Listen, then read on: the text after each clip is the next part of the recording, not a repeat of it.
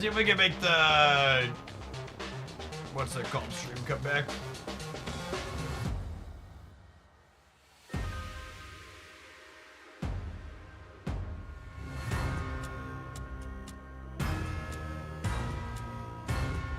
Hey, look at that. The YouTube stream's live. Just had to give it a second, I guess.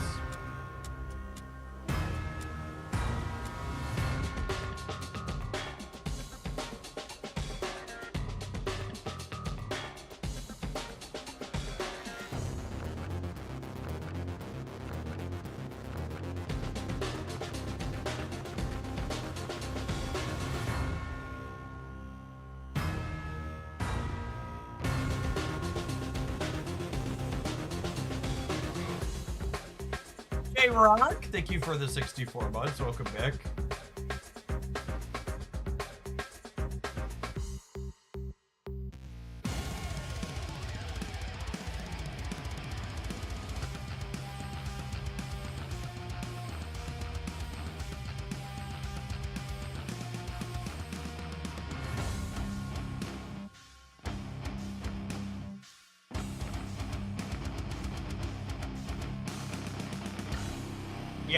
At the top table here. What was the bump difference between you and second place? Half a billion.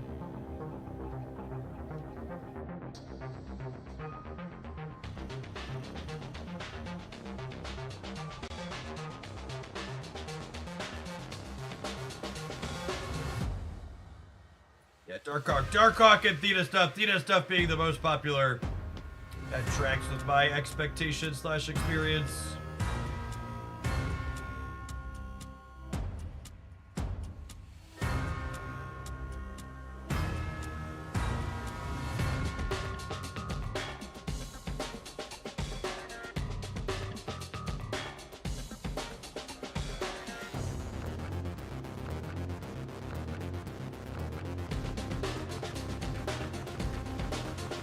Sandman has the highest win rate for the top table.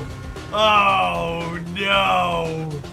Oh no.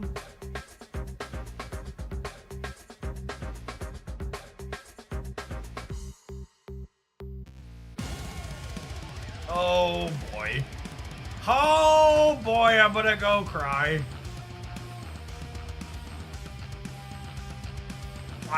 Smile stature, I guess this is the best, like, dedicated Darkhawk deck that's not doing Theta things.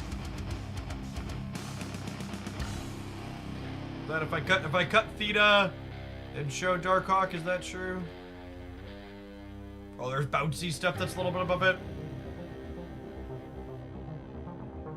Oh, this is, Ravoda stuff. Yeah, that tracks.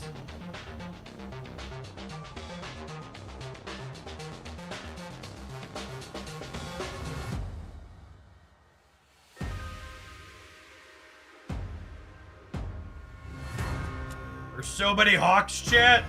There's so many Hawks. As an adult who's capable of admitting when he was wrong, holy crap, did myself and literally everybody else in the community get the 5 energy Darkhawk wrong. We were Glenn Jones and the Snap team were very, very right, and we were all super wrong.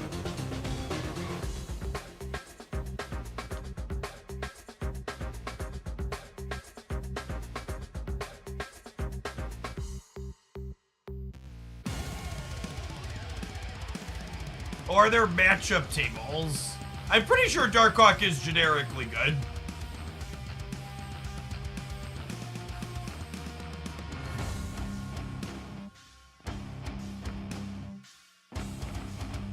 Bad against clutter. Yeah, that tracks.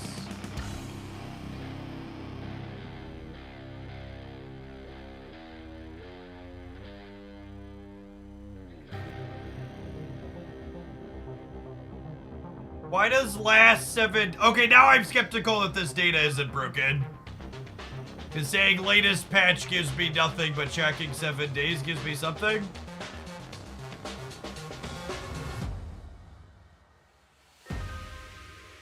I think something's foobar in this matchup table.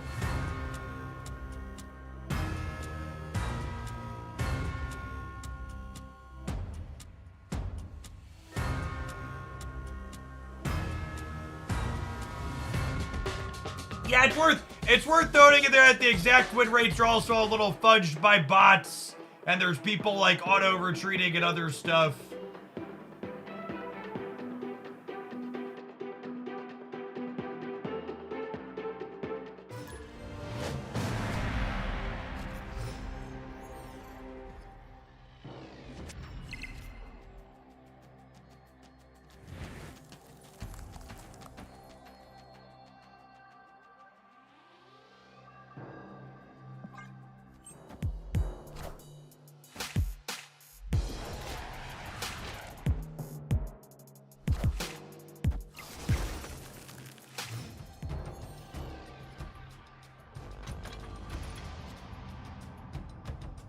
Yeah, there's a bunch of Redditors that convinced people they should be auto-retreating on What a Bunch to only guarantee bot matchups. It's real silly.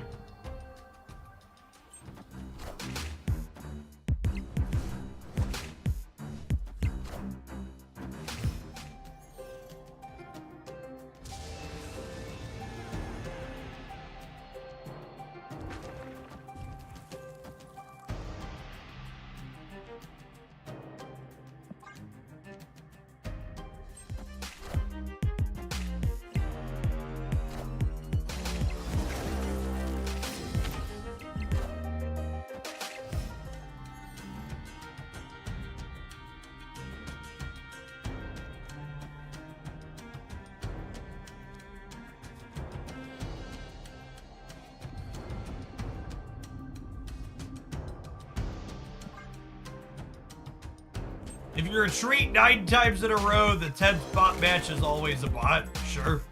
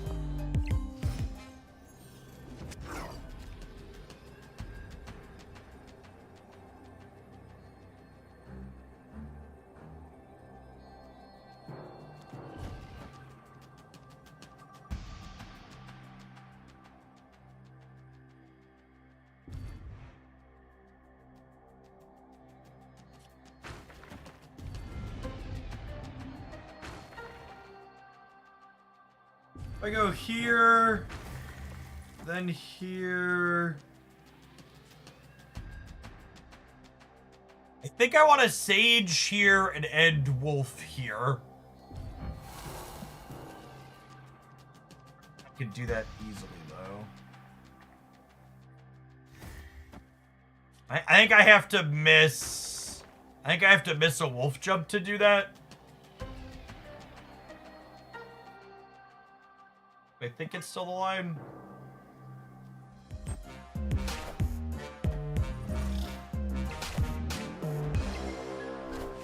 Eco needs to be last because of the move. No, she's playing into nowhere.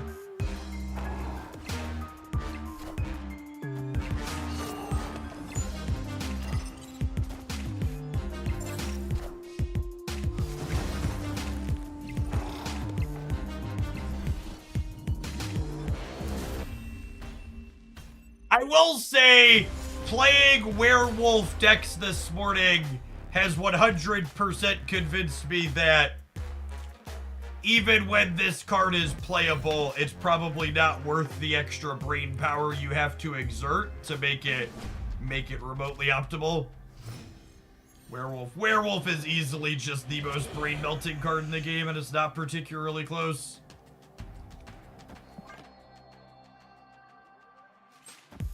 Not being able to fill your locations up is a big downside.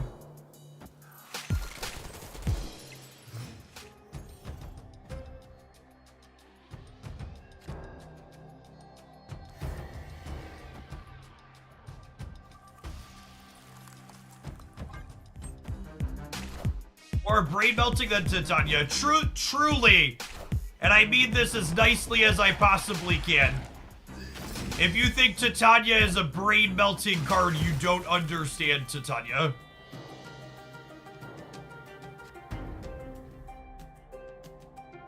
Wholly truthfully, Titania is a very easy Marvel Snap card to play correctly.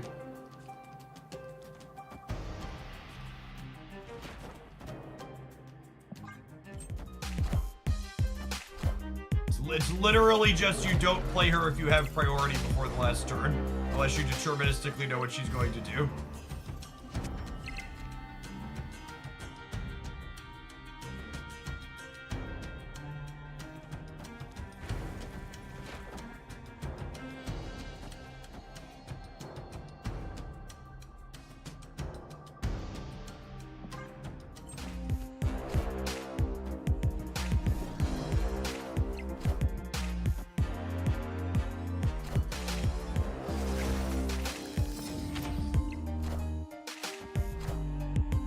Taking aim.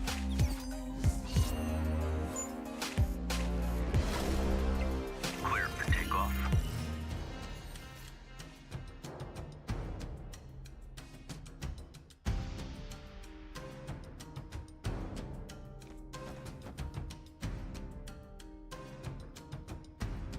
Snap.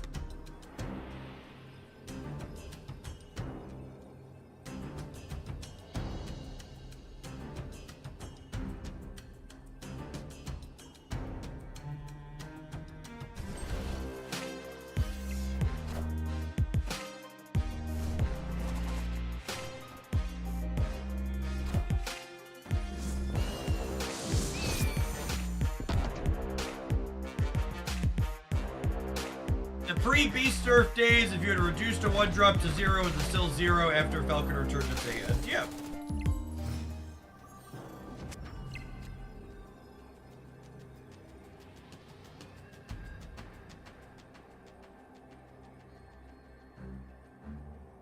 This is only 10 in the middle, yeah.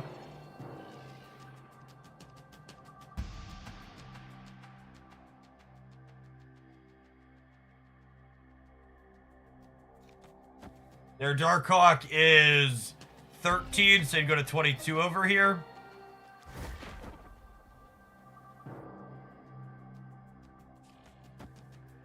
This is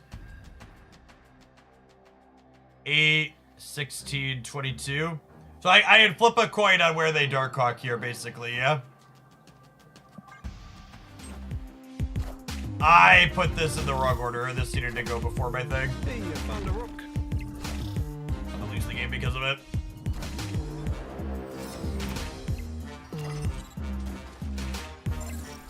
Yep. Taking aim. Fuck me. That's fine. We've been dorking around in this deck for a little bit. It's time to go to the next one.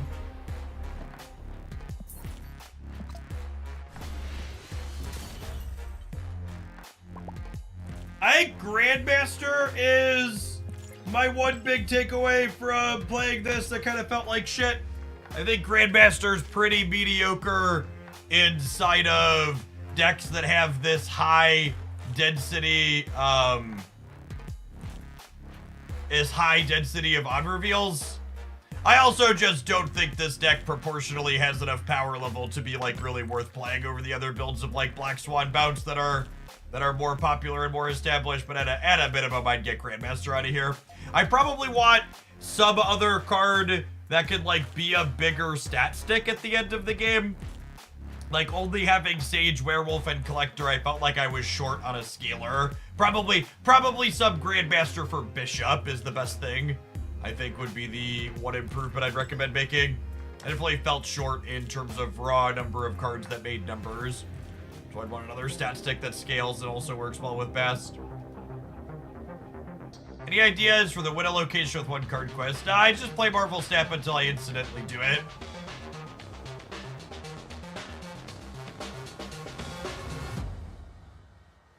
This round of drops goes until August 5th. So you got, we got about 1 week. Clear your 6 hours.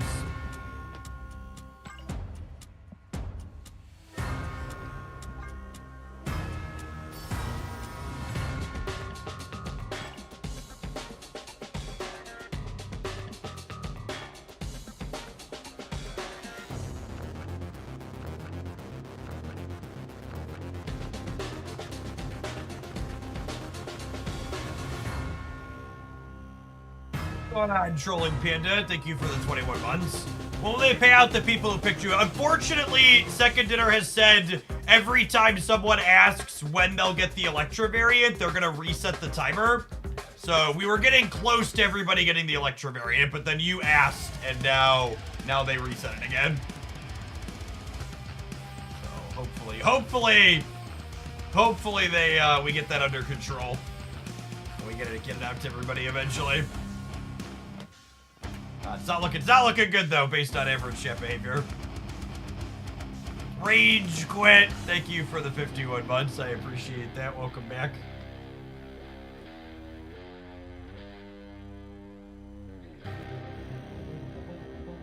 Let's be honest, you're not using Electra anyways. That's true, you know.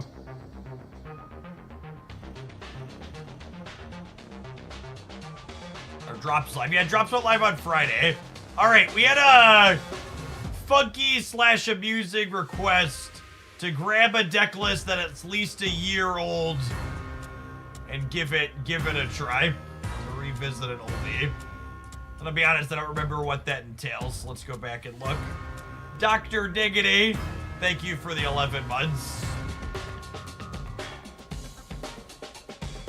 Let's keep scrolling and see where we end up at.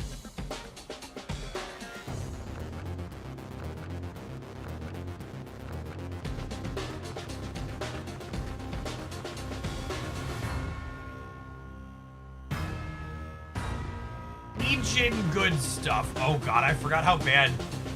Does this predate the PC UI? Oh my god, it does predate the PC UI. Funny.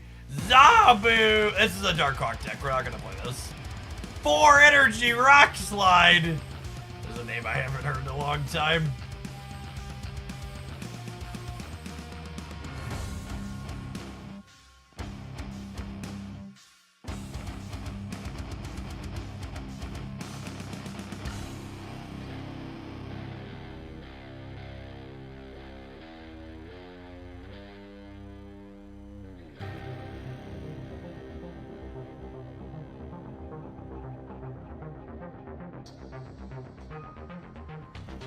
These are Marvel Snap cards. Maybe. I'm gonna leave that one in the maybe.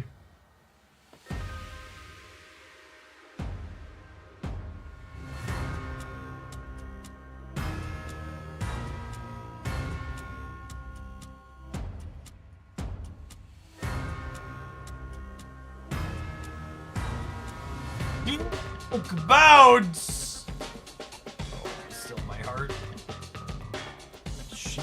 She-Hulk bounce. What is this doing?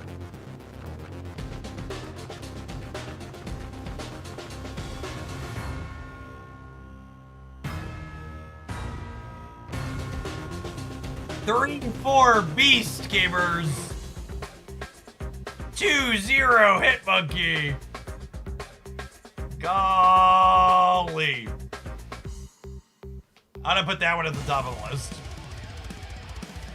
What are other Moon Girl decks? I'm gonna look for a Moon Girl deck from a year ago that maybe we could tune it up. Early verdict on Spider-Man 2099. Oh, there was so much hope, chat. So much hope.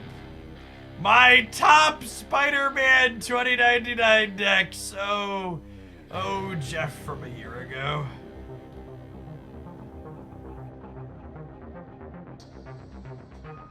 Please don't click on that.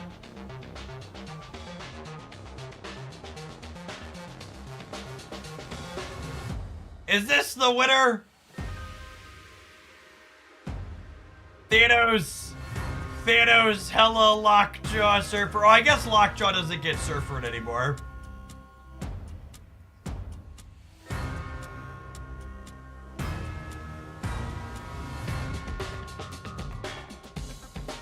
We could cut the Surfer portion and play the hella Thanos Lockjaw. This is a classic.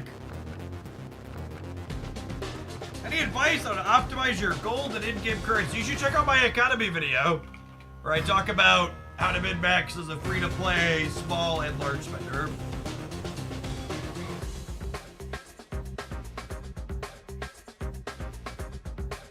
That's close. I think that might be the winner.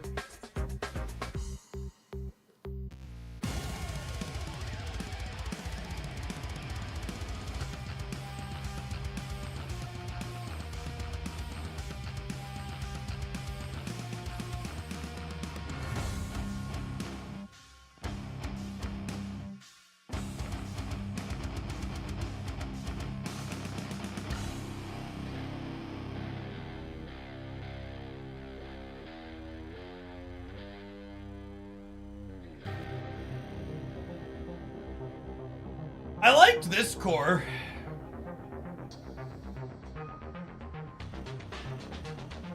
Where did the music get so sweet? They update the menu music every season. This deck was a ton of fun.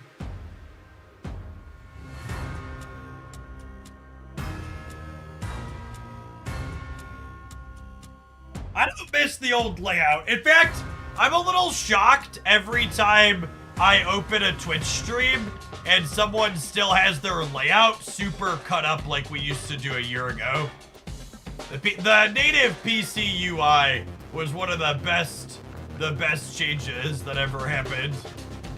You do the Wong Forge Odin Yellow Jacket combo. No, that deck depended on Shuri not being in her same lane as Atoth.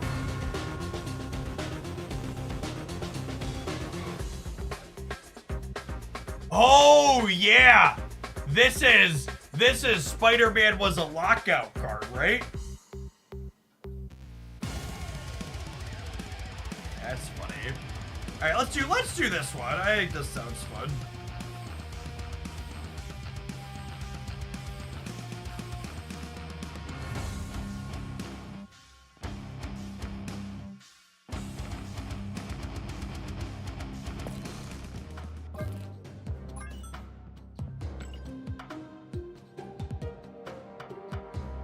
I think we're gonna cut the Surfer aspect.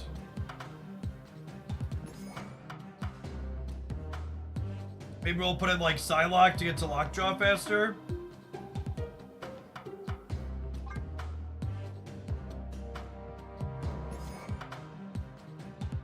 Are there any other cards from the last year that this deck would want?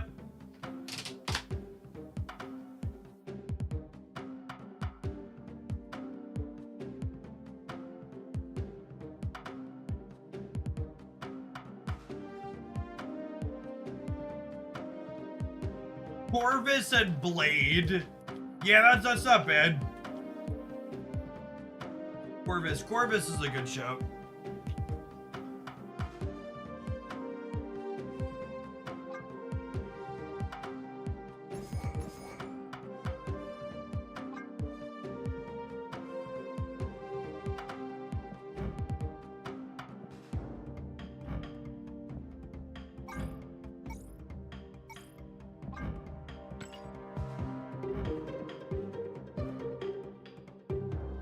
Oh, everything's smaller with Hella when it comes back now.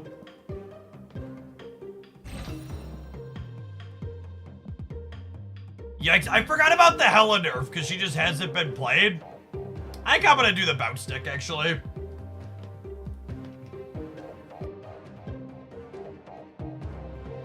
That doesn't sound very good. Luke and Ajax are not real solutions to that problem, chat. Stop it, get some help.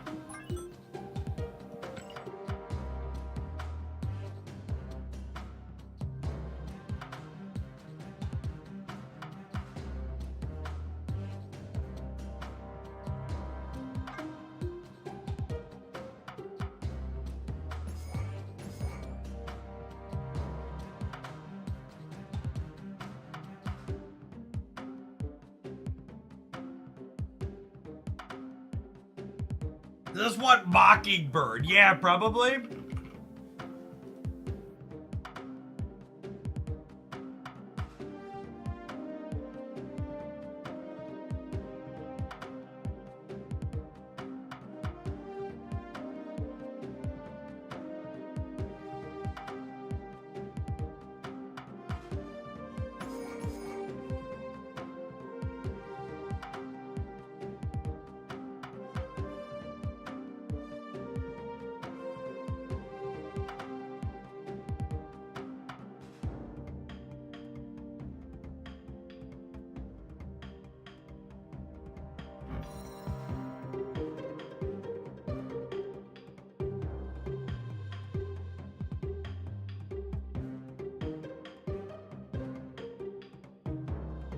Oh man, this deck predates Nico, doesn't it?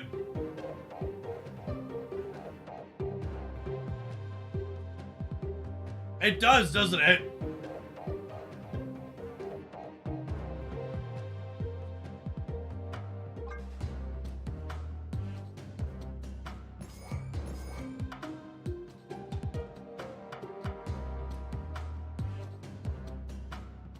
Alright, let's fire it in.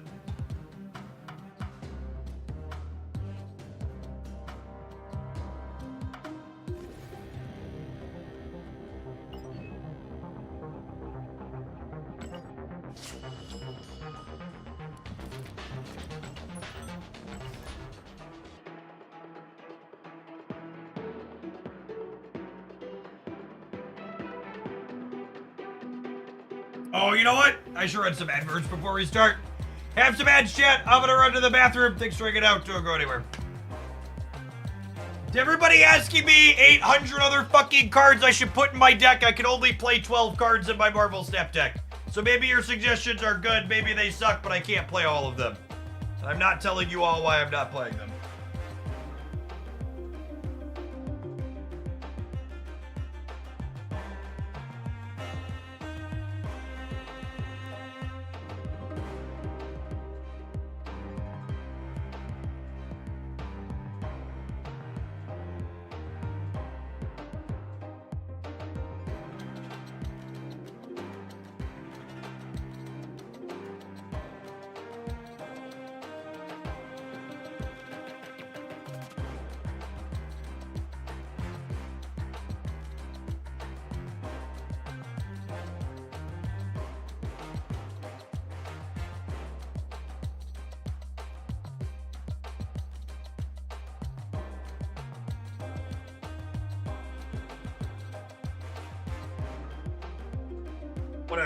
One of the most useless and annoying things that happens in this channel and every other card game deck channel on Twitch is the content creator will be building a deck and then there's just 800 comments in chat that are just a card name with a question mark after it.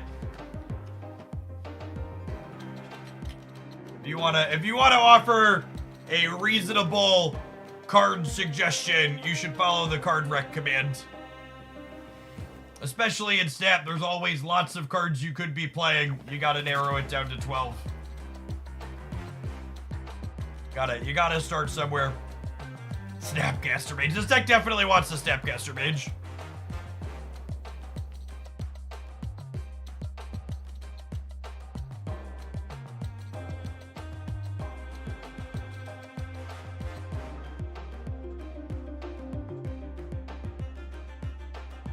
Why aren't you pacting for Vizier? That's a deep cut, Marty.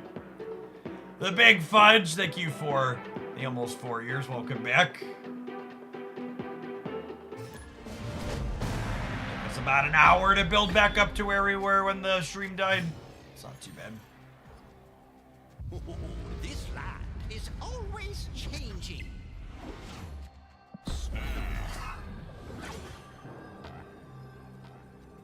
Opponent snapped.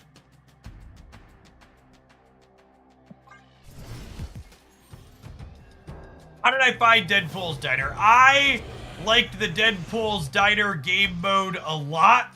However, I think it has a number of details that make it so... it's too easy to game the system in a number of ways.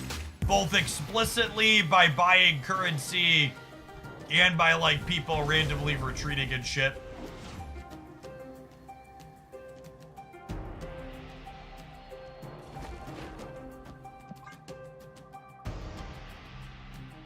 Any change for Nico? My dear gamer in Christ, this deck probably sucks shit even with Nico. If you're missing a card, just substitute it for something else that you would enjoy playing games of Marvel Snap with.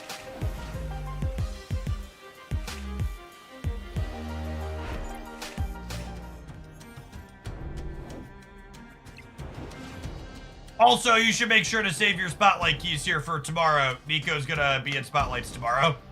You done fucked up if you're missing Nico and don't have Spotlight keys for tomorrow. Full stop. I'm about to juice this up.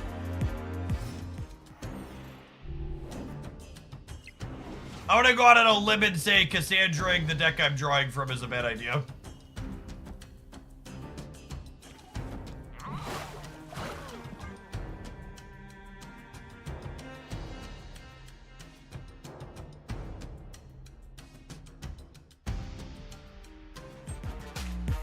If you were not aware that Nico is going to be in a Spotlight cache tomorrow, that means you're not doing one of the most important things to min-max your Marvel Snap Economy experience.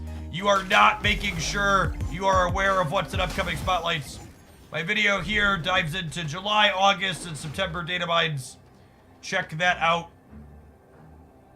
Making informed choices for those is one of the best ways to get the most out of your Marvel Snap collection experience.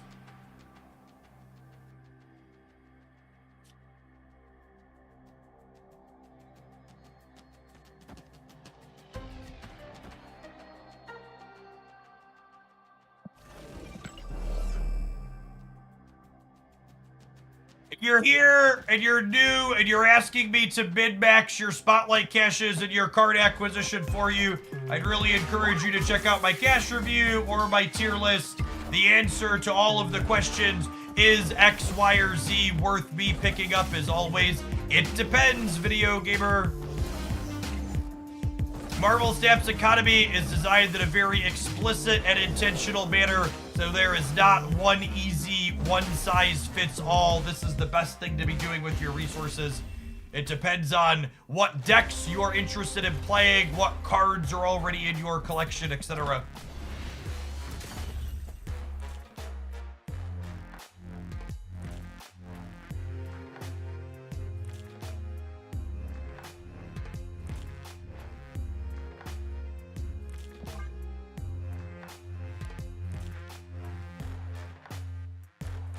But it has really nice gold cards. They took all my really nice gold cards. I'm sad. Their deck is really good through Emerald. It is, turns out.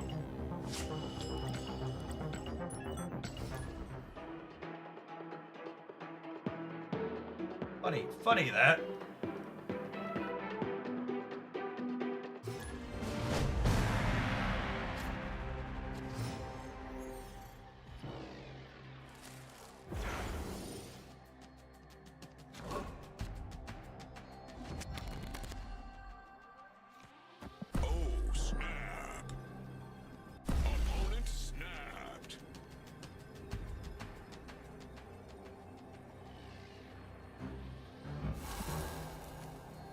Snap Nico and Hood in this house.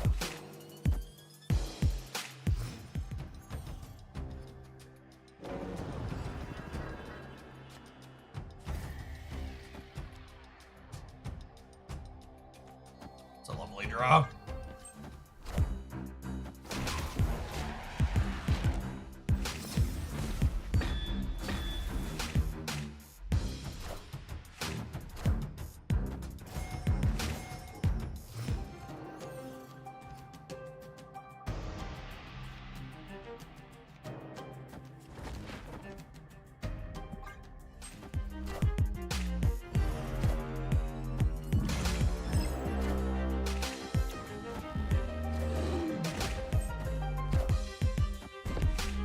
You have a review or video of Copycat? Yeah, I think Copycat's a card that I reviewed 100% correct in my initial verdict video last week.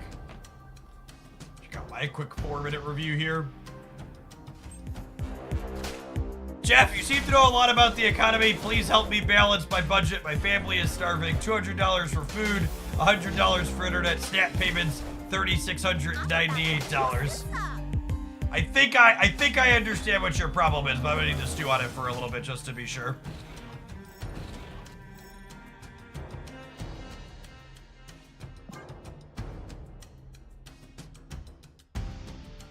Cursive Puppet, thank you for the deck submission. Do you take the Wog, non-Wog Demora deck first? Yeah, definitely.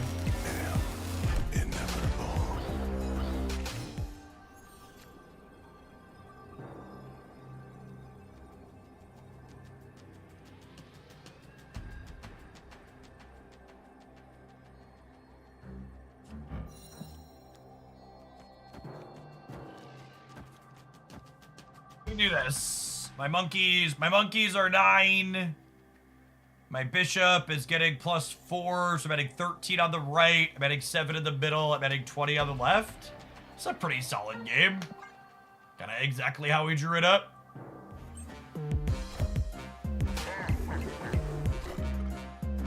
I was about to say I have to imagine we're beating whatever they played on the left, and they had a free Mockingbird.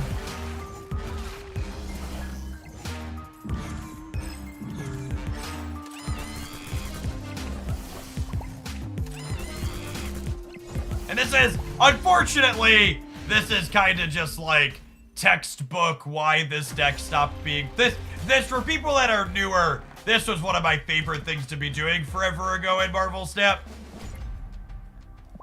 And it, unfortunately, has just been mostly power crept out of the game.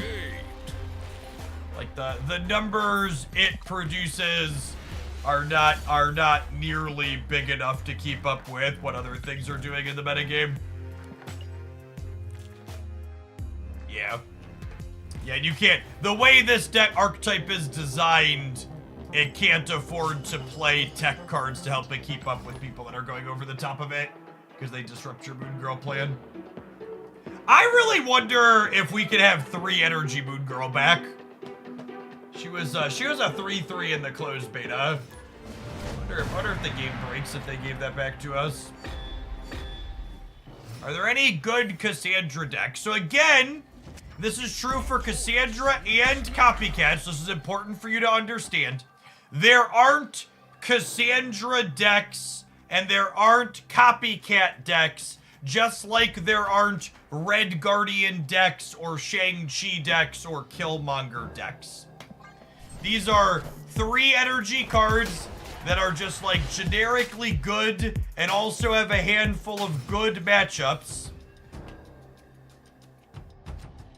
Where you'll win games by putting them in your deck, and it's okay to put them in your deck, but they're not cards that you elect to build your deck around.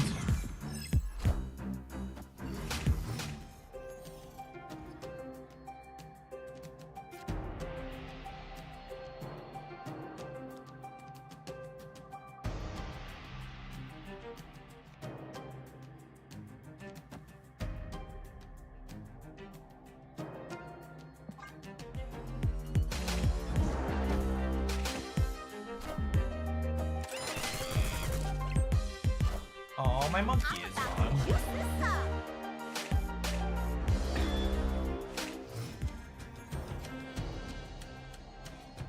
Okay, Carnage not being in my deck is lovely for us.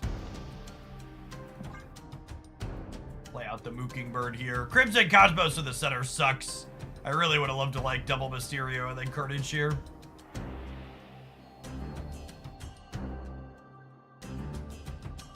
Do you think Zabu should be changed back? Hell no. I think finally nerfing Zabu is one of the best changes they ever made. Bill Kinten, thank you for the 54 months. Welcome back.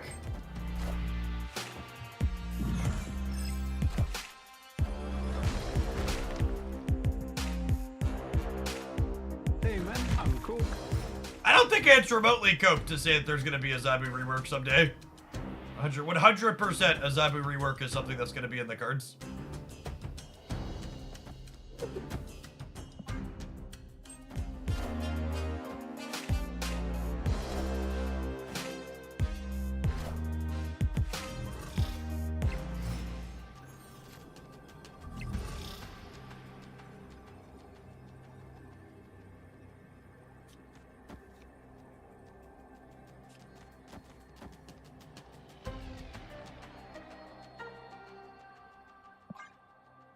What do I kangaroo work? Yeah, chat. I mean, I feel it feels silly that I still have to explain this to people.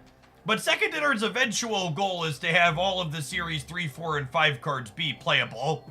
They just also very clearly have a limit on how many cards they change at once. The YouTube stream shut down. Did it die again? No, it's live. The stream from this morning crashed because my internet turned off. And YouTube is a F tier streaming platform, so every time you put up a live stream on their platform, there's a new URL for the live stream. Instead of just letting you go to a particular channel and always know it's there. So the stream has a new link, you need to reload it.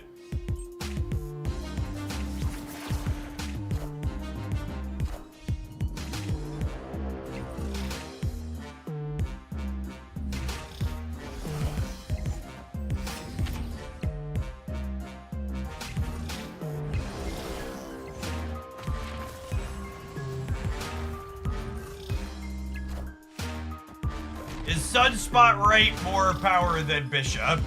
It's literally the exact same amount of power, yeah, gamers? I had 1 leftover energy. Sunspot costs 2 less than Bishop, so I'd have 3 leftover energy. Sunspot goes to, yeah. Yeah, Mysterio right was more power than Bishop. That also didn't matter.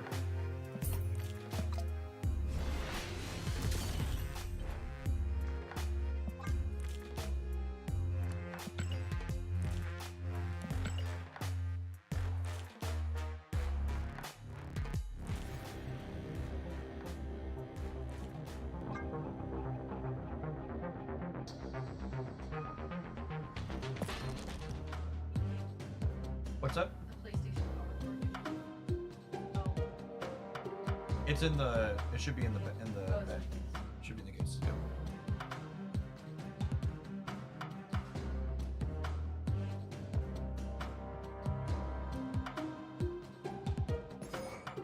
There aren't any competitive She-Hulk decks right now, are there?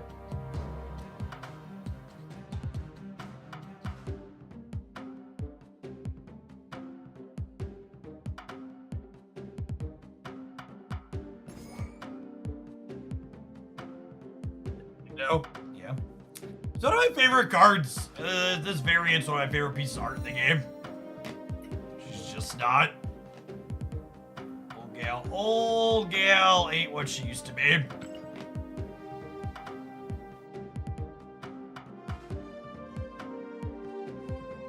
Not even Shuri was She-Hulk. I mean, to be super pedantic for a moment here, but also highlight a key point. Shuri with She-Hulk is not a She-Hulk deck. That's not what I'm talking about when I reference the card there.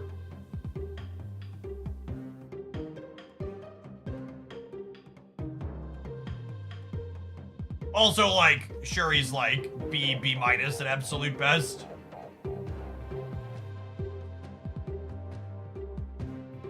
Playing the Moon Girl, She-Hulk, Mockingbird deck, I mean, that's literally just what we played. It feels like trash. That's It's just like not remotely competitive in terms of making numbers.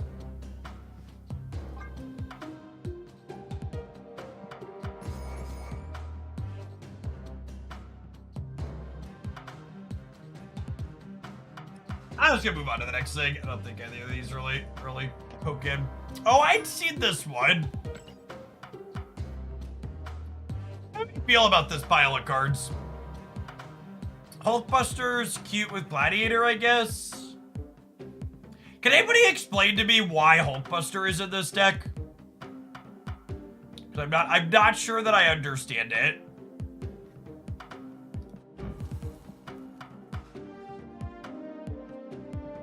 But Hulkbuster plus Shaw doesn't discount Scar.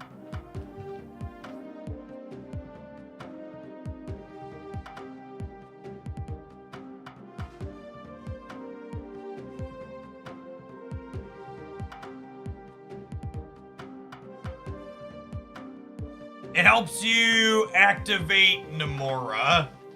Sure.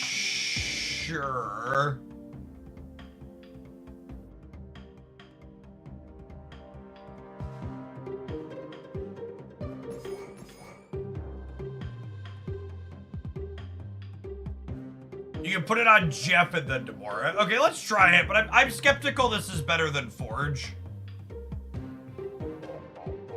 Because especially with Gladiator, Forge into Gladiator is a way cleaner curve enabler for Scar than trying to Hulkbuster after Gladiator.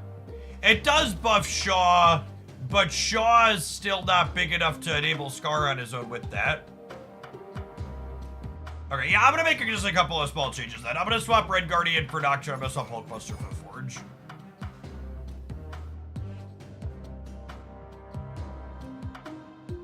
Let's do that and then play some games.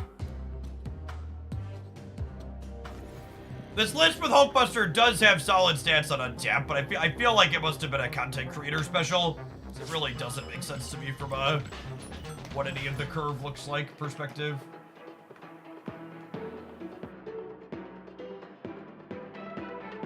Ghost synergies. I mean, that's pretty narrow. I guess if you hit 2x on Nico and then Hulkbuster on 2, you hit 10.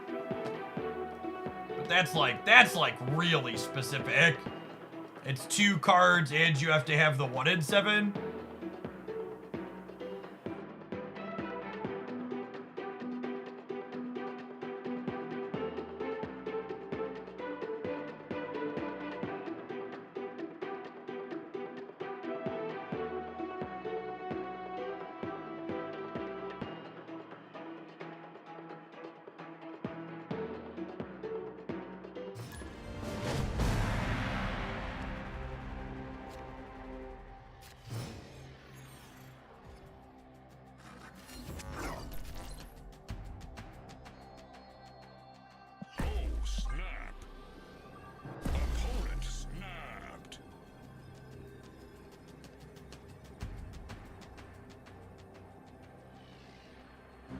Yeah, I think Namora is good with Captain Marvel.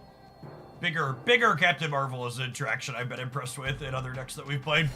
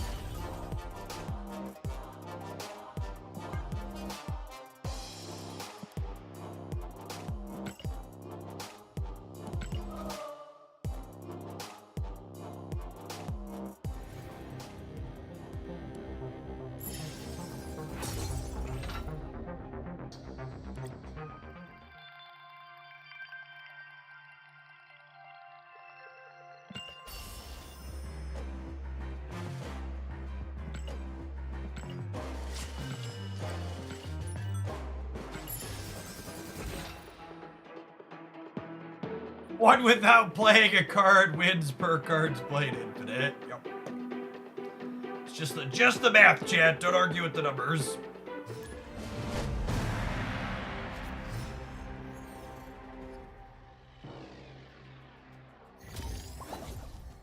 That was my weekend. My weekend was stellar. Had a very good one. Opponent snapped.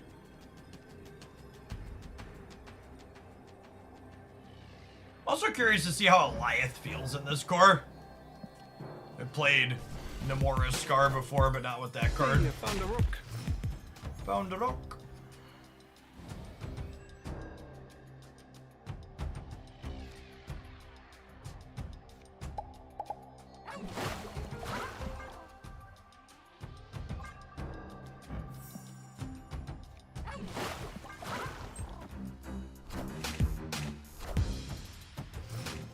It's good.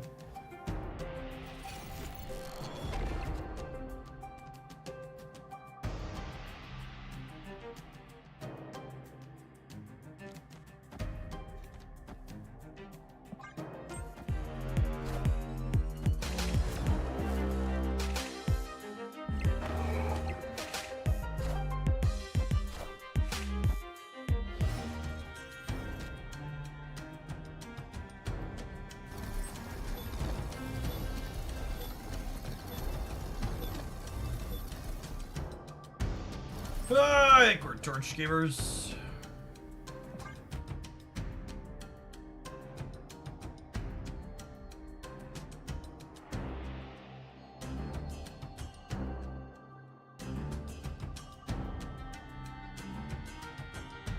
Why play the rock? I shouldn't have. Fucked up. Escaped.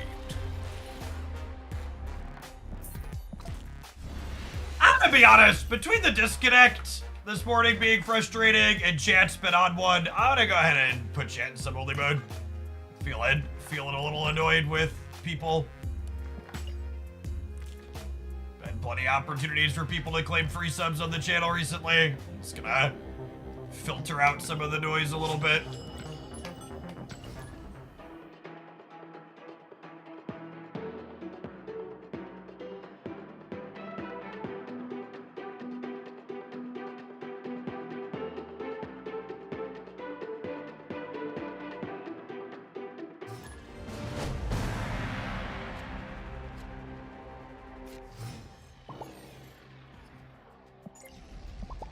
Oh, snap. Opponent snapped.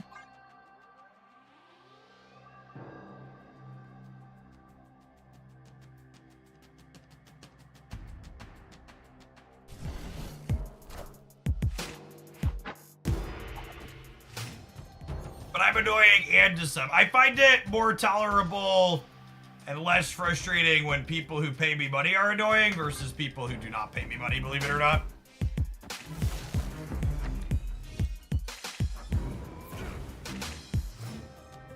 Hey, around the bend. Thanks for hanging out. Appreciate it.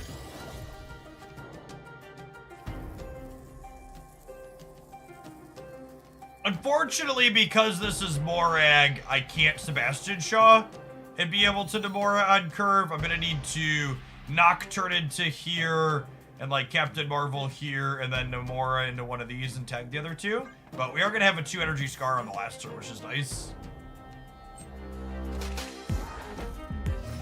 Jackie, thank you for the 49 months. Appreciate it.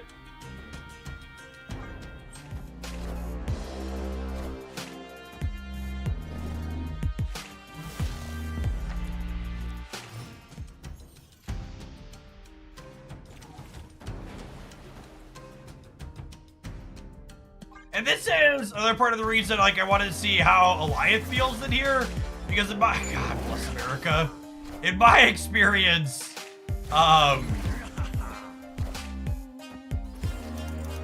was saying, in my experience, you're usually playing Scar and other cheaper things on the last turn. I'm curious to see how often it feels like, oh, well, this Eliath is useful.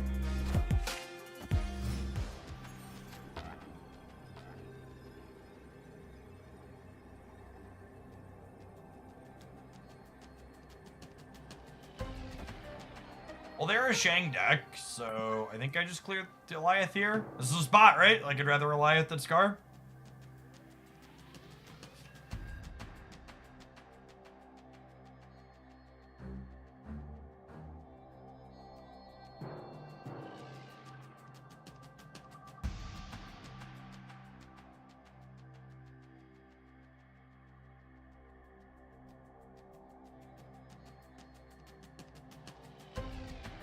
Shang was still in hand. Scar plus Shang would be a good turn 6. Yeah, that's true. Accurate.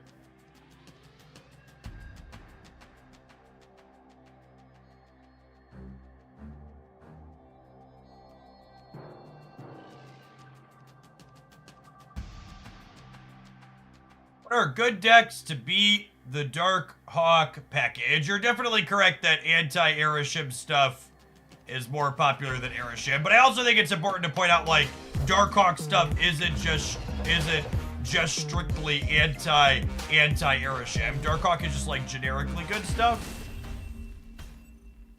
Victory. In my experience, bounce tends to be good into most of the Dark Hawk decks because you're just like linear game plan goes over the top of them. For the reason I like the Swan bounce stuff. Then obviously you could also play tech cards as well. Your enchantresses and your Shangs and such, your rogues.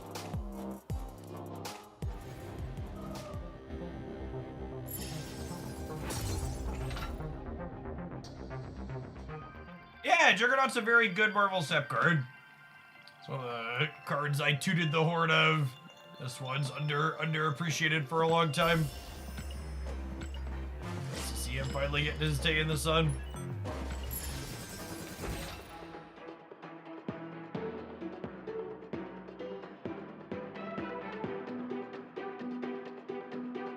I mean, for what it's worth, Martian, I feel like we've fully moved off of Airship being the belle of the ball. Athena is the best thing to be doing at the moment. Cassandra Nova has firmly made that the case.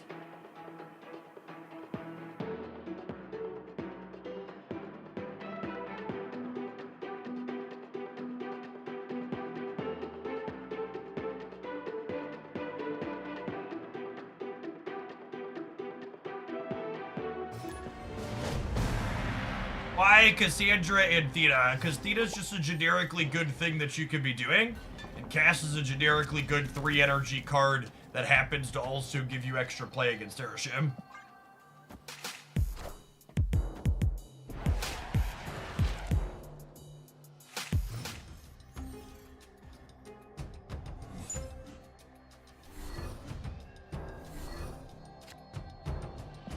The way Untapped does data slices, it's hard for me to really show minute changes to cards like Dr. Octopus over time as anecdotal meta shifts happen, not Maggot.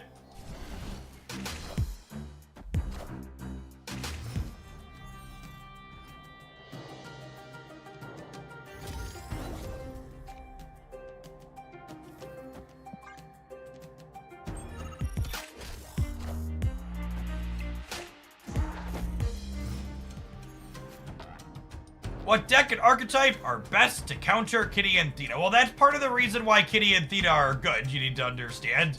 Kitty and Theta isn't a deck like Airship where you can play a particular card and have a hard counter. It's not susceptible like that. I tried high roll into Mora here. We know Shaw's in the bottom of our deck. So 1 and 3. I'm expecting Theta to get tapped at the OTA this weekend. Or this week.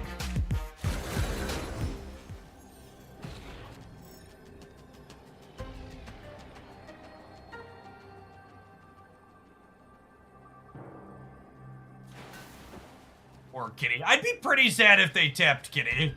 You know, I just do it again is a real question.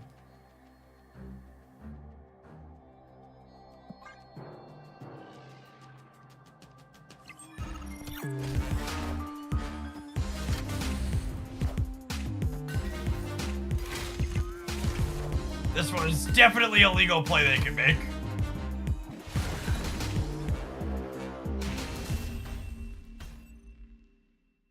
Victory.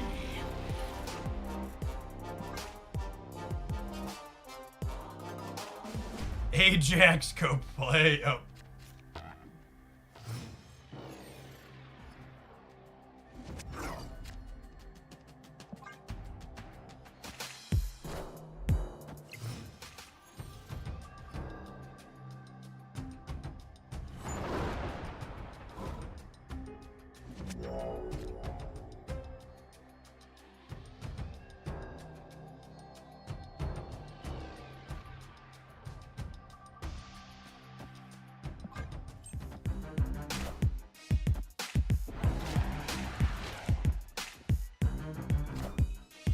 Conquerors, thank you for the 19 months. Welcome back.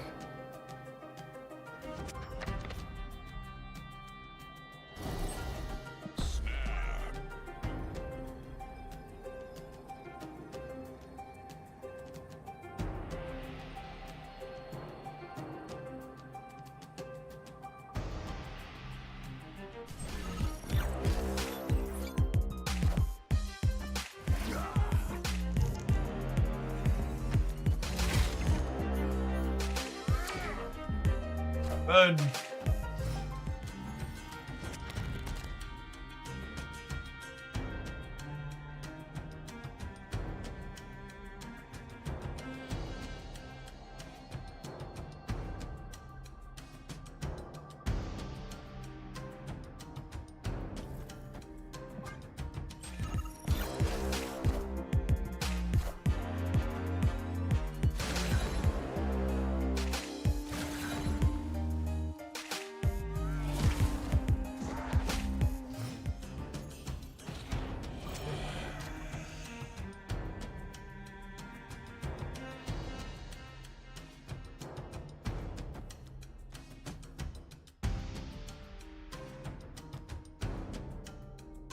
They're probably also a Shang deck. Yes, I probably don't want to Scar this turn.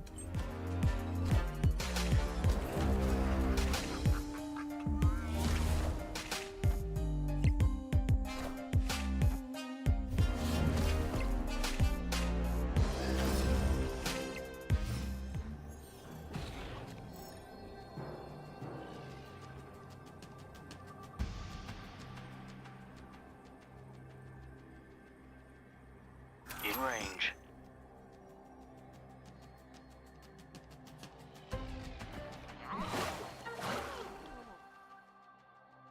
They can't play for the left, and then this wins the middle.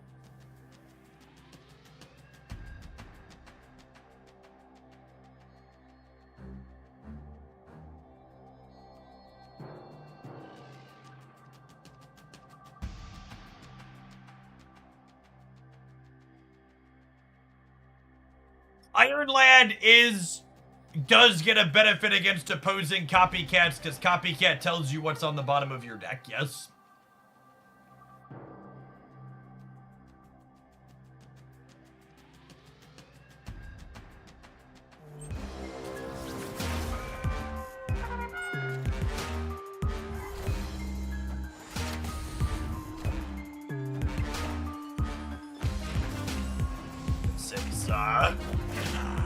This is an ambitious stay here for the opponent.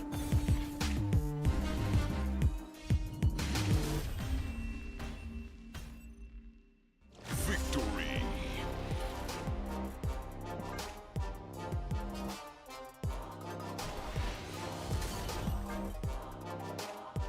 Definitely a fairly cooked up stay. Alright, we're gonna play some more with this one when we return, but we need to roll some adverts in the meantime. We'll see you in 120 seconds. Thanks for hanging out. Don't go anywhere.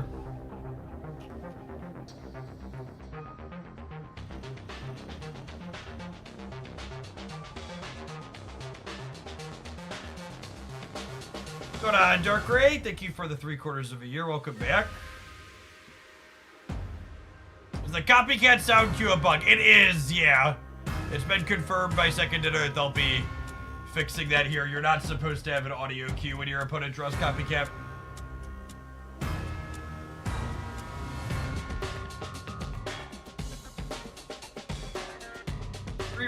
Thank you for the baker's dozen. Welcome back.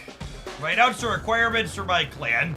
Yeah, my personal clan is going to be filled by people who are tier 3 subscribers or have crowns from cheering lots of bits in chat.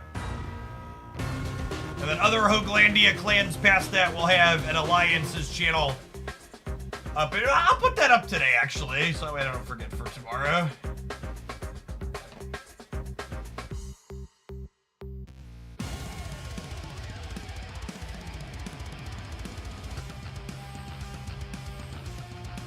Put an Alliance Finder channel.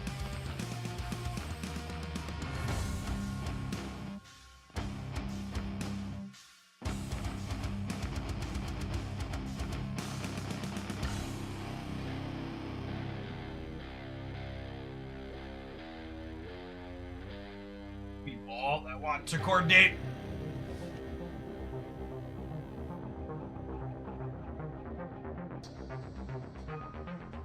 Mr. Akagami, thank you for the 17 months. Appreciate it. What makes it tier 3 sub? Tier 3 subs are the higher paid tier. They're 25 USD a month.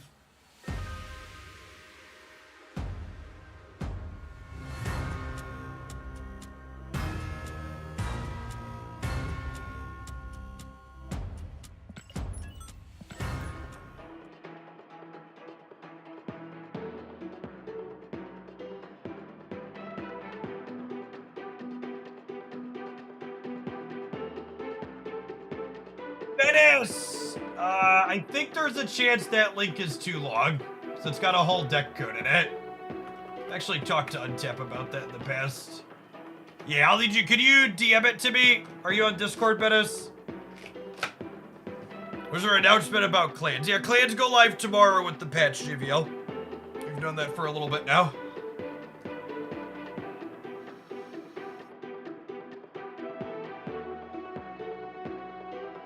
If nobody responds to a message or question, I tell myself it must not have been important. Honestly, that's probably pretty true.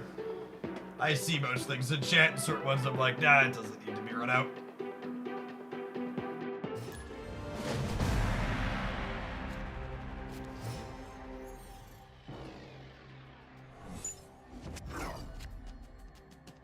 Take a mulligan. I don't want to play a District X game. Escaped. The Graph, thank you for the gifted sub, appreciate it.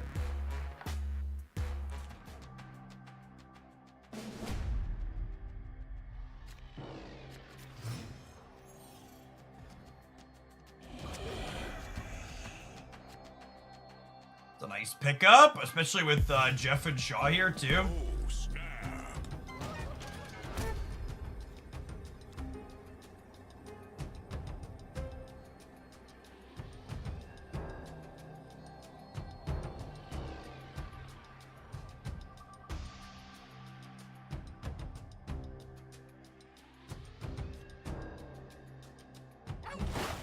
I think I want to play on curve here. If Jeff ends up in the middle, we'll move him out.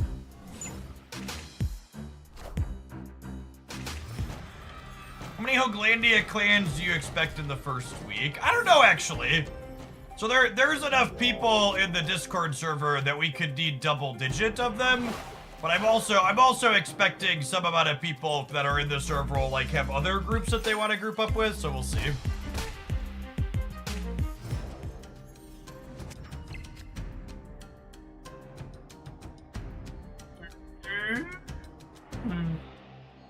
Alright, well now we'll Captain Marvel here, and then we'll Demora here to pump these two, yeah?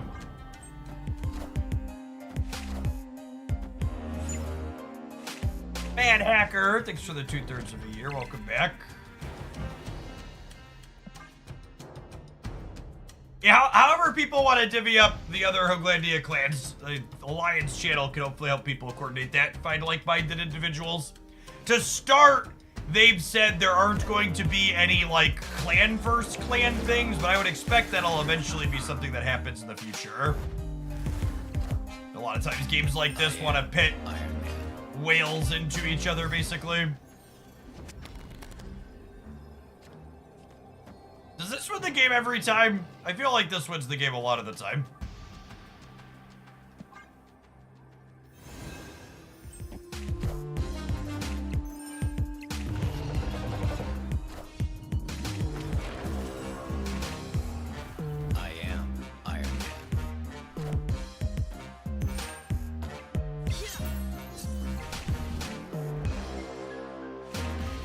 We would have been good regardless there, right?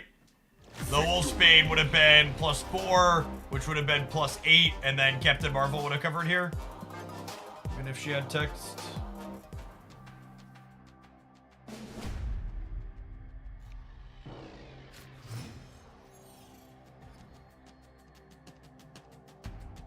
Oh,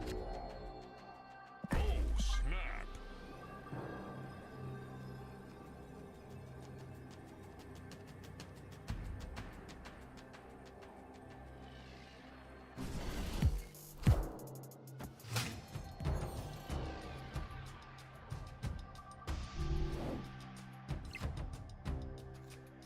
watering my lawn yesterday like Jeff waters his driveway. Sinister Island's actually kind of awkward for tomorrow.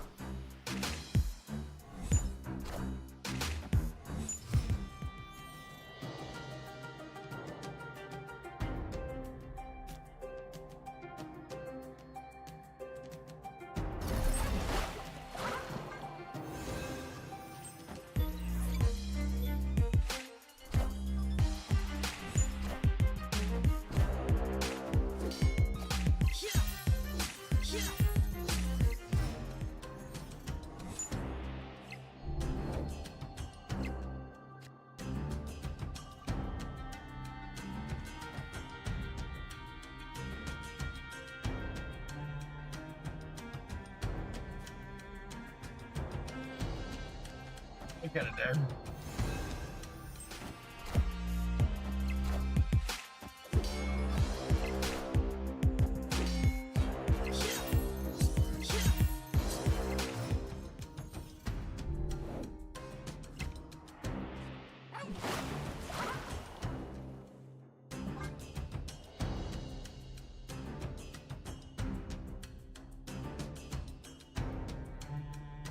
I guess the shag on the Thenos might do it.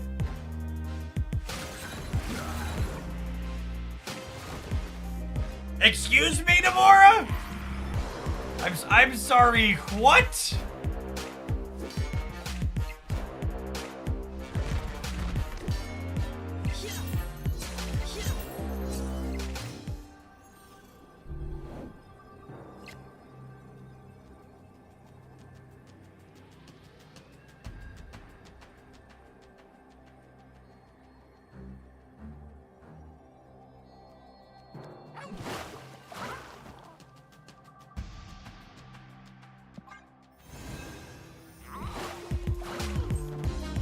I'm supposed to Eliath the center to play around Hawk.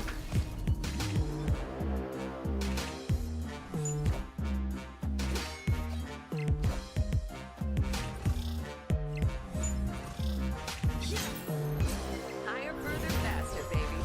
That's fine. Carol, I think I was supposed to Eliath, but Carol's got us covered regardless here. Victory.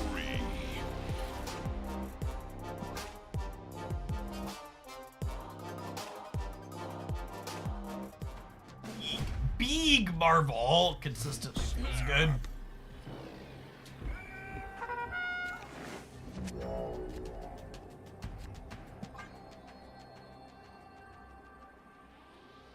My YouTube membership give me access to the Discord. It does, Ash, yeah. Any membership on the YouTube side or Twitch side gets you access to the Discord stuff. Victory. I technically have a Patreon page as well, but people are either on YouTube or Twitch.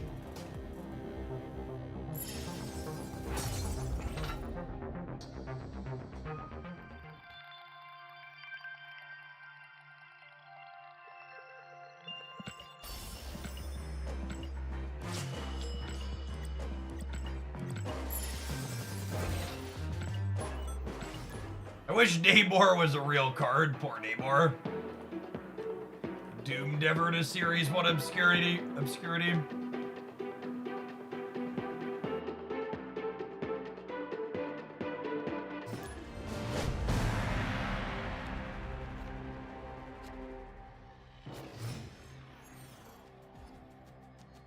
Silicon, thank you for the 17 months. Welcome back. Will Kang ever truly be in the game? Yeah.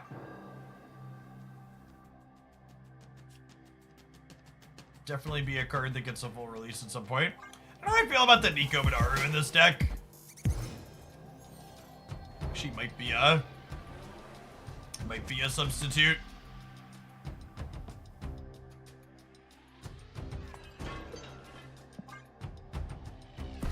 I think I'd like her to be like a Medusa or a Lizard. Escaped.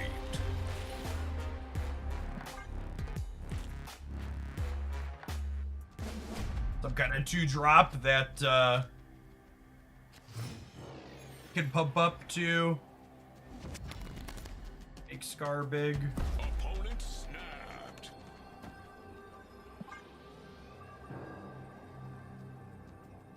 Snap.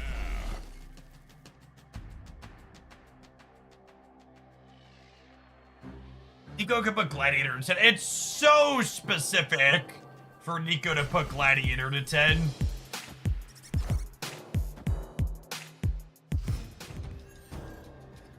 So it's so unlikely.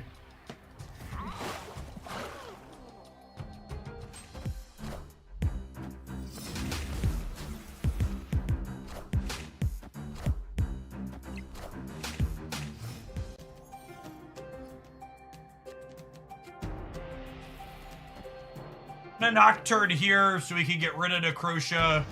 So that way, when I Namora, this could go down to 2. Jeff is okay to stack. But yeah, again, that's like a really specific curve.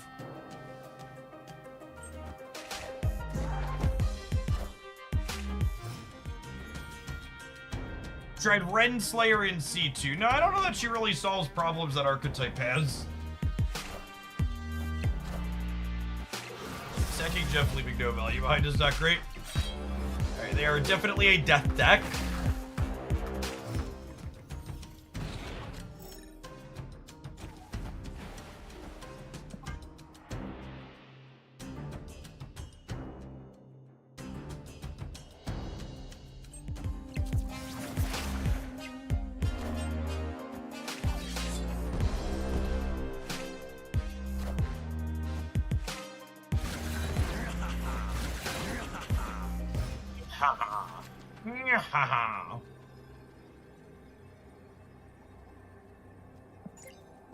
Well, this is a 4/6 Shang-Chi, yeah?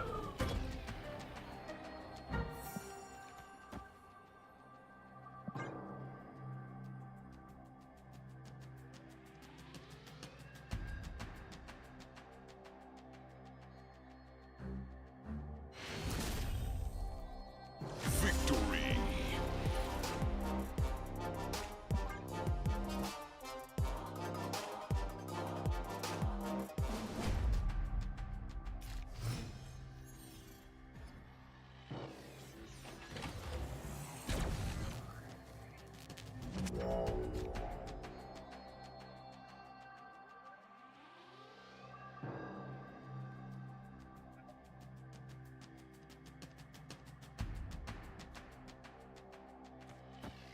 Oh, snap.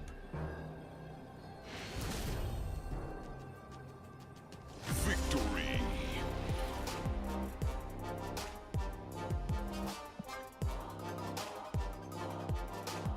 Conquerors, I did! The stream title does not lie. Ooh. It's a piece of candy. Opponent snapped. Snap.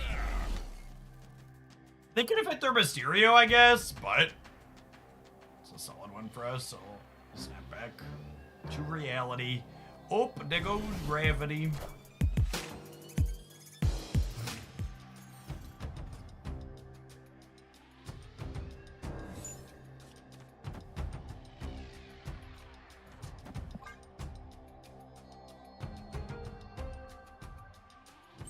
They're a candy emote. Chat, the candy emote's been on this channel since before I was streaming Marvel Snap.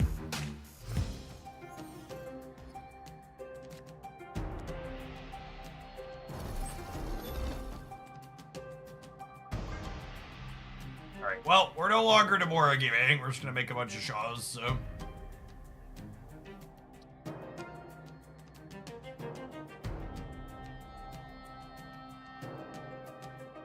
Elves are belong to me.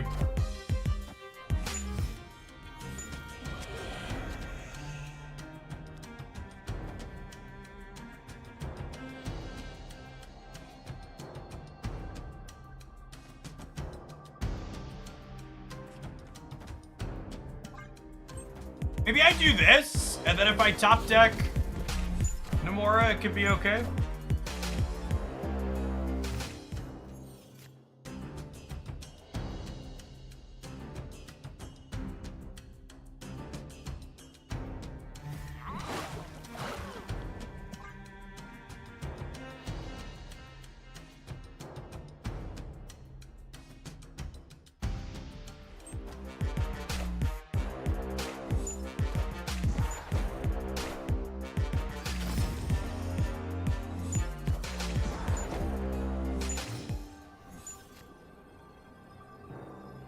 Jeff, do you recommend the Destroyer bundle or the Legion bundle if you could only buy one? I don't know what the difference between those is.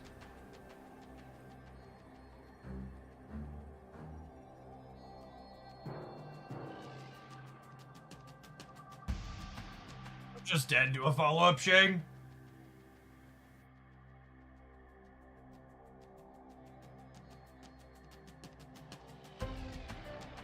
These Mysterios is +4 as well.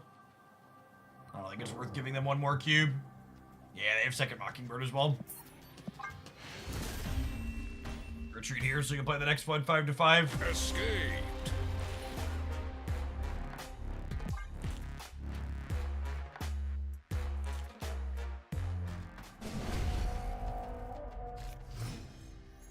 Hey, XR, thanks for the primer. Appreciate the support.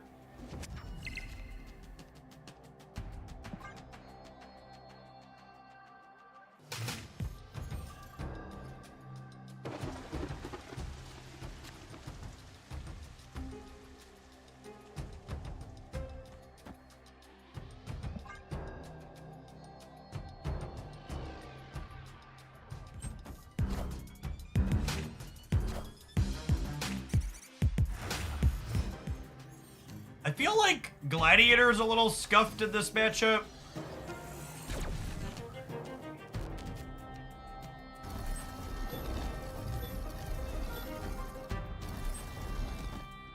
Wow, we're doing that. Dreadog, thank you for the tier 3 for 6 months in advance. That's a big one for a long time. I plan to be here. Thanks for keeping me around. We will be coordinating my personal alliance for the tier 3s inside of the tier 3 channel in the Discord server.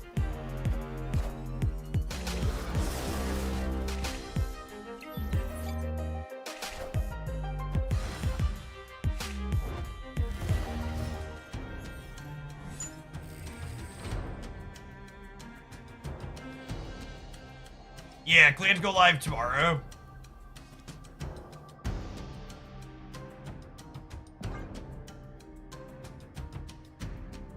Just throwing her in the middle so we can cover everywhere. Just gonna not be into more game.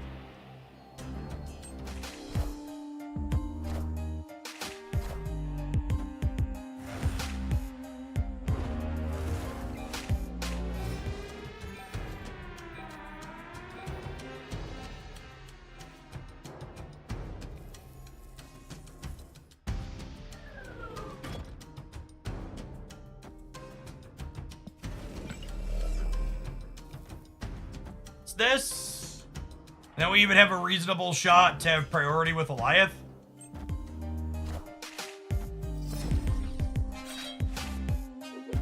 There's no new card releasing tomorrow.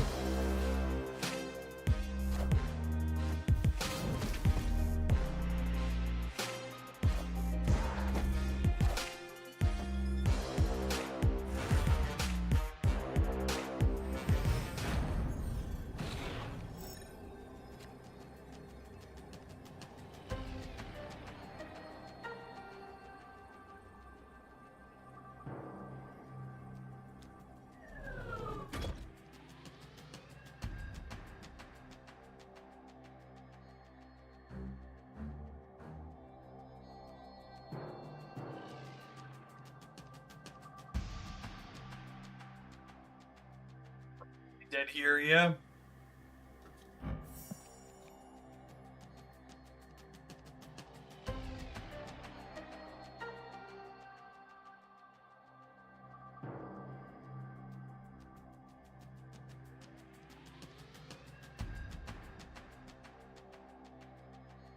I could play 3-5, I guess.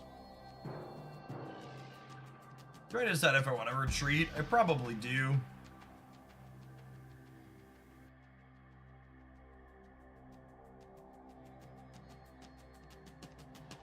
This could also high roll Memora though, but there's a good chance I lose even if I do that, right? I guess I only have a death.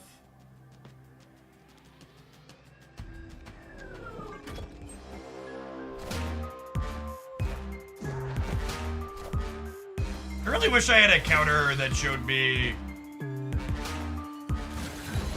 I think we're still short even with this high roll, yeah. Higher, further, faster, baby. I wish I had a counter that showed me how big death was. I don't know. I wasn't talking myself into this being correct to play. I was talking myself into whether or not I felt like playing more games. I think I'm about done with it. I think my primary takeaway here is this build felt markedly worse than the other Nomura build that I've played in the past that plays Scar. I think the Scar build that plays Quake, specifically, let me pull it up in my thing.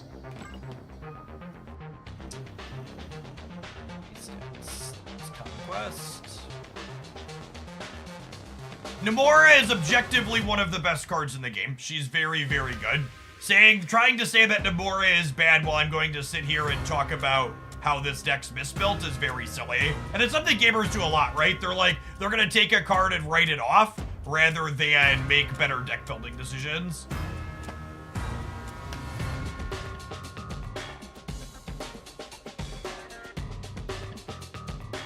This build, I think this build is significantly better than what this deck we're currently. Than what this current one we're playing is. Alliance was like just as clunky as I was expecting it to be. Basically, both of these decks rarely get Scar down to completely free, and this deck sets up the power of having Scar plus a mix of good 2 energy cards on the last turn, or a 4 like Enchantress. And like this one was shagging on the last turn with Scar sometimes, but it's just the lower end felt worse. And the last turn play not having armor and Quake and Shadow King felt significantly worse.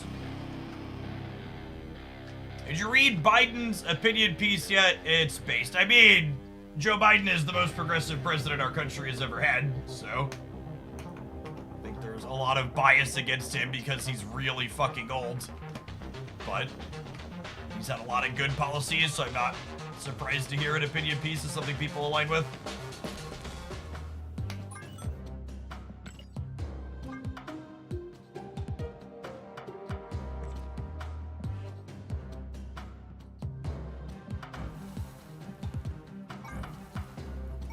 Gold.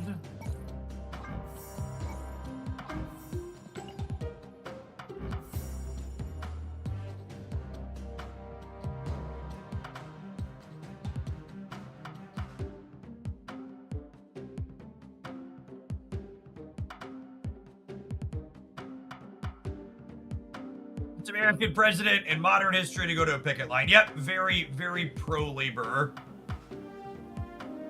administration. I think Ironland sounds like poop in here. Has Biden really been more progressive than Obama? Yes. I think it's also fair to say, though, Biden would not have been more progressive without Obama laying the framework before him. But yeah, the entire Democratic Party as a whole is more progressive than they were than when Obama was president.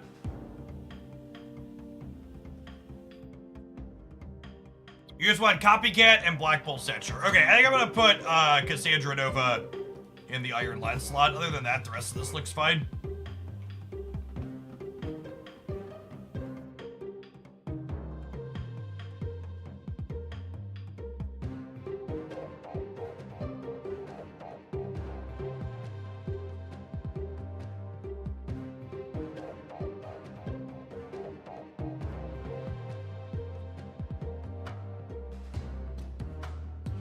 Yeah, without getting into the semantics of Biden as a person, just looking at the specific actions his administration took.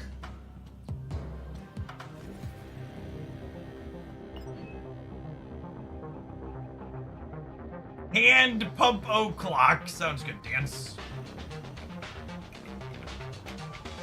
I actually think hand pump's coming back around to being in a decent spot. As the arrow shims on the down tick.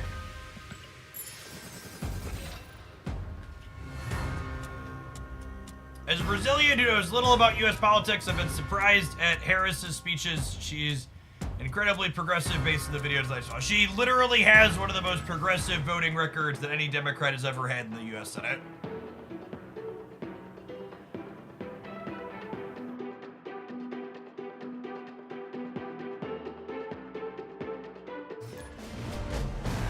You can hand wave and talk about a whole bunch of other stuff, but I think I'm of the opinion that the most important thing that matters is their actual actions. And looking at the actual actions, Harris is very progressive. I found a rock. Found a rock.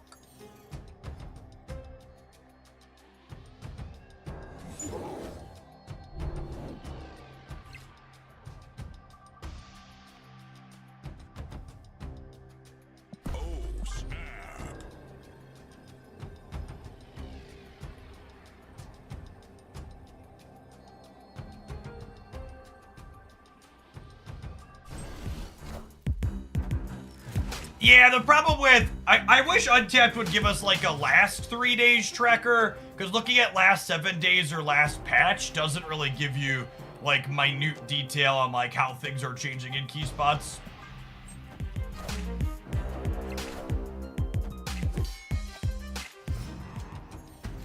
Hey, Flo Boy, thank you for the 10 months. I appreciate that. Welcome back.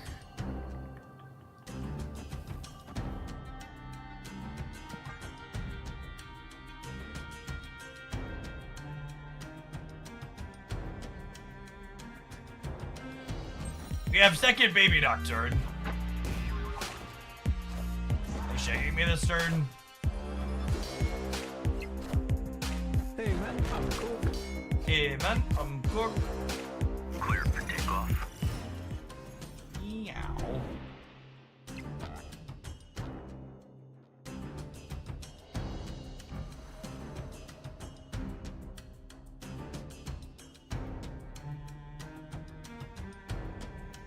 I think I'm Dark Hawking with the Shagdra. I think I have time to Black Bolt. Insert Spider-Man meme here.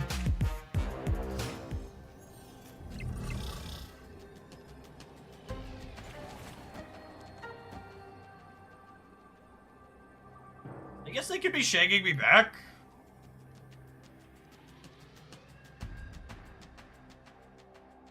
Is tracker data still messed up because of Deadpool's diner? No, they fixed that. That's muddled. It's muddled for some other reasons, though, is the problem. I'm probably supposed to leave here.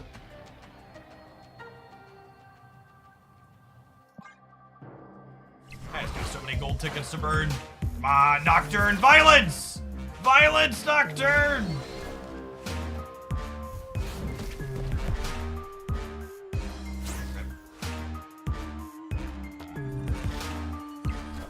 I will say I don't know that I love playing Darkhawk mirror matches right now. A lot of it comes down to spots like this, where the tech card is the only thing that matters.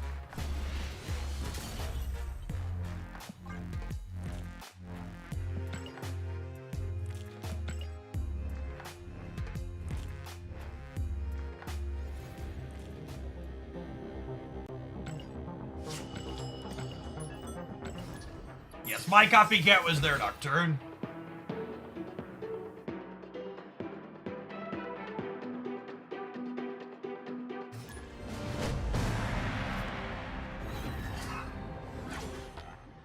I think that was not bad.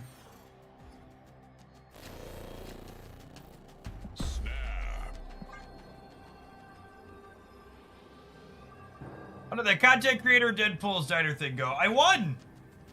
I didn't lose a single game in 2 hours of play. I also didn't play against a single human in 2 hours. Those two things are probably related.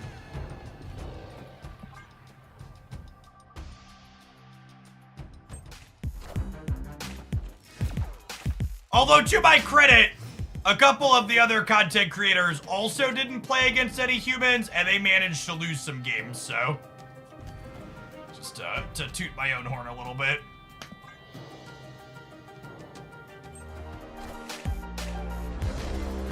Toot toot!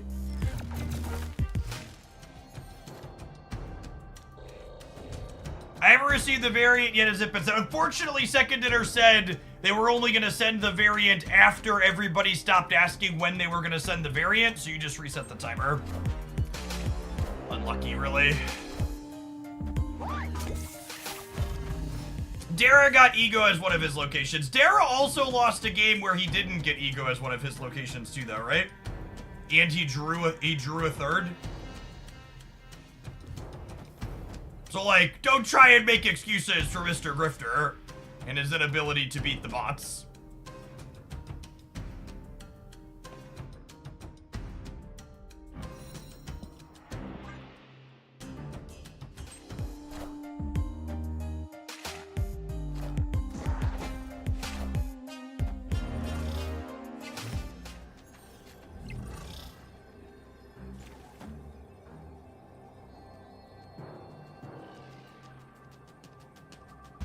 You have food for me, child. Thank you.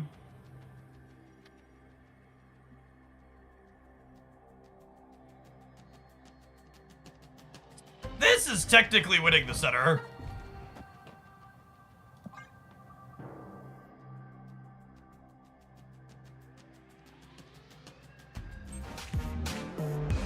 Gandalf, thank you for the 2/3 of a year. Welcome back. I guess I could get Korg to Rock Slide and then I die. No Korg! No Korg! No Korg! Got him. Victory.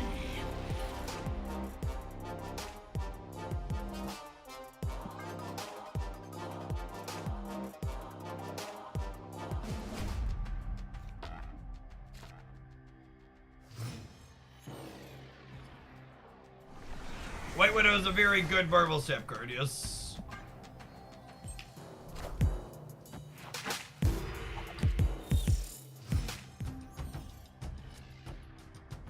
Chill the sponsor for half a second. I've got one of my wonderful HelloFresh meals here for lunch, chat.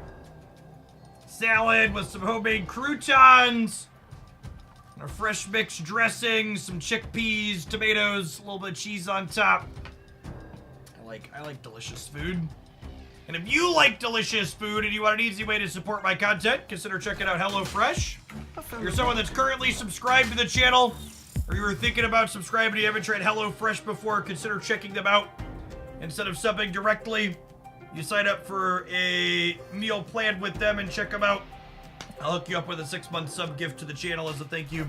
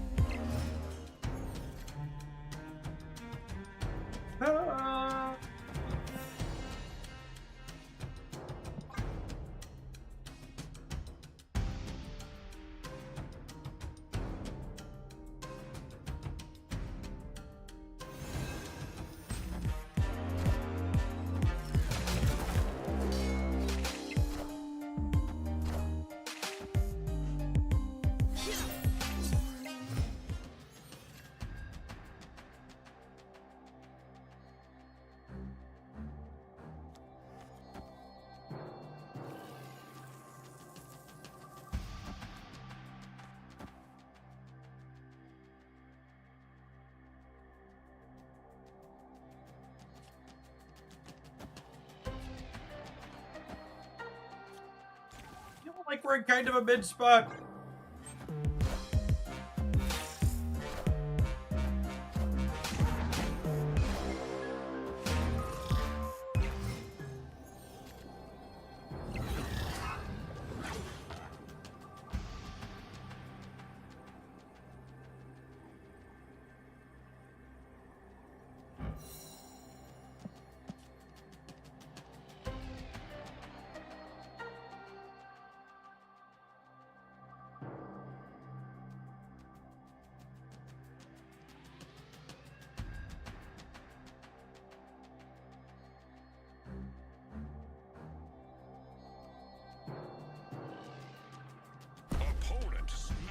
got a North Cyclops variant. I thought it would look good with gold with white crackle. When I went to change the variant, it turned out I only had 2 splits on Cyclops, and I was confusing yours with mine. We do have the shinies. I think I'm leaving. I don't think I'm staying for 4 more. It's not great. Escaped.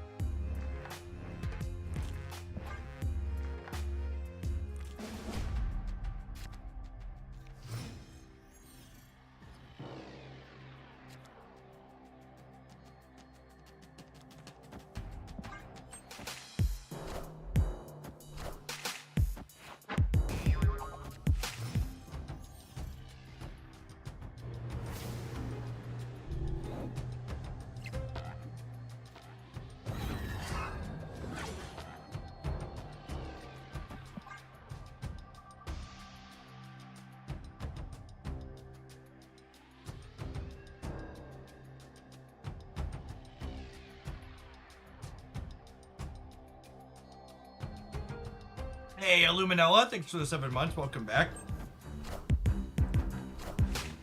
Yeah, it definitely would have been a lot more interesting if all the competitors were on the same server and there weren't bots involved. That is very, very true. Oh, snap.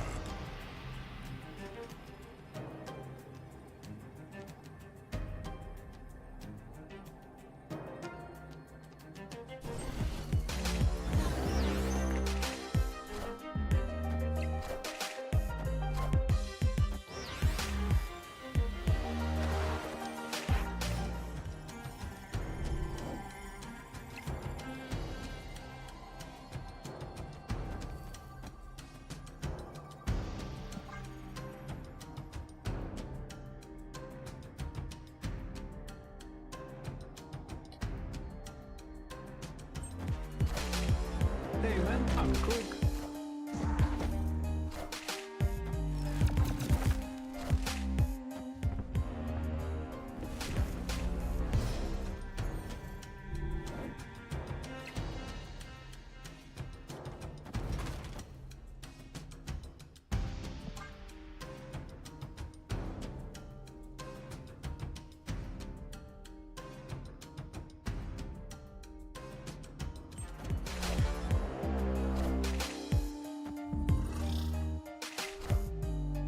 I am Iron Man.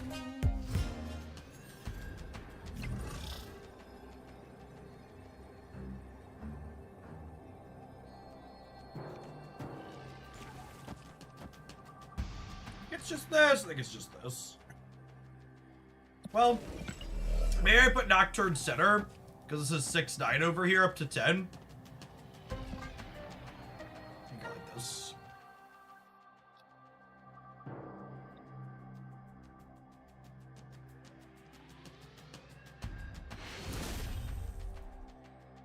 Victory.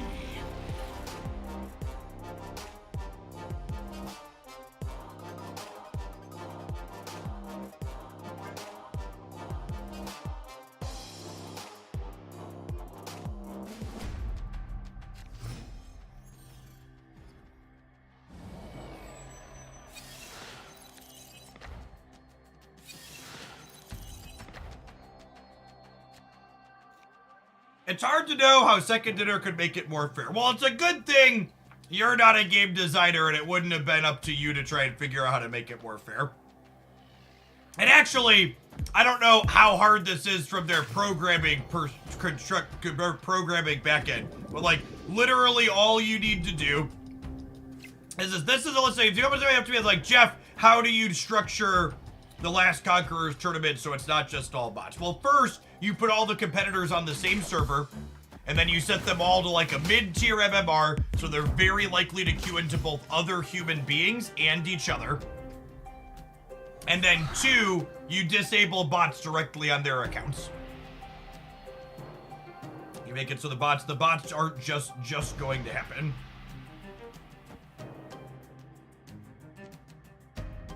I created an Alliance Finder channel under the Marvel Staff subcategory today. Yeah, you could also rig it so the MMR doesn't change, so you're more likely to hit each other. Yeah. And again, I've never seen Second Dinner's code base, right? I don't know how feasible or easy or hard what I'm suggesting is, but the idea that, like, it would be difficult to make this tournament fair is like, no, just that's not remotely the case. There's a very clear, clean cut, these are the things you do.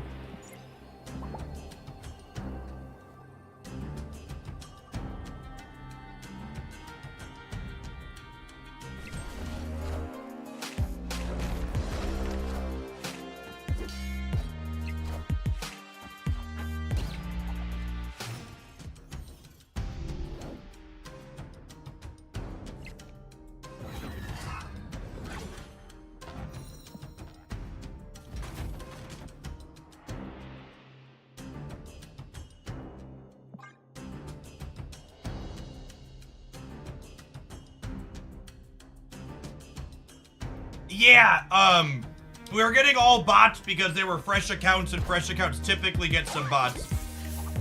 And then the other side of it is, I think if you start, this is speculation, I don't have insights into how their MMR stuff works. But speculatively, I would wager if you start on a fresh account and then play and only win, like I only won yesterday, I would bet for a while it actually makes you more likely to get bots because a lot of other people on fresh accounts probably lose a bit and then are more likely, which I would wager is probably why the couple of us that did a ton of winning basically only got bots because our MMR cut away from the rest of the newer people. The tournament was definitely organized by New Versa, not Second Dinner directly. That is accurate.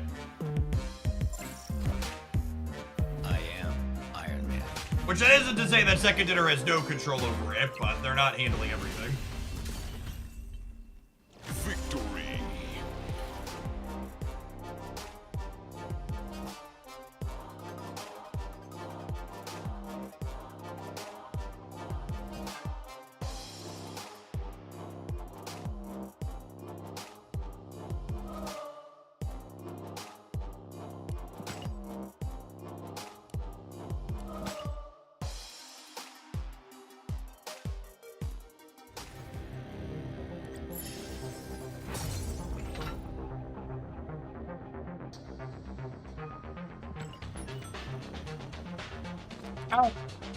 We're gonna let this deck finish out its infinite ticket. We're gonna roll some ads before we do that, though. Thanks for hanging out. Don't go anywhere.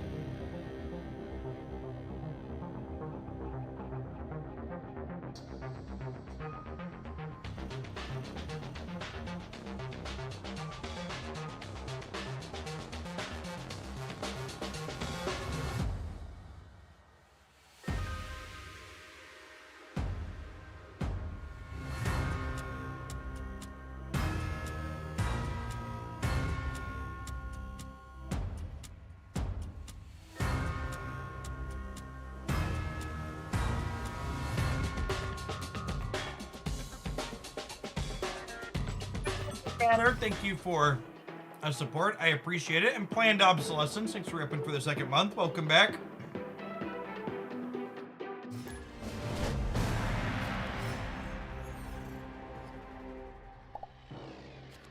Opponent snapped.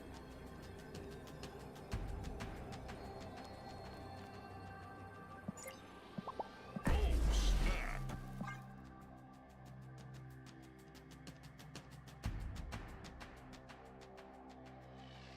It's good enough that we'll snap him back here. There's a bunch of locations that White Widow's insane into. Corrigan to cast Nova. Hey, I found a rock.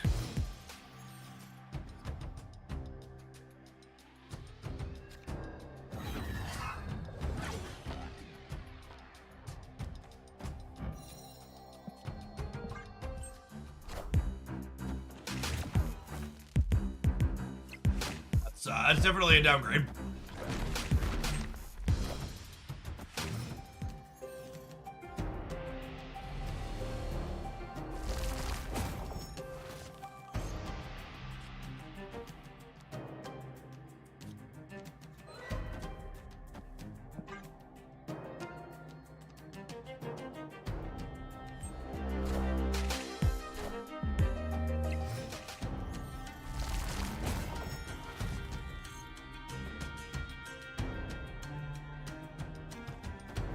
I think we're vibing on Hawk till the last turn, so we're definitely a tech card deck, yeah.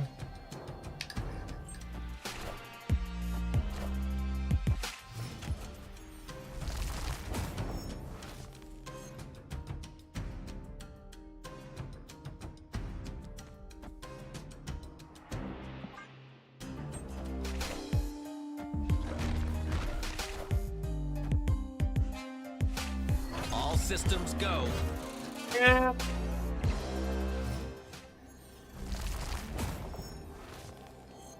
Fuck me. We're dead, gamers.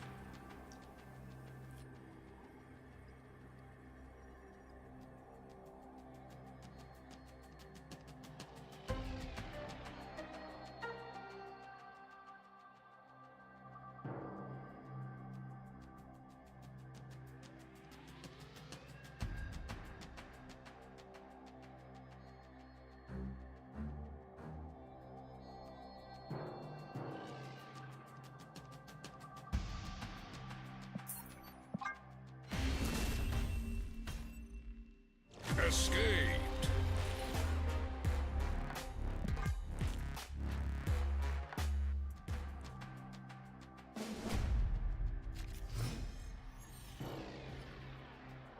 Opponent snapped.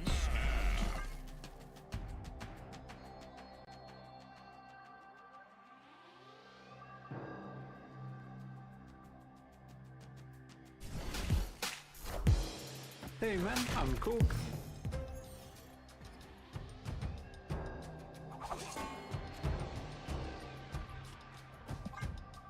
Have 100% of our matches with this deck been Dark Arc beers? I think so, yeah.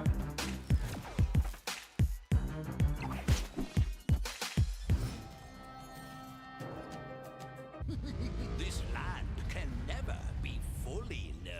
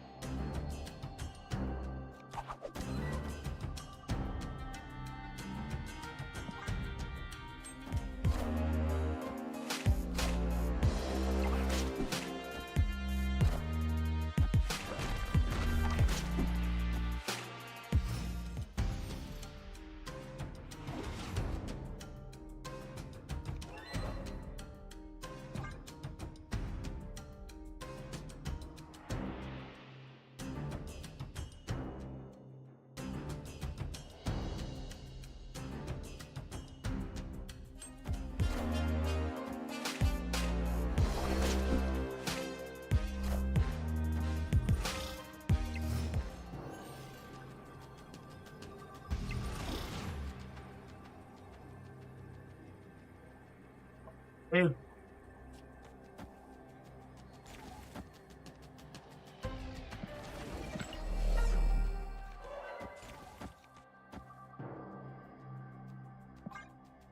Aren't they giving themselves rocks? Yep. And I've made my card smaller with cast. Sometimes you gotta do what you gotta do. Victory.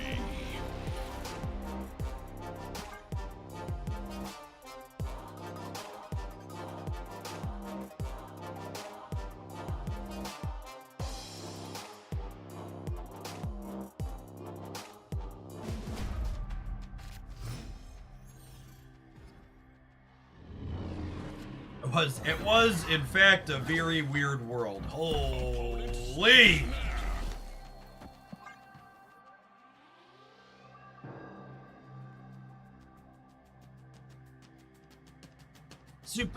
Someone correct me if I'm wrong. I see you talking about Supreme Court reforms. They need all 3 chambers to do that, right? Those require constitutional amendments. It's been a while since I took a civics class, right? At a minimum, they need all three chambers. Yeah. They only need Congress for some of them. That's good to know.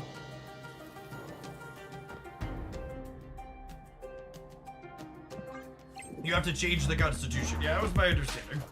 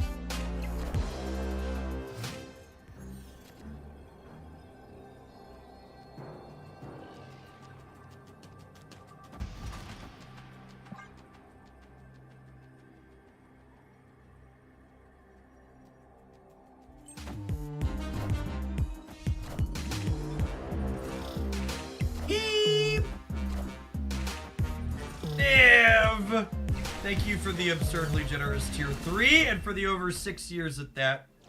Welcome back.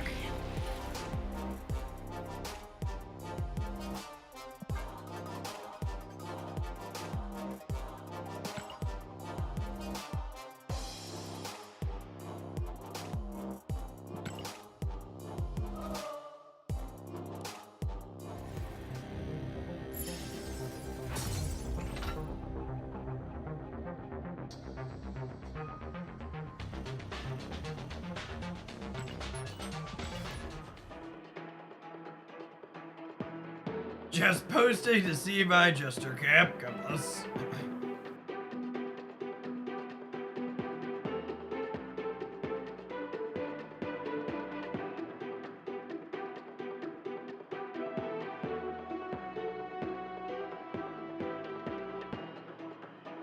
Alright, let's see if we can find both a non-Darkhawk mirror and close out this infinite ticket.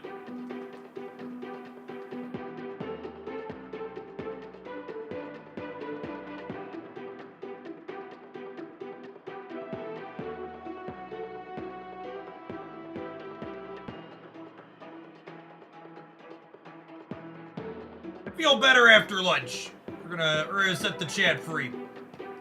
Set my people free.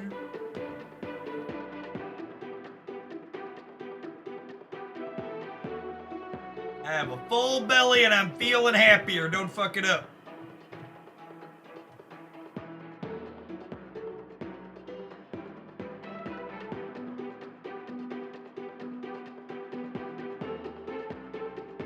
If you're someone who's not sure what to do with your newfound freedom, just let us know and a mod can put you back in a corner for 10 minutes.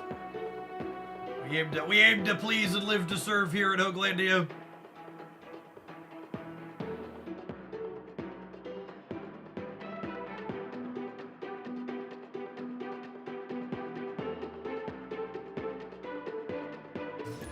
Got 15 million bubs over the weekend playing the bounce deck. Nice!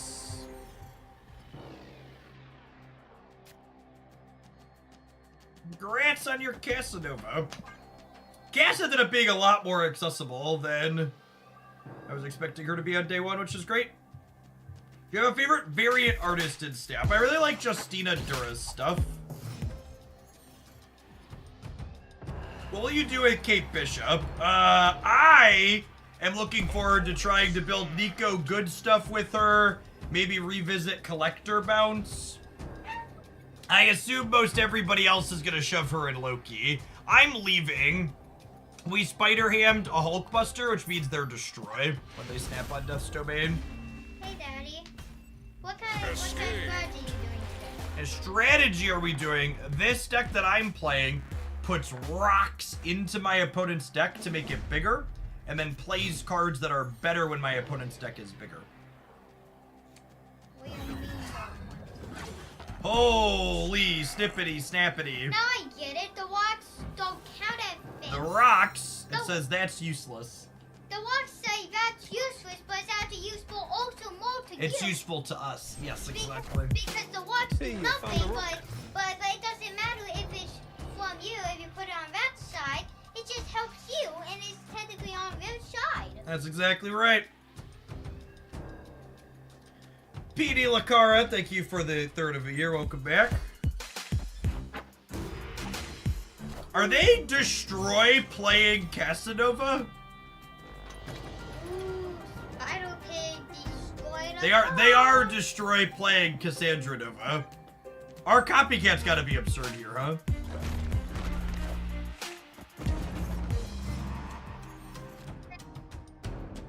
Chat thinks you've got good energy, Jacob. I think they're right. Yeah, I think so. Like Super Pig, kind of like, you know, the card they play doesn't get on from the next turn after. Looks like it from Spider Pig. That is Spider Ham. Spider Ham. Ham. Ham. You know where ham comes from? Pigs. Yep. Oh, you beat me to the pig noise, kid. I was gonna make the pig noise too. He's pretty great. I like these people that I live with, chat. So, what would be the best terrain? Mean like, if you get all the three best terrain for this deck, what are those best terrains? What do we think? It's like an Arnim Zola setup. So they have 18 cards in their deck, meaning this is 23. So I could go 23, 30, 33, but I could also Shang them. They're snapping me? Wait a second, that's Venom, right? That is Venom, yep. Venom is worth 18, and he's usually less. Zola doesn't even, yeah, maybe they have Dull? Wait, I got a question. Is there Thanos in this game? There is a Thanos in this game. Infinity Stone gives him 20, so Venom could be basically give more power than Thanos. Or it could be capped at 18. Is it just this? There's no way they put points into here, yeah? It's just this, yeah? Maybe I put this here just to keep him honest. You need to stop them. You need to stop Venom. It's still hard to basically take away power. There are cards to take away power from things, yep. Alright, Wheel. Take away power. I mean, like, take away power in a way, like, it takes away the power So this card here, and it gives it to another card. this is Shang-Chi. He blows up things that have 10 or more power. He chops them down. He's very powerful. Like this.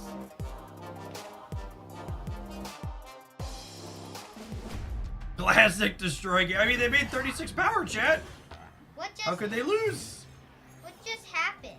Copycat steals the text of one of my opponent's cards. That was her stealing Wolverine's text. Wait a second. Did the game basically reset? Yes, you play multiple games. We won the one game. And I play until I get rid of all their health points. They have 2 health points left and we have 9. But how do you lose? How do you lose health points? By losing games. They lost the last game. The last game lost them 8 health points because they wagered a lot and they lost. Wager? What do you mean? They made a bet. In this game, you bet if you're going to win or lose. They bet they were going to win, and then they did not win. And then they lose double the health. We could copycat mid. I think copycat mid is worse than just getting rock slided in over here. What does make a great deck? There's all sorts of things that make good decks. I mean like the one key opponent makes a good deck. Am I black bolting here? Black bolt's probably enough to win the left, yeah? We go to 18 there? Why does that card have 14 power? Because it gets bigger for how big my opponent's deck is. So they have 6 cards in their deck, so it has plus 12 right now. Which I said, we have a lot of cards. Cards that get more cards. Then that's a big situation. What if we do this? I think White Widow actually wins the left. This lets me be a little flexible here.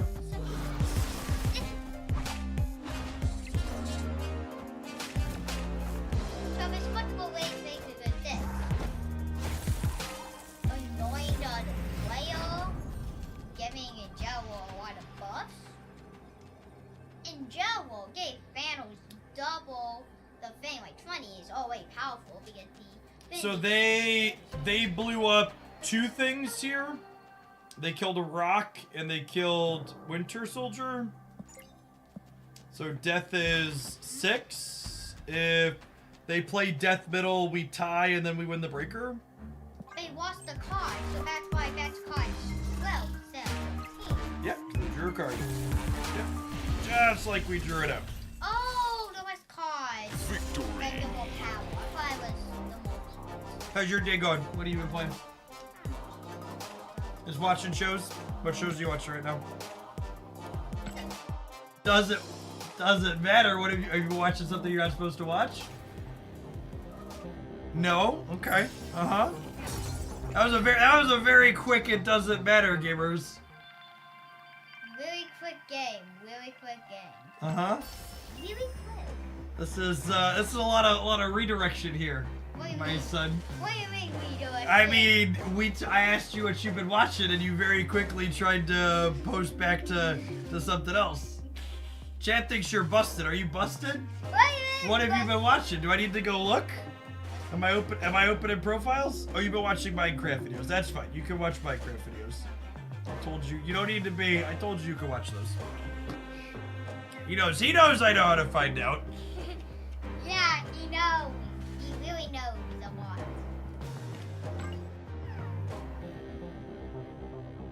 I don't know that I have a ton of takes on this. I guess Shadow King felt clunky.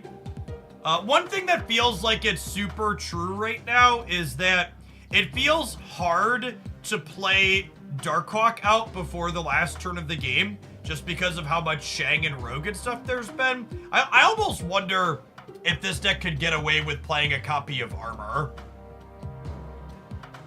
I guess that makes our Shang worse. What if there was a card that basically, Hawk definitely felt clunky. The way the tech cards have lined up in this format, I almost prefer Cassandra Nova to Hawk as the payoff, because while she gets Shadow King, she's usually small enough that she's not getting shagged and she doesn't get ongoing. Also, again, the problem with Cosmo and Arbor is that, like, they're clunky with their own stuff. And, like, excuse me, it's symmetrical, so, like, if you have armor out, they can hide their big things behind there as well. Love you, Jakey. Thanks for bringing me down a drink. Dice Cop, thank you for the 1.5 years. I appreciate it. And I Ironically, that's kind of a fun suggestion from Teledatum in chat. You can play Invisible Woman to keep it face down. That's kind of fun.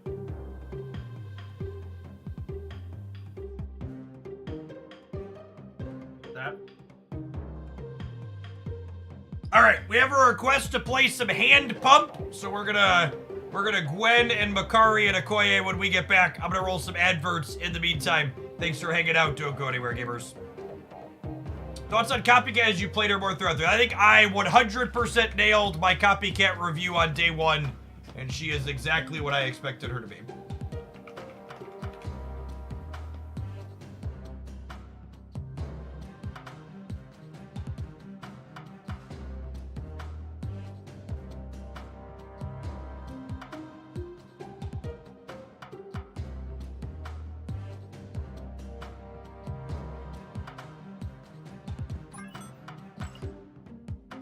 Something I've been meaning to try in this deck list that I haven't gotten around to yet is I think I'm gonna try cutting Makari for Fastos.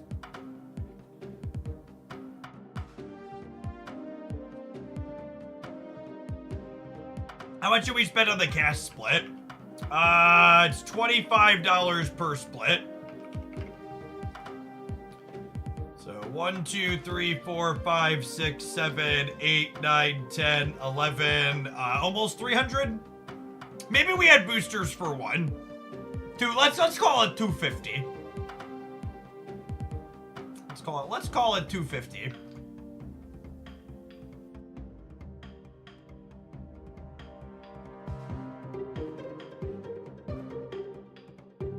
Have you played Jeff yet in Marvel Rivals? I actually loaded Marvel Rivals up last night for the first time for this beta session. And Jeff was all right. He's cute, but I don't know that I loved how he played. I think I liked Adam Warlock more than Landshark. Although I'm still undecided if team games like that are something that I really are for me in current year. Having to rely on other people. The fights are so chaotic. Constant like 6v6s and 5v5s. There's a lot of stuff going on. Yeah, I wouldn't be surprised if Fastos gets bumped to a 3-4 or a 3-5. Are you a support player? Yeah, in Rivals, I've enjoyed the support characters the most. Mantis, Luda, Adam Warlock.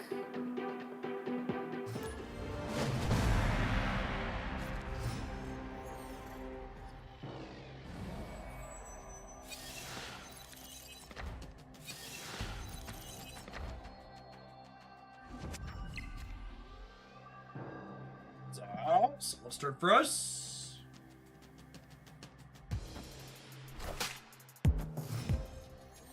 Avocado Gory, thank you for the 6 months in advance. I plan to be here. Thanks for keeping me around.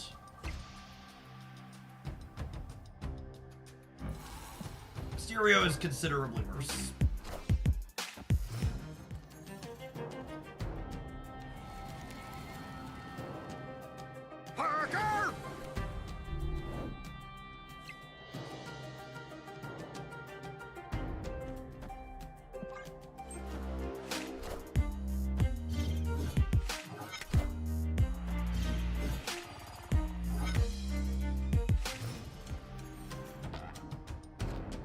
Are the clones at least 2? The clones are at least 2. That is accurate. So every Mysterio is gonna have the same amount of power printed on the card here, which is nice.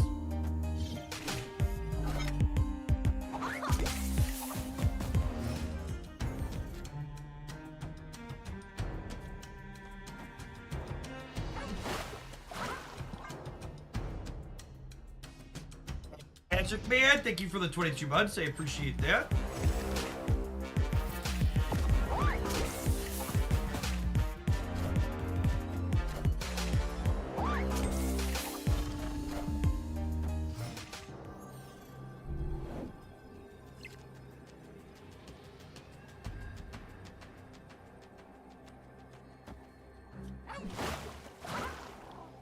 So this adds, this is Baby Doctor Doom. It's a 415.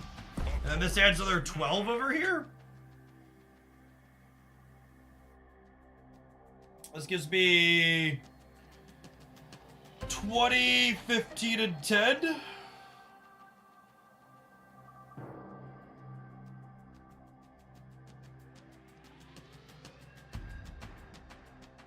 Staying. I think I'm staying. They also doubled Nakia and Gwenpool though, so.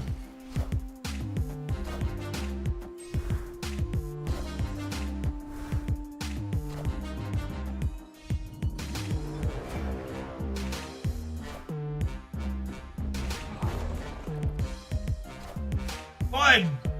But I had a land shark in play that beat your Juggernaut. What the hell was that, Boomer Snap? Victory. Video gamers.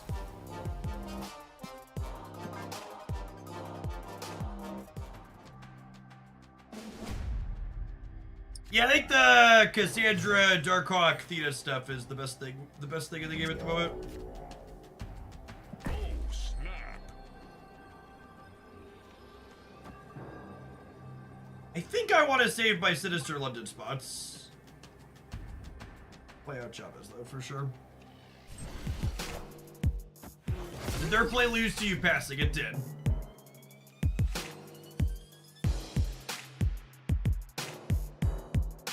What's going on, Mao? Life's good. Internet dump this morning. We've been good since then.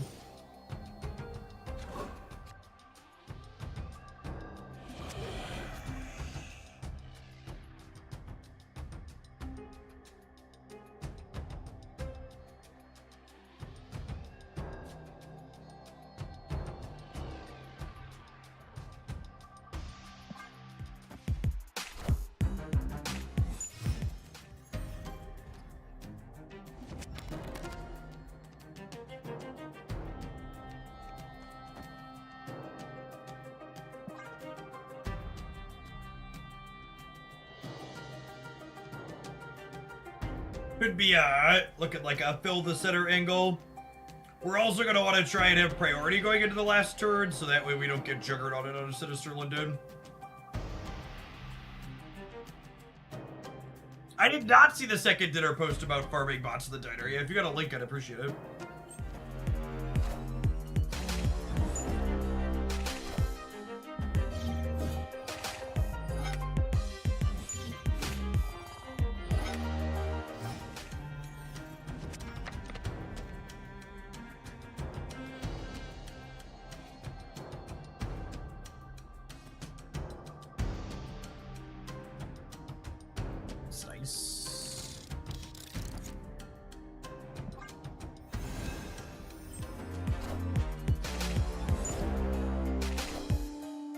We're aware of a matchmaking issue that's pairing players on a losing streak into a bot too consistently. We've made a change to ensure players are appropriately encouraged to win their games if they want to earn the bubs. We hope you'll understand that we have to protect the competitive integrity of Snap, in which the most rewarding way to play is to at least try to win every match. Completely agree. Wait, I haven't rolled the 2x mode on her yet, right? Right?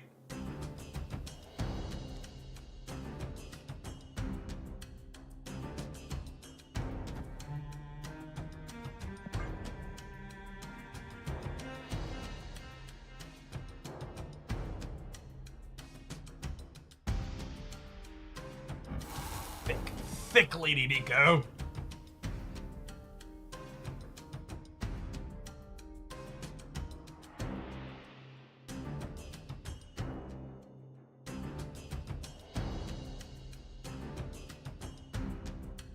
Can Nico roll the same mode twice? She cannot.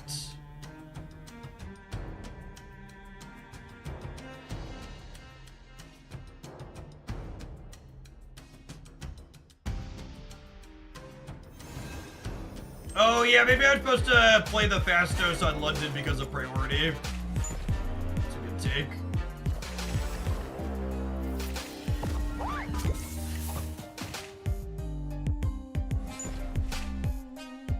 Maybe that doesn't matter.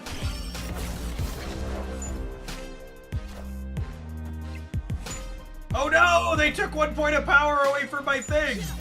Oh, they played Juggernaut this turn? Oh, honey. Oh, honey. Whoo! Doggy! El new pig! El new.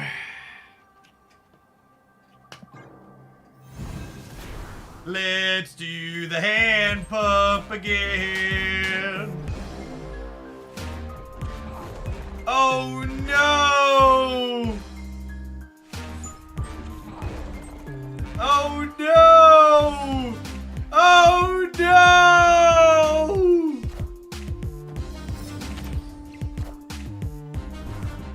Rip. Rip!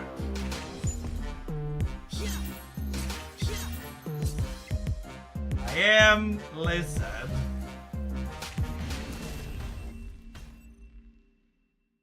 Well, the good news is playing to have priority didn't matter because they had double Juggernaut.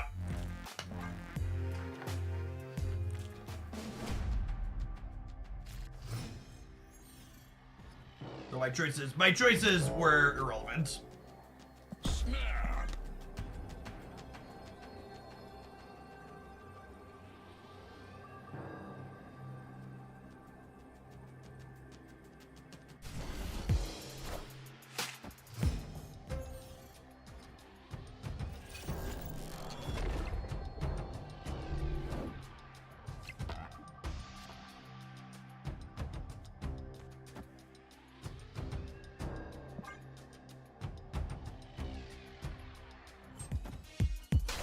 They have a copycat in hand, by the way. We heard the noise. I might just Grandmaster the Sequoia. I guess it depends if we draw Nakia or Festus.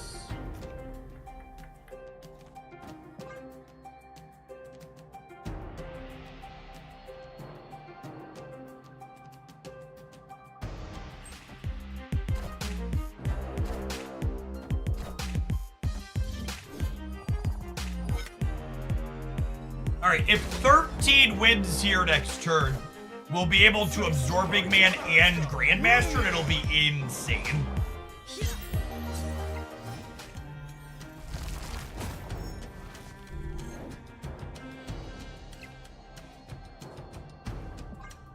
Pretty good spot regardless, but we'll be in a better spot if this Blackstone breaks our way.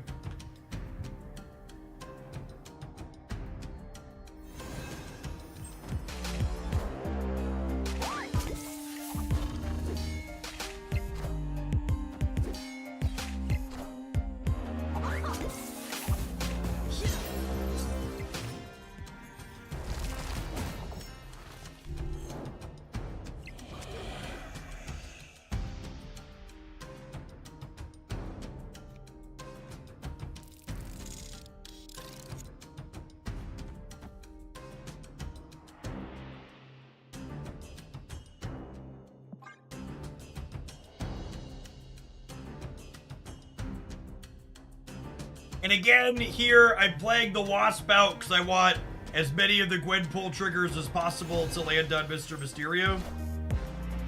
And then we're 66% to get another round of Gwenpool triggers here.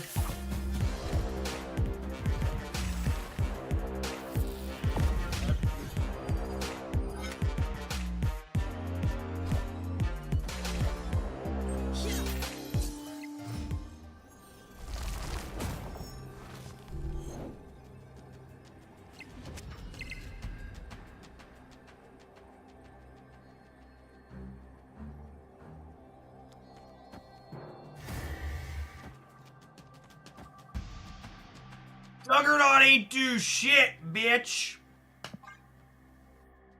My board be full.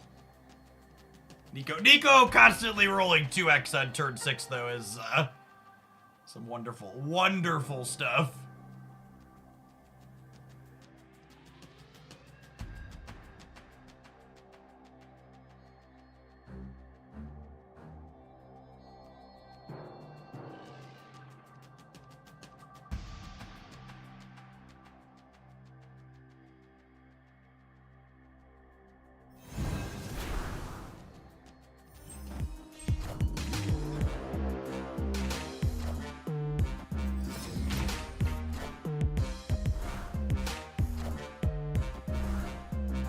I'm worried about the lockjaw roll plus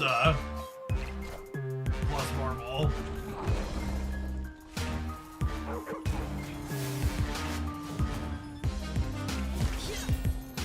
Higher, further, Be faster, cool. baby.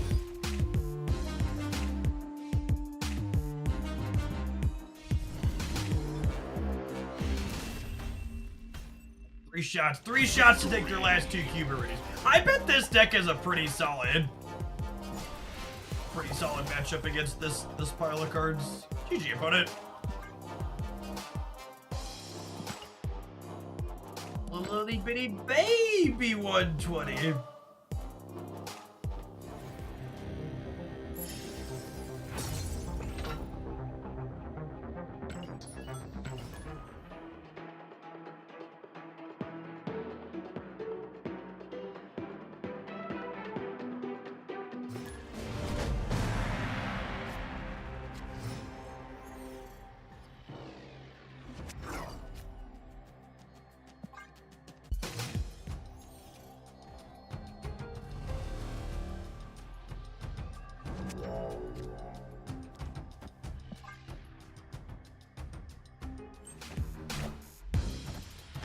Is it okay to point and laugh at the people that were saying Loki era ship is busted? Yeah. Yeah, we've been doing that for a while.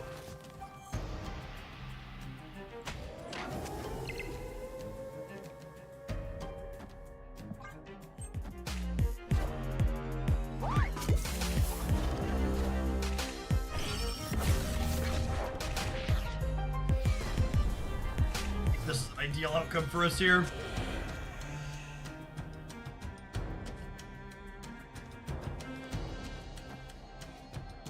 And can I snap on this?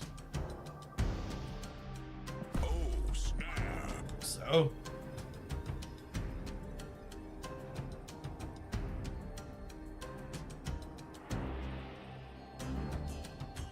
Hey, you fallen? Hope your recovery is swift. Thanks for hanging out here.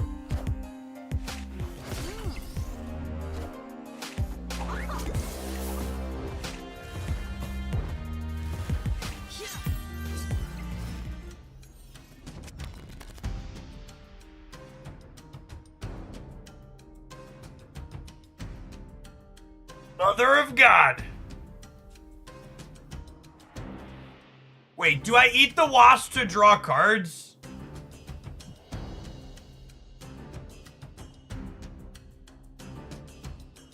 If I do this, Shaw is guaranteed to be a unit, yeah?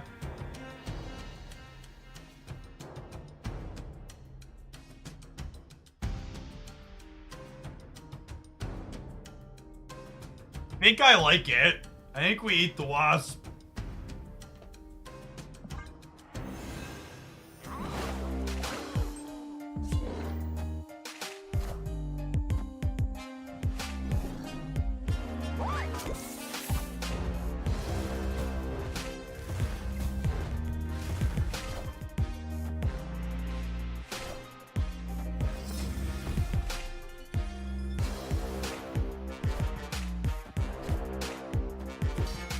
Oh, Christ, I hate this guy. What a fucking asshole.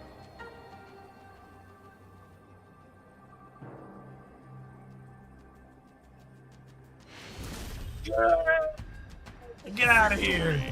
Get out of here. Lucky.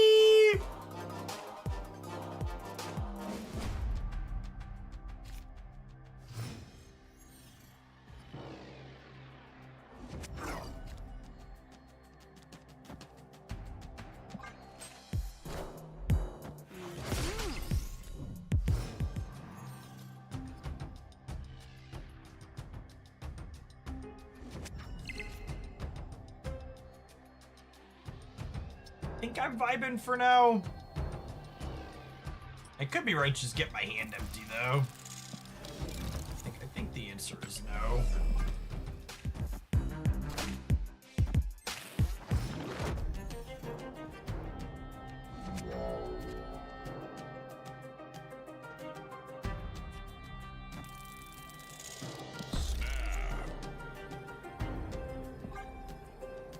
You tried Zenless Zone Zero? I have, yeah, it's a solid game.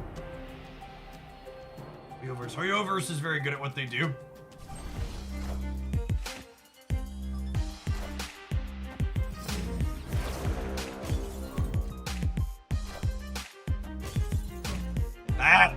That's funny right there, gamers. That's funny. Nico knows who butter. Oh my god, I did this in the wrong order. Nah, it's fine. It didn't matter actually.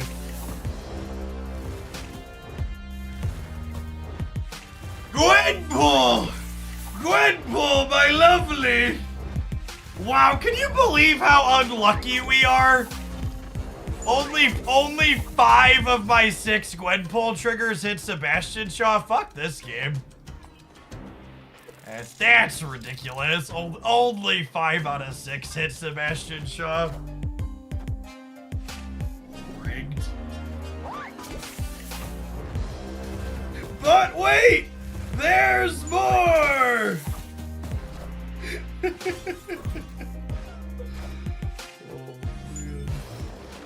Oh my gosh, did they just take priority from me? Holy forking shirt balls, they took priority from me. Victory.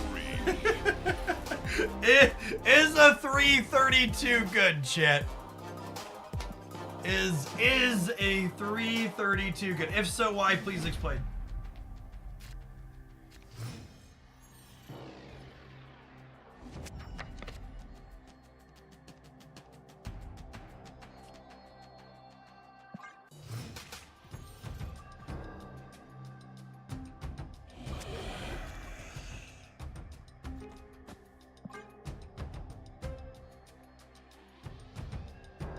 Not even Cassandra versus Aeroship is that big. That's true, you know. Just the facts.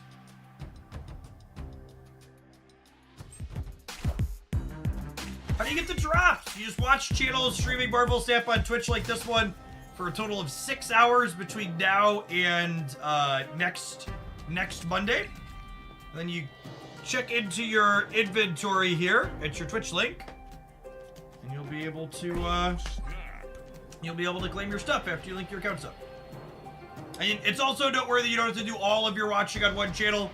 If you want to watch a little bit here and then check out other people that are making stuff here on Twitch, you can split it up. You just need 6 hours in total.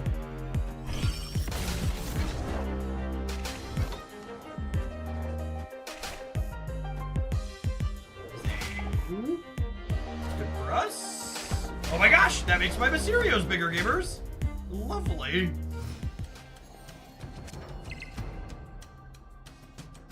Oh, that would have been so good. Stupid Mobius being a bully.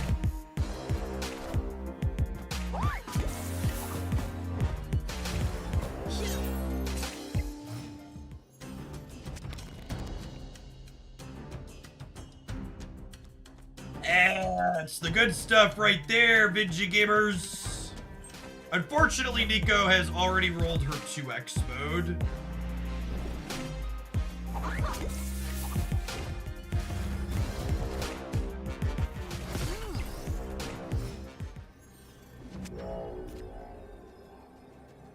So, cloned Mysterios are base 4, and then they get 2 from this. And their points can kind of be everywhere and anywhere, right?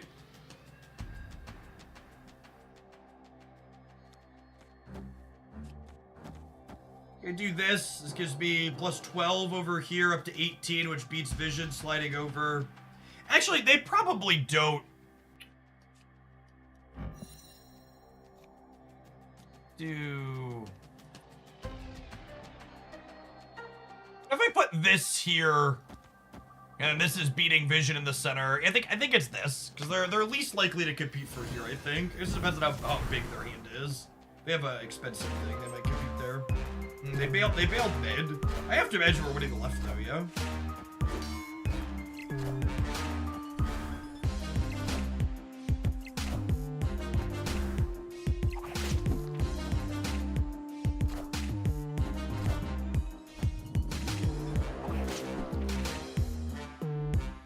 Thanks for the submission on this one, not my dance. I hadn't played this deck since Aeroship fell off. It feels really clean into these Theta piles. Victory.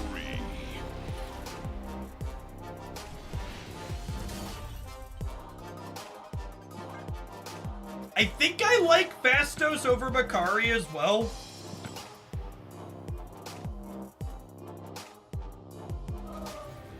I feel like this is the best deck no one's playing. Well, this deck was genuinely bad into Dr. Octopus being everywhere. Doc Ock gives this deck fits, but that's we've moved past that in the metagame for the time being. Feeling pretty good again.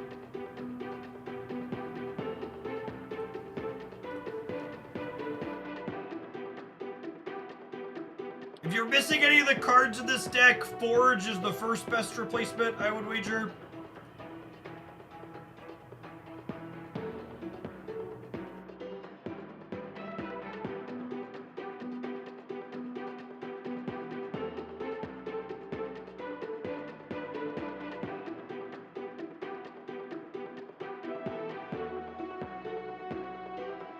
I've been playing this deck with a Silver Surfer avatar. That's just evil right there. Big misdirection.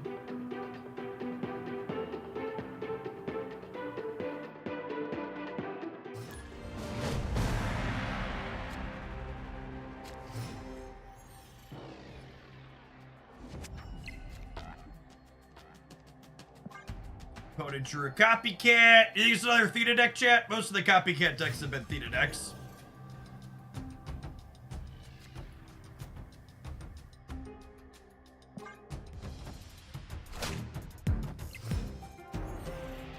I think Glenn's coming for her on Thursday, chat. I don't know how long she is for this world. I think if you're a Theta enjoyer, best get your games in before Thursday. I found a rock. I found the rock. 2/2 plus 2. It could be 2/2 or 2/3 plus 2. But yeah, I bet she goes to plus 2.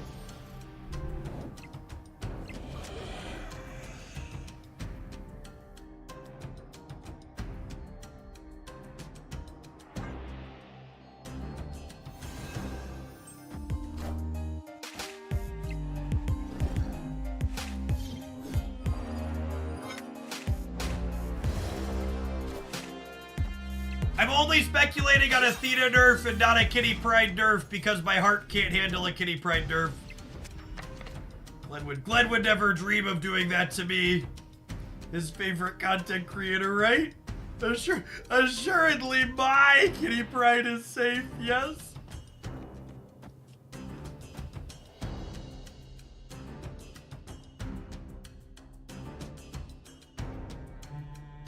So he's never nerfed Kitty before. He certainly wouldn't do it for the first time now, gamers.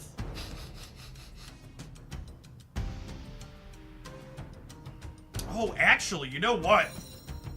What if I do this? Tuck this away over here where he's not Shangable. That's the big brain play, right? Cosmo! What a bad fucking dog.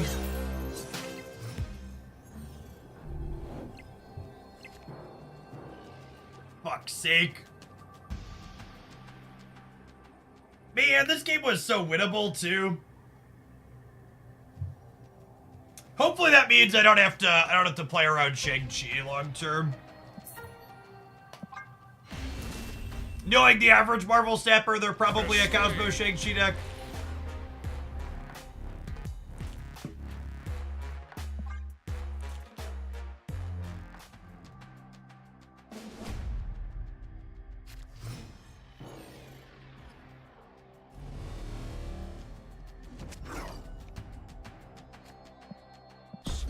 How would they nerf Kitty Pryde? Chat, we just went over this. They would never nerf Kitty Pryde.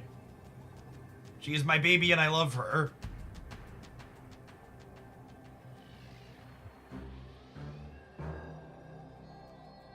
Leave Kitty alone!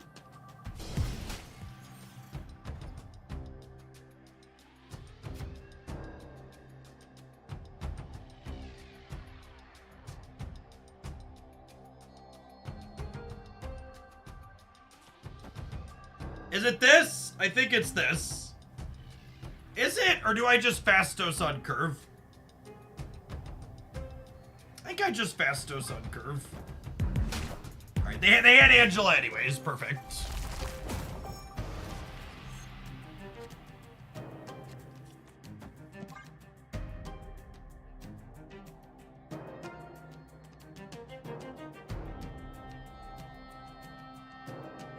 Opponent snapped.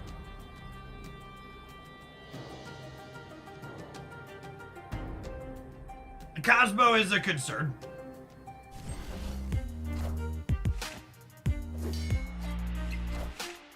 Hey man, I'm Cook. Hey man, I'm Cork.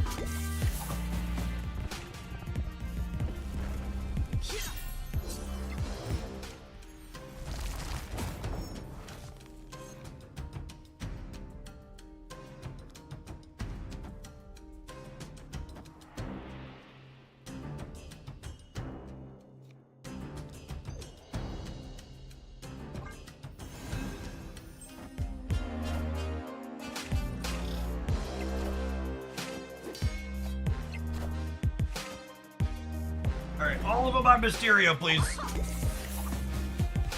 Yikes! Yikes!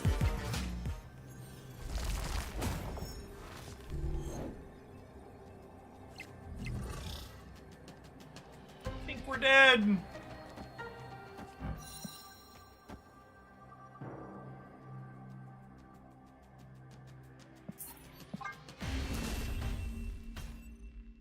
Does this deck ever want to turn 7? No, basically never. You're very good at filling your entire board by turn 6. Limbo decks are bad matchups.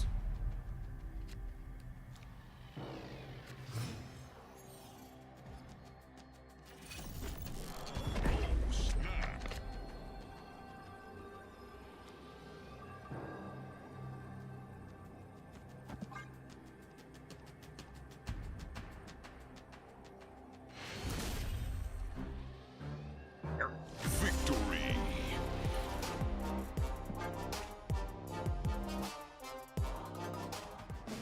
I thought I could wait for this to be done, but I'm actually gonna run to the restroom really quick here once we take our first turn.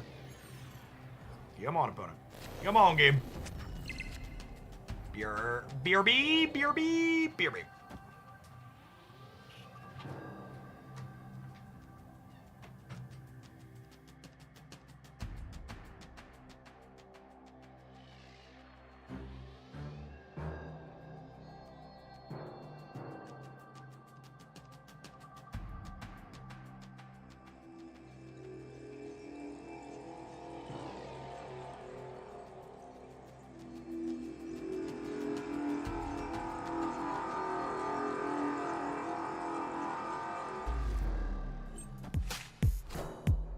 I found the rock.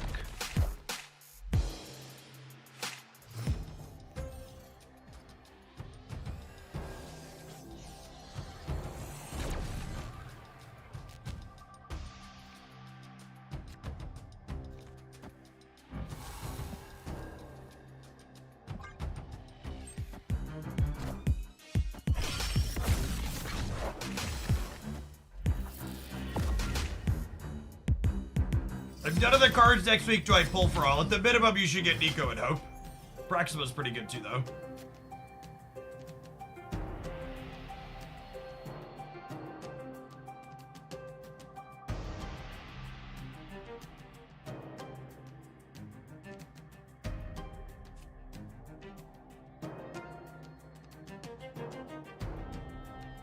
Do I wait a turn to Nakia?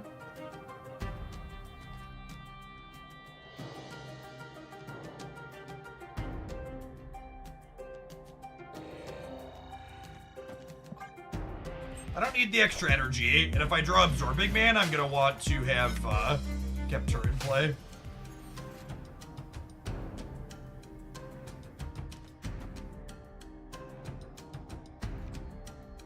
I'm actually gonna wait on this for a turn, because if I draw Absorbing Man, that's good, and I want extra energy going into the last turn, I think.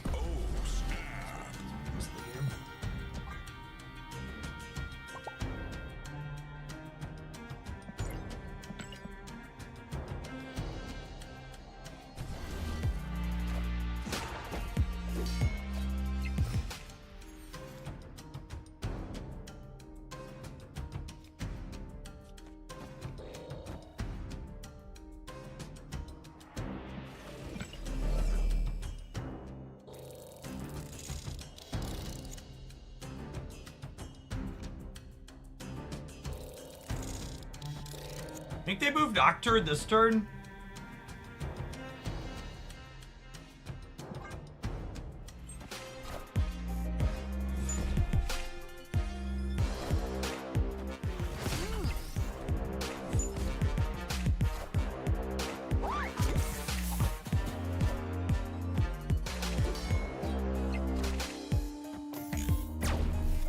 Fuck Buttercup.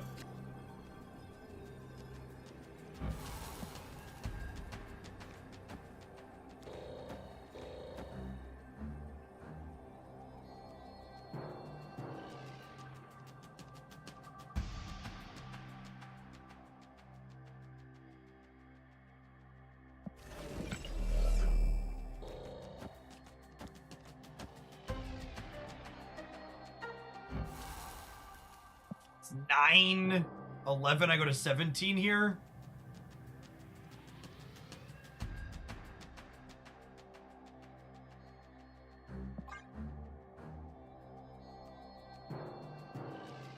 Yes, the move happens first regardless of priority, so if they move Nocturne right, all my stuff lives there. And I'll have 17.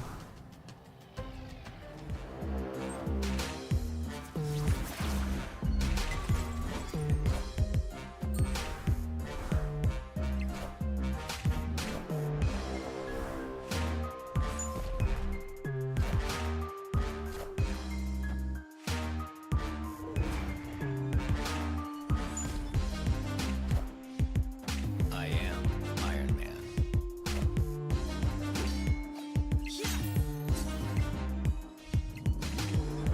We were good regardless, right? Even without the +2 from their Nocturne, we were still gonna win this break. It would have been 14 to 14 and then up 7 to up 1.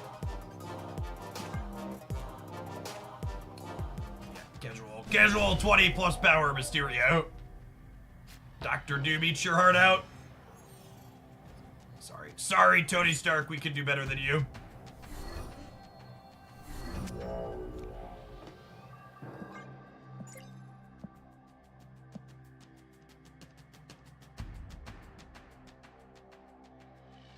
Wilford, thanks for the 2/3 of a year. Welcome back.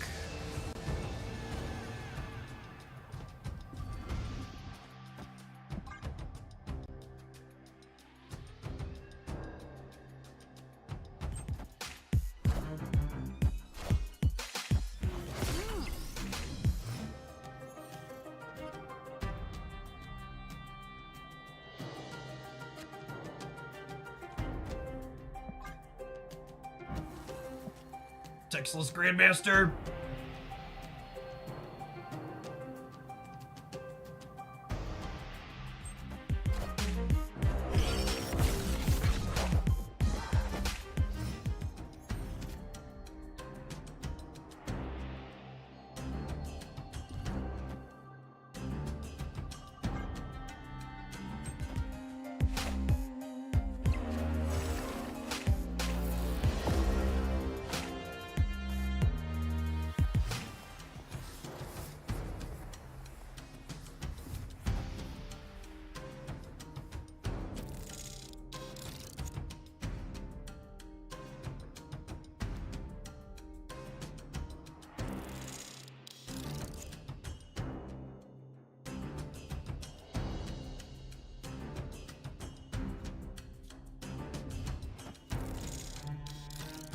I think it's this. I think it's this. I think it's this. Priority here at least, so we know we're not getting Cosmoed. I think that was an ideal split for us.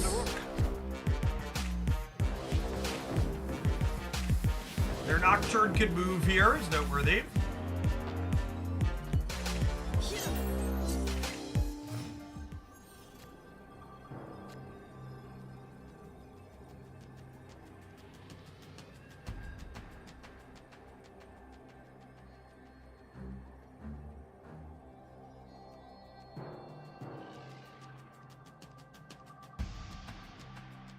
So Mysterio clones are 4.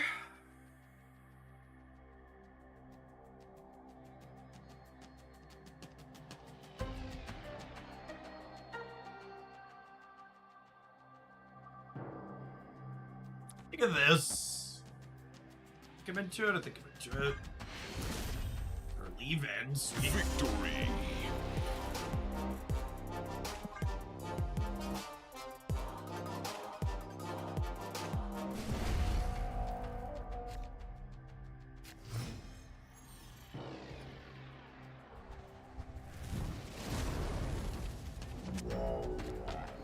Like I mentioned in general, I think this is bad for us. Our deck tends to get the board kind of full. Snap, right? Yeah, Snap is free. Good call.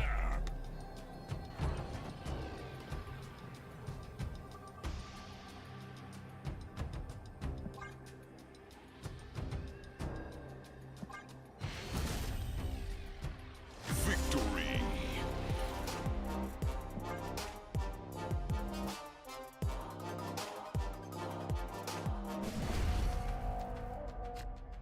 Hey, 2 shots to take their last 2 cubes down. Their last cube, I should say. Isle of Silence on the left is stellar for us because it means that we don't have to worry about getting Cosmo there ever.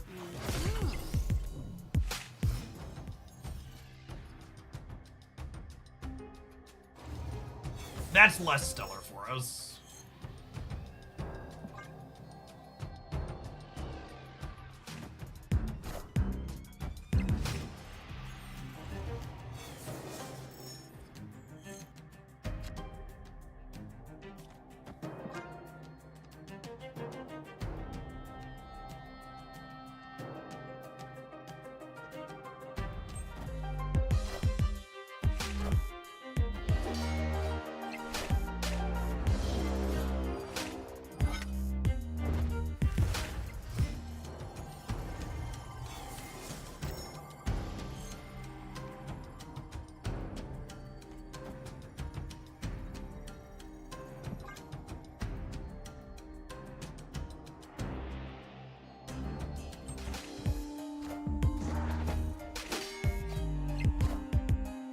No, the opponent does not hear Sebastian Troy. You hearing Copycat is a bug, chat.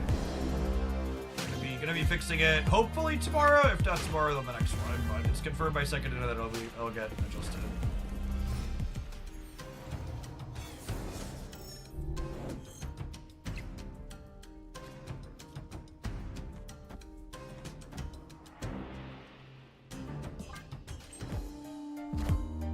Hey man, I'm cool.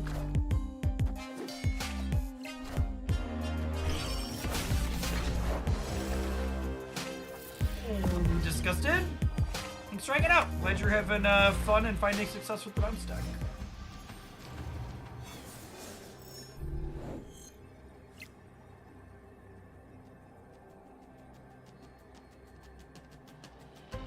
So remember, they can move 8 points from the right.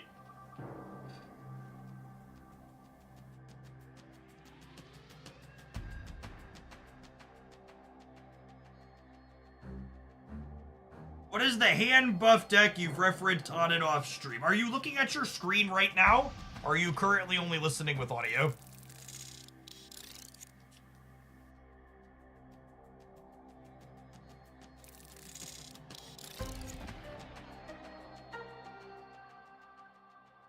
I have the ability to play for Harden too, so I think I need to fan out for all 3. Yeah, Torch. Just abandon Angela. Just lost our New York coin flip on the last turn here, basically.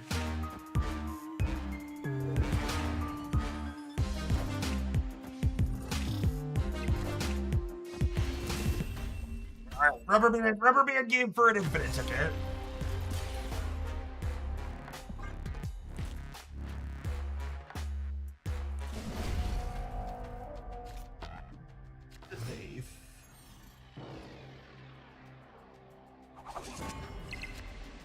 Ninja kind of sucks for us. Our hand's good though.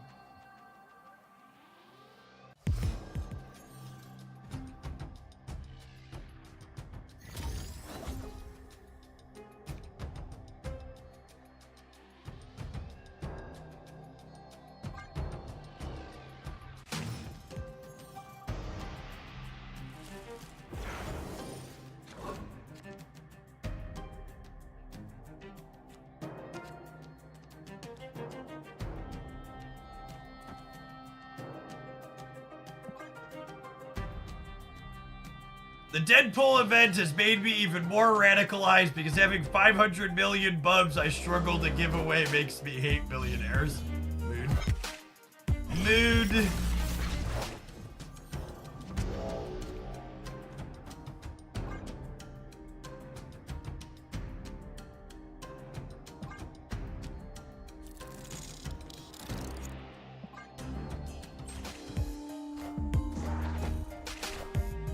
Hey, you found a rook.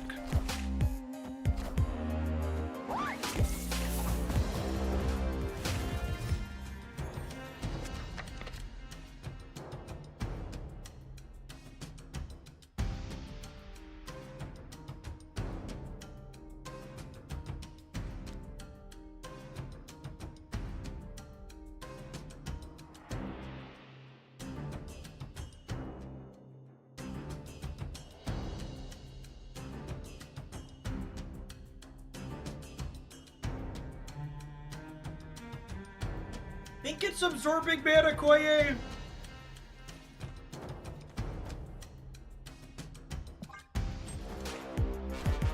Fuck! Fuck! Oh, God.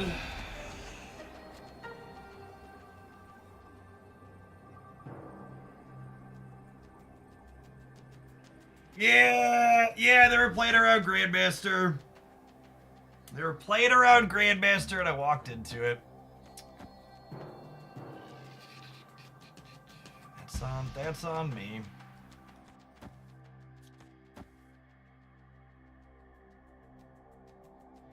That was a good Nico roll. We're not just dead, but we're worse off than the otherwise could have been. Space of life. This is a demon. These can move. I should have played around them playing around Grandmaster. Gonna lose the fucking coin flip yet again. That's so frustrating. My God, I lost by 1 fucking point. Oh, that's so frustrating. Oh, if I would have just played around the Cosmo on the last turn. That's so brutal. Lost by 1 point in 2 lanes. And I would have had 3 Gwenpool triggers if I had played better. Sad. Did you play Mr. Sinister instead of Grandmaster? I'm begging you, chat! On my knees, fucking hands in the air. If you're gonna correct my play, at least be paying enough fucking attention to the game to suggest legal plays. Begging, pleading, begging and pleading.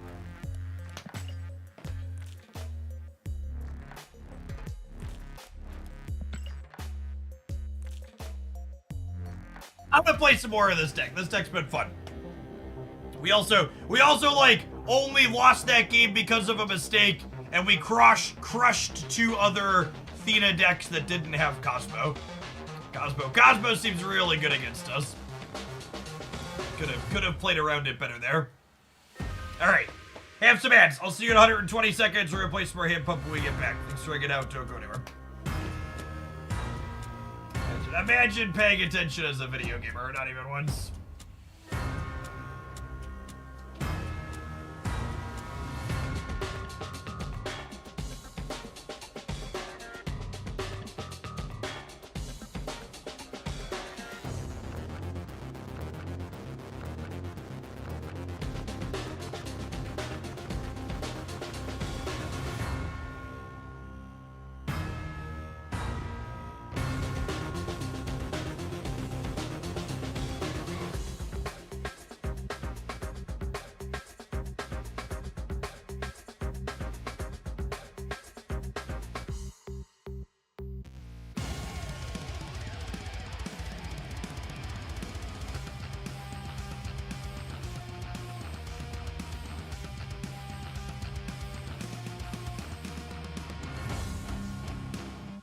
I opened for a gold ticket here.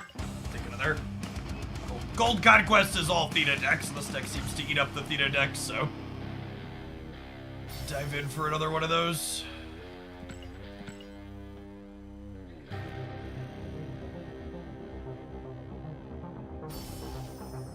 I've seen an uptick in Cosmo.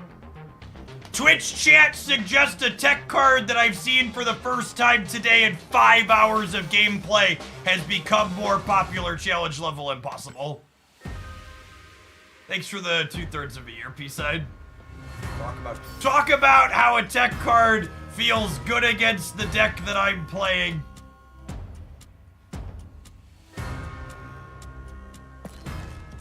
Literally the first time we've seen it in 5 hours. Yeah, that card's been more popular. Popular.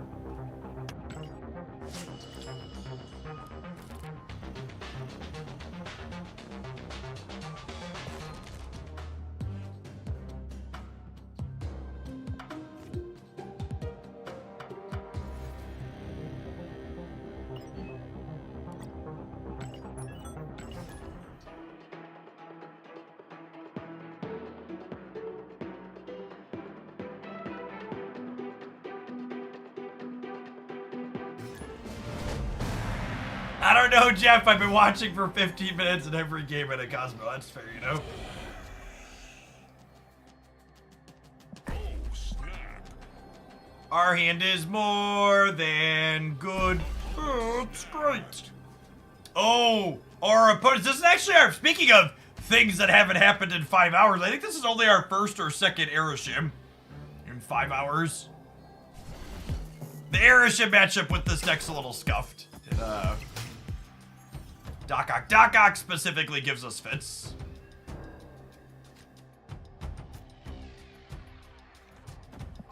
Hand's real good. How does Mysterio work? Are the clones 0 power? No, the clones have the same amount of stats that -4. They keep the buffs. They all have the buffs as the TLDR.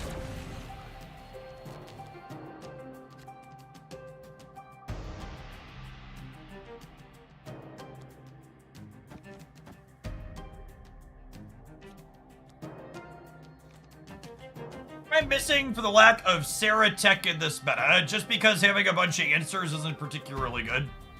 You'd rather have a bunch of actual good cards.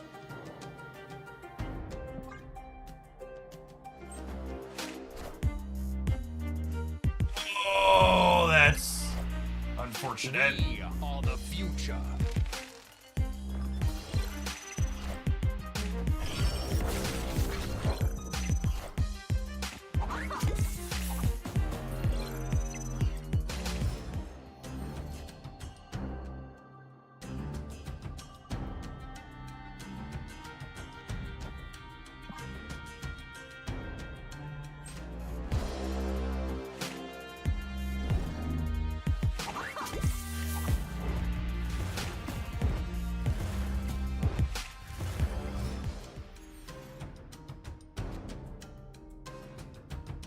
It's not the Grandmaster I wanted for Christmas.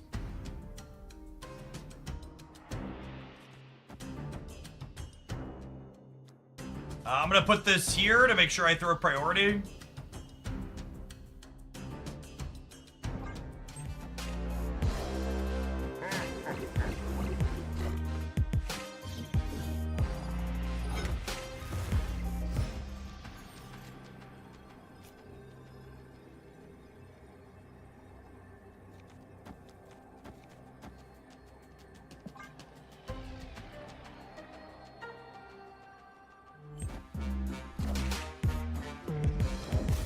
We win because Martyr jumps, yeah?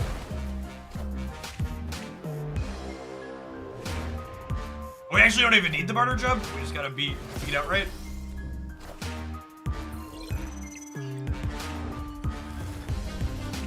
Full 54 power 3 drop, no big deal. Victory. Even without the Shuri's Lab, this was 26.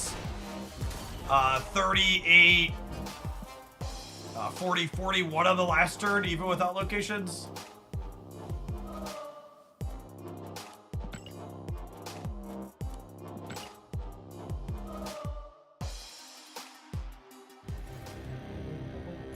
Gwenpool's the most fun season pass card in a long time. Completely agree. I really feel like they nailed it in terms of competitiveness and things you could do with Gwen. I like her a lot. Really fun design with interesting deck building considerations.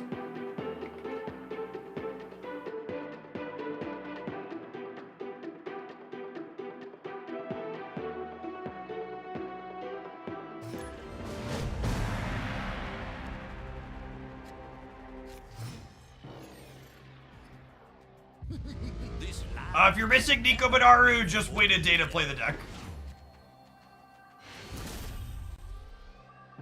Victory. Get Nico tomorrow, profit.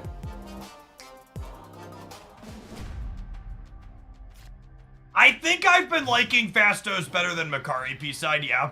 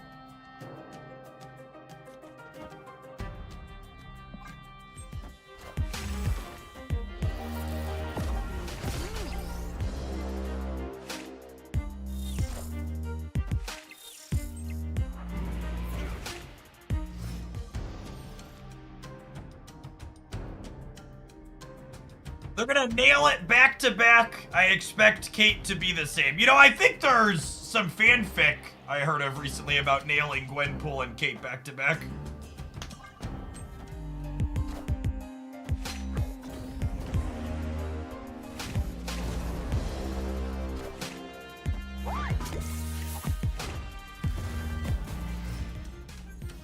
Opponent snapped.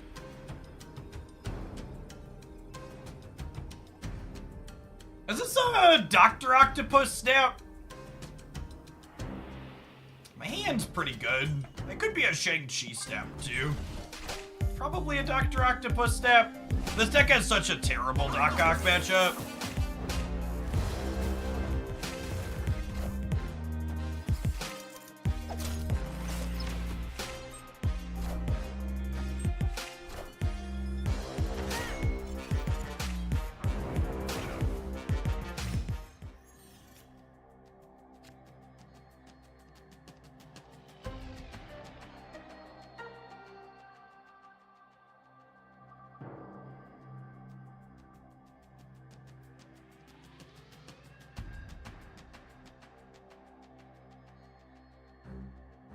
Done, yeah.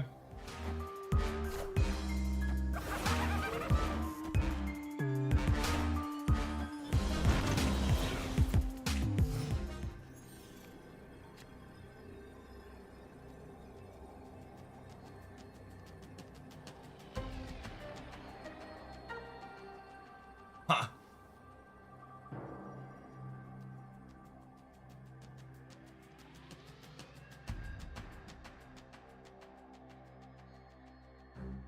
I mean, yeah, Red Hulk doesn't win the game.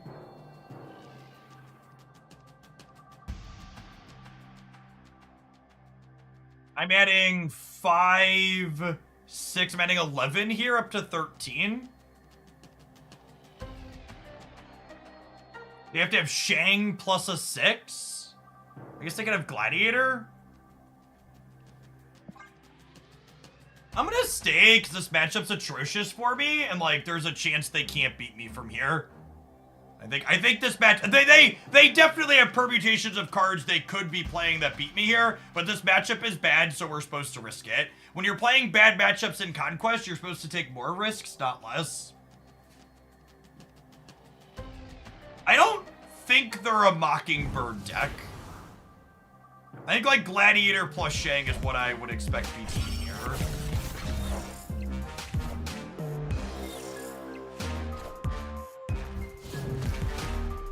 and Titania wins the breaker. I'm sure you copycat. I don't know. Like I said, I think I'm obligated to stay in spots like this. I think between the clutter, both clutter stuff and Dr. Octopus is really good against us. We had a good run with this deck to start, but it does have very polarized matchup tables.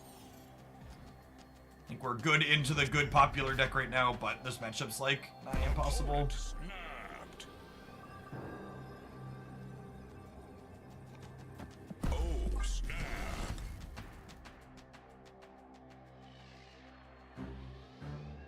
Why did I skip on turn 5? Because I had a Red Hulk in hand and I had 7 energy worth of cards. I only had so many spaces on my board.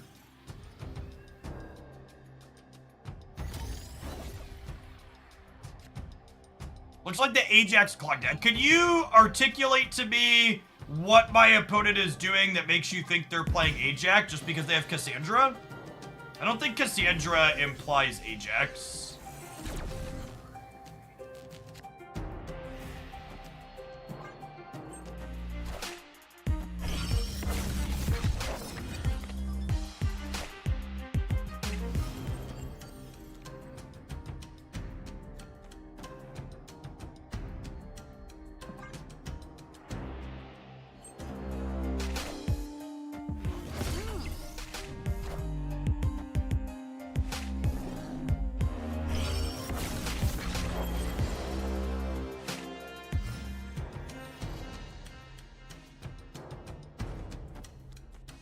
I've liked having Fastos back in this list again a lot.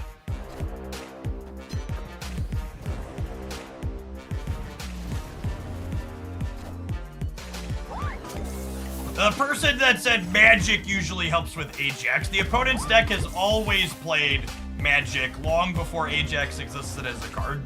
So again, I say to you, what implication do you have that's telling you that's what I should be playing around? I think a lot of it is you're being results-based and filling in the answers to your questions after the fact.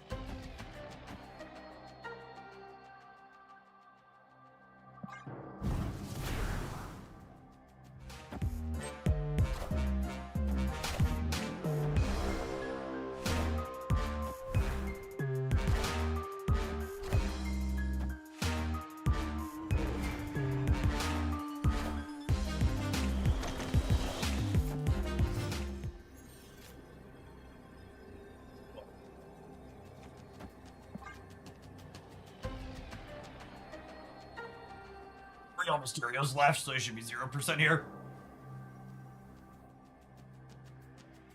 Fastos is the reason we won this game, by the way. Gwenpool plus Grandmaster happening on turn 5 together allowed us to get back in after an awkward start.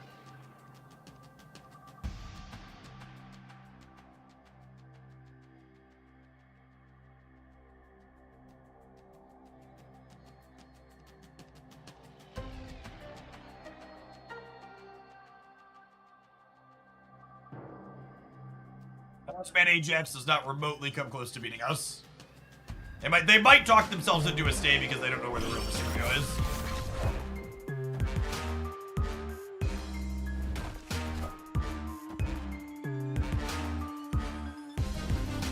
Real Slim Shady, please stand up. All right, and now we've got a couple of shots to take their last 3 cubes here and steal a bad matchup.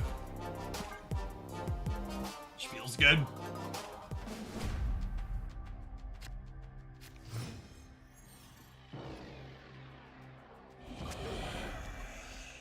Opponent snapped.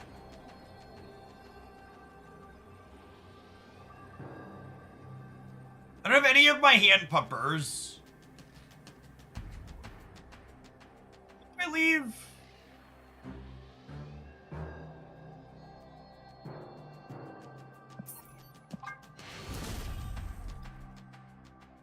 Escaped. Yes, we know one of their two face down cards is Red Hulk, so they can't have Ajax and Hazmat, so my assessment of they're probably not an Ajax deck is looking correct. That Hogland and his metagame knowledge.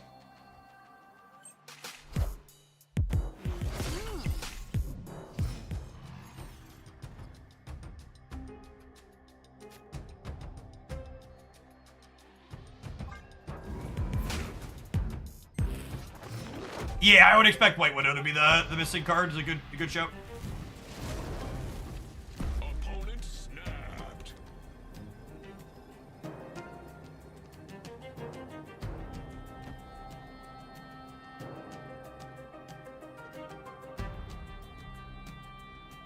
The last card is Sentry. I think that's pretty unlikely.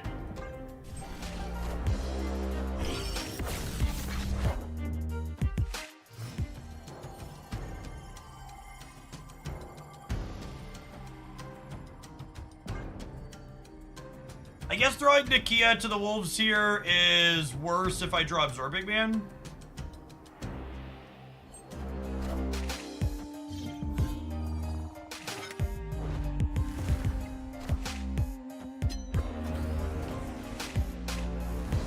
The people that were talking about the Natural Limbo being bad, I actually think Natural Limbo just mostly doesn't matter, because I think my deck doesn't interface with Limbo anyways, so it's just going to be a non-factor in most games.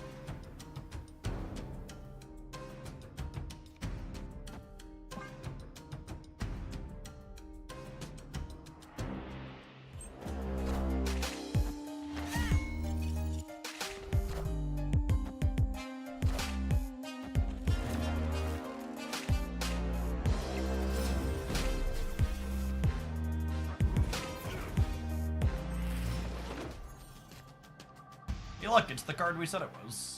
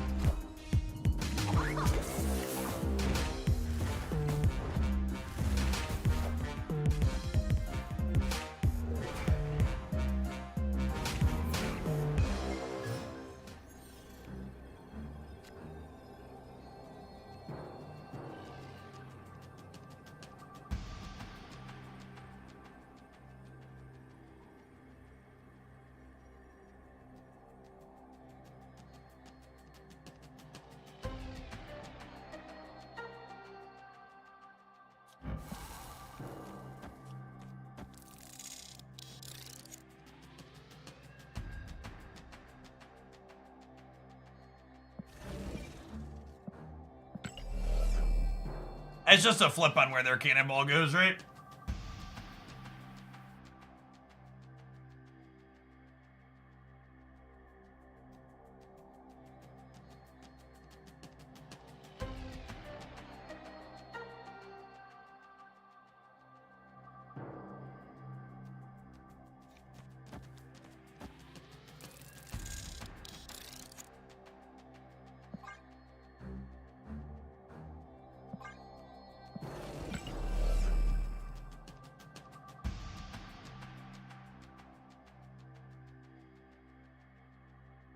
Ball doesn't deactivate Kiss. It deactivates Kiss if I don't fill.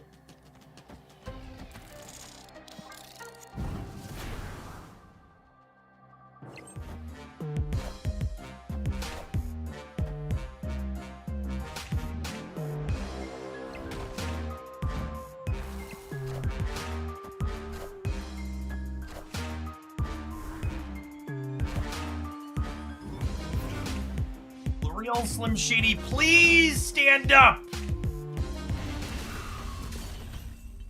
I know we won it on a coin flip, but like, that matchup's really hard. Winning on a coin flip, I think, is about all we can do. Both Clutter and Limbo is tough for us.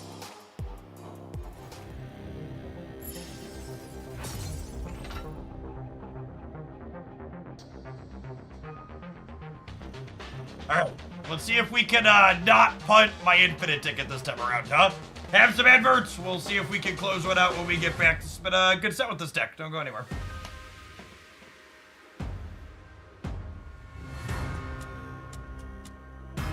By the way, subscribers, if you're hanging out, I'll take more deck submissions. We'll be streaming for a little while. We're floating around 3,000 people. Hopefully going to be a long stream today.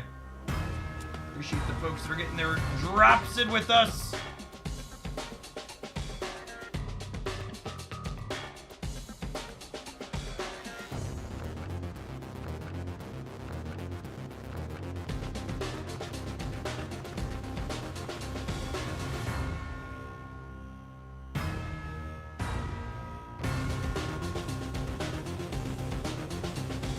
Proxima Strong Guy Surfer. Yeah, maybe. That's another deck that's definitely better with Dr. Octopus out of the picture a little bit. But I guess we did just hit 2 Doc Ock decks in a row, but they were the first couple we played today.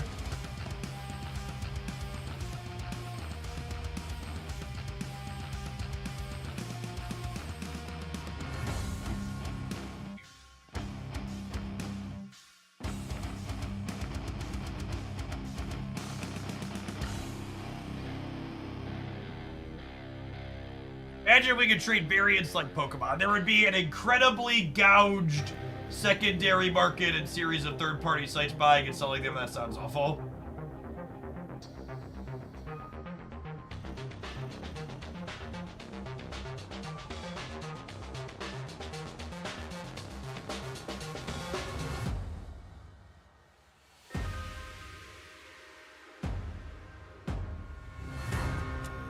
Cassandra Hawk deck you were playing earlier in the morning has been awesome. I hit an infinite tick with it. Yeah, I like that build up. You're talking about the one with Beast in it, Hulk? If so, I like that. Play. My number one thing about being out of paper Magic is no longer having to think about secondary markets and how they pertain to the card games that I'm playing. Blue Attack, thank you for the biddies. Yeah, no new card tomorrow. Which selfishly actually ends up working out for me personally. We're gonna be streaming Marvel Snap all morning and into the early afternoon, but tomorrow afternoon, Stormgate's doing a big sponsored push, so we're gonna be checking out Stormgate on stream tomorrow afternoon. Which is great, because I was looking forward to trying that one anyways.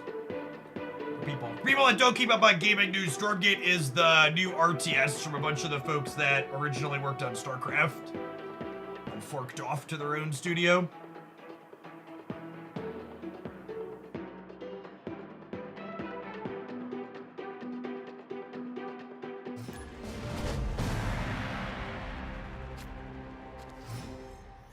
You play much RTS? Not in recent memory, but I grew up playing a bunch of StarCraft. Snap.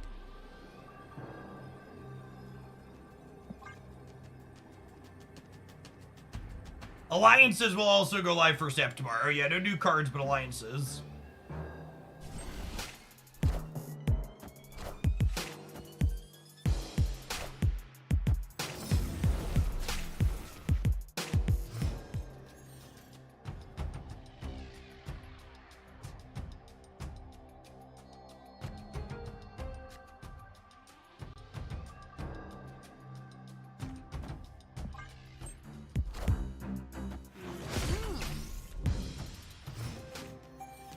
So their Airship opponent, they must have heard me talking about not hitting any of these, and they queued us up a bunch. I actually think I don't want a Fastos here, right? I want a Nakia. Utopia is actually really bad for me because I was gonna play Absorbing Man and stuff into here, and now I can't. Be torched? It might be torched, actually.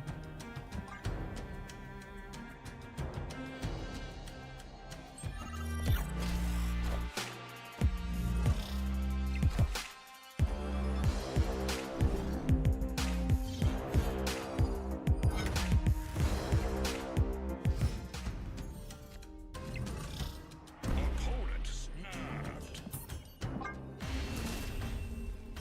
Got so excited to draw with Nico, I just never should have snapped into Crimson Cosmos. It's on me.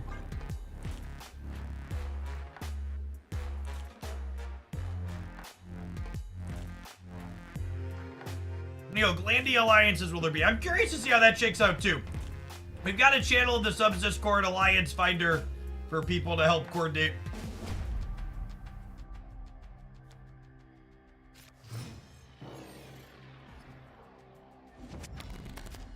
Hopefully, high evolutionary Airship means no Dakok.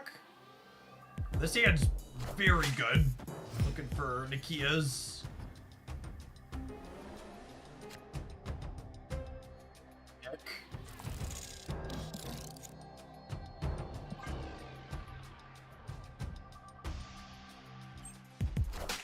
I should technically sit on this in case we draw like Nico Demon Mode. Oh, for fuck's sake.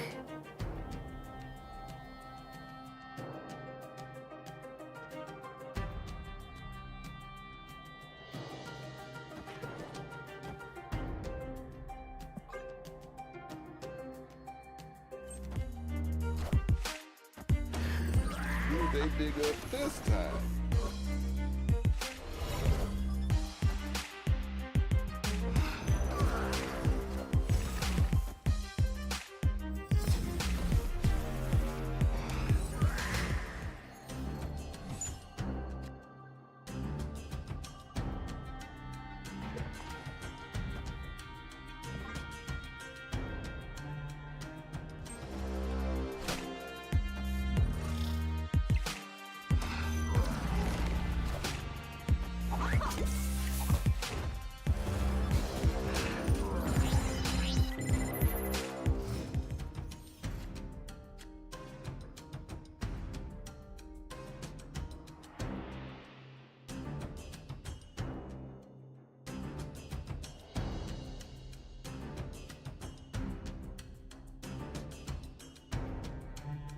The play to win line here is do this and hit a powered up Mr. Sinister to put points into the middle, yeah? We are the future.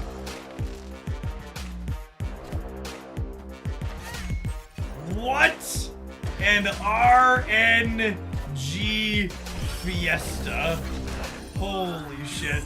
I mean, okay. Yeah, we're still here in it to win it, I guess.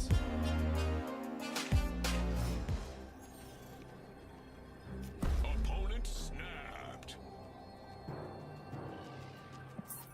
One, fuck off. Escaped. Hey, Brood, some average variance, please. Come on.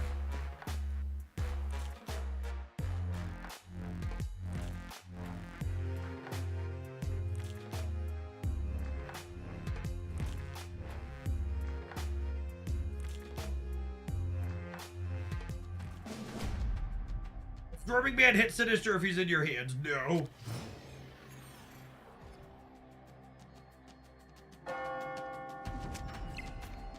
Oh, snap.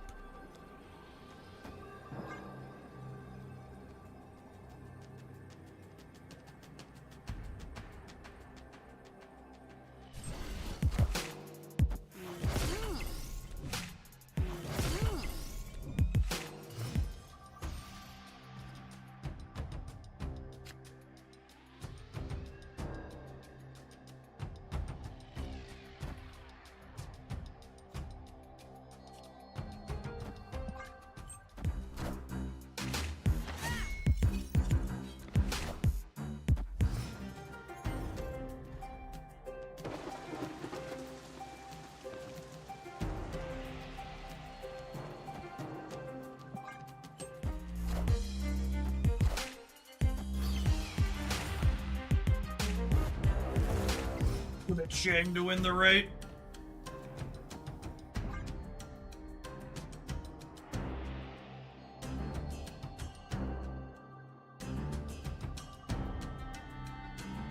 Based on how they've snapped so far, I'm curious to see if they use the retreat function this game.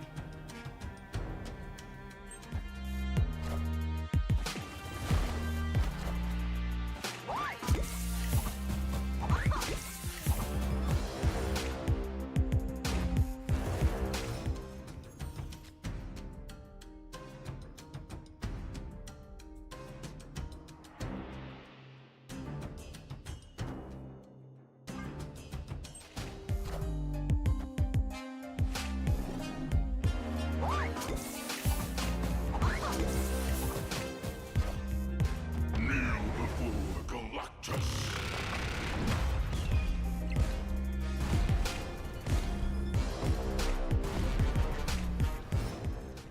I don't know that I'm fully prepared to lose to a randomly generated null. I don't know that emotionally speaking, I'm ready for Boomer Snap beat you with randomly generated null. No, we're beating Goliath. Wanna fucking stay? I told you they don't know how the retreat button works based on their other snaps.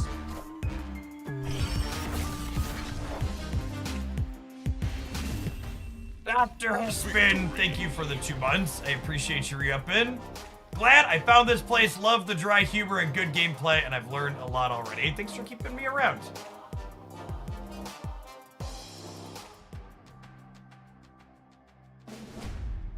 Airship turned 6 and Stone Cold Nothing's name a more iconic duo. That's true, honestly. So often they do a whole lot of nothing.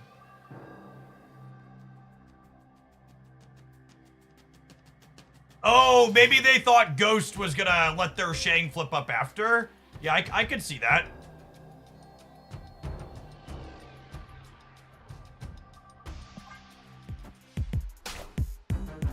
Alright, this Gwen pull on Krakoa is gonna hit Mysterio. I can feel it.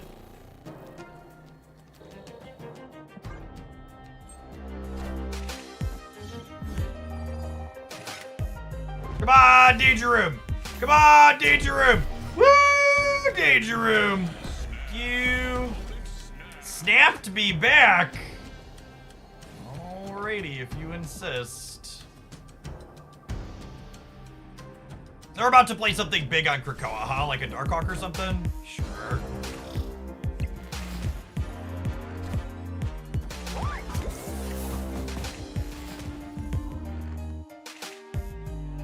Brony, thank you for the Prime. I appreciate the support.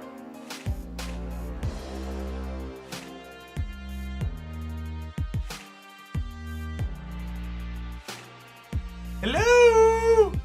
Marvel Snap! Hello!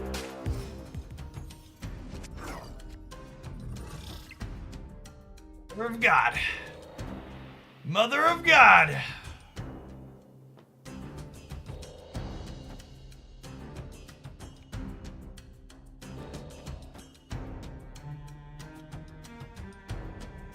No, I'm gonna wait on the 2x mode, I think. Well,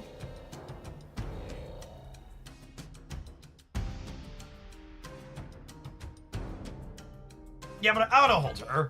It's a little bit worse for the Gwen pool, but. All right, Danger, I need you to kill one more of my cards, please. Come on, Brood.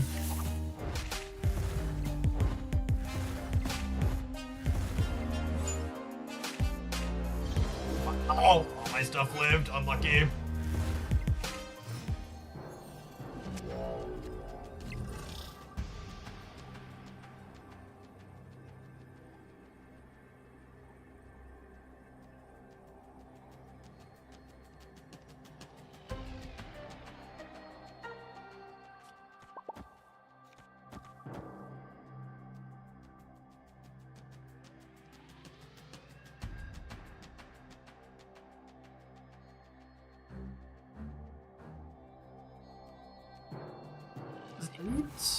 Yeah, so this is 27 over here. This is 27 and 25, and then a little bit over here.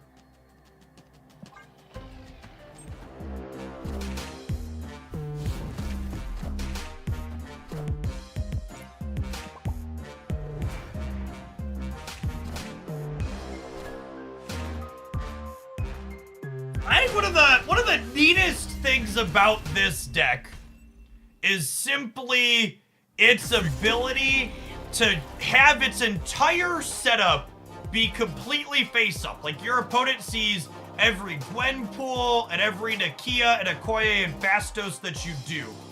But even while they see your entire setup, they don't get to know what your output range is. Like, it's just impossible for them to know what these Gwenpools and Nakias and stuff were hitting, right?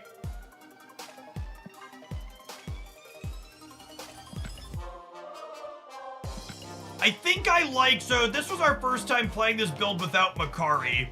And I felt, so I basically just found myself missing Fastos Socio. The games where you don't have two pumpers, it feels like you struggle to make numbers.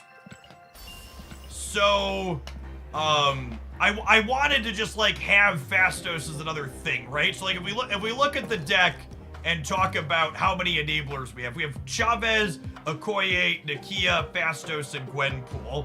And I feel like it's really important that honestly most games you want 3 of these 5. At a minimum you want 2. And like once you have some of them, Grandmaster and Absorbing Man can like sub in for them as well, yeah? So yeah, I liked Fastos. Gwenpool's not replaceable here. I think if you're like a budget player and you're missing some Series 4 and 5 cards, like you could maybe get away with subbing Forge for Grandmaster or Fastos. But I think you need one of these 2 realistically for what I was just talking about. And then she is 0% replaceable. If you want to play this deck, you need to pony up 10 USD for Ben Brode, or wait another week. Because she'll be 5K, 6K tokens in another week once she rolls out of the season. This deck's bad matchups are Dr. Octopus and Clutter, but like we showed in that set, not impossible, just difficult. And I think this deck is genuinely good into all of these Thena, what are they? The Thena and Darkhawk decks running around. I think this deck gives a hard time against that. This deck's bad against Shadow King. I actually don't think that's remotely true.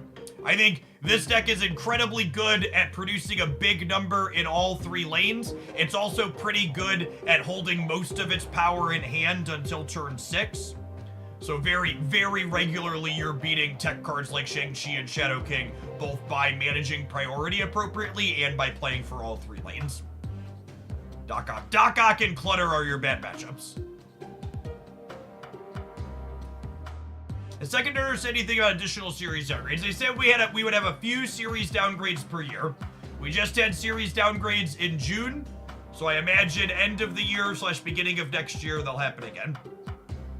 And January and June so far, so if they keep at that pace somewhere in the October, November, December range will be the next one. Yeah, I liked no Makari. Makari was awkward in a couple spots, filling lanes that I didn't want to be full, and I just wanted more enablers. So, yeah, I'm gonna write that one down. That'll probably get a highlight. Some good games of Marvel Snap with a fun off-meta deck.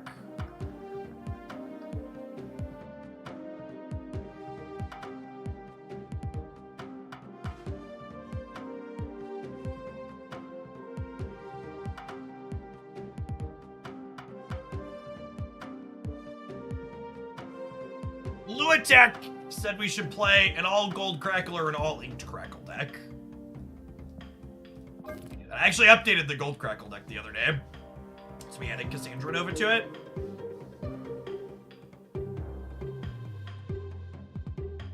Actually has some overlap with our last pile of cards. We've got some lovely crackles on these. Why not play Brood over Mr. Sinister? Because the deck is very board space hungry, and you generally speaking don't have room for Brood's bodies, and the energy for Mr. Sinister is important Because with 6 energy, you can Mr. Sinister and Absorbing Man on turn 6. You can't Brood and Absorbing Man. What is good against Clutter and Dr. Octopus? Decks with movement cards. Jeff, Nocturne, Vision, the Athena. The Athena Movers deck I highlighted in my best decks roundup this week. I think is the best thing you can do against Doc Ock. Hands down. Alright, let's play some gold crackles, eh?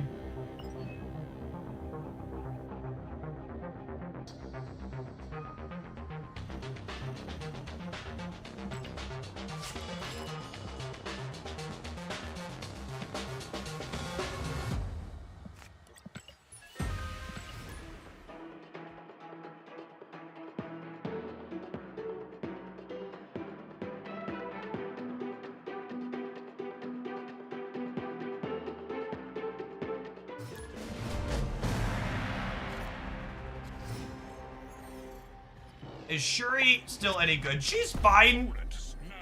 Shuri's just not a deck that sees a ton of play anymore because she's existed for 2 years almost.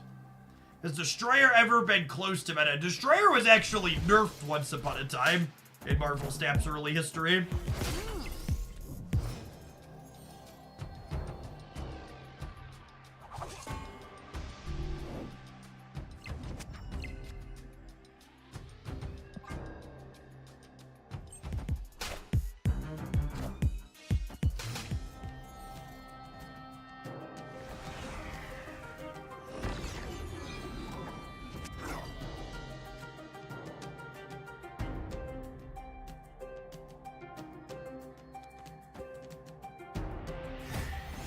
Just doing this and hoping to peel a Killmonger eventually.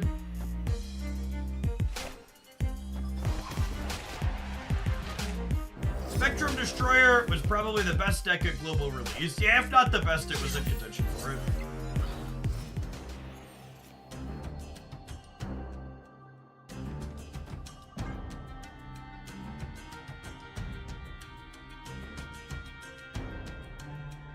Alright, Gwenpool, I need you to dodge She-Hulk, please. Booster negative! Culture.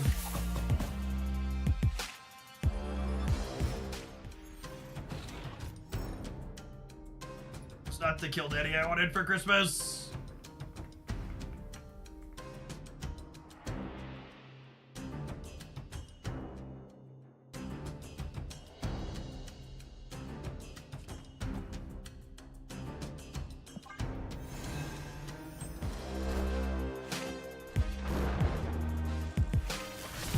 Jane Foster drew 2 zeros.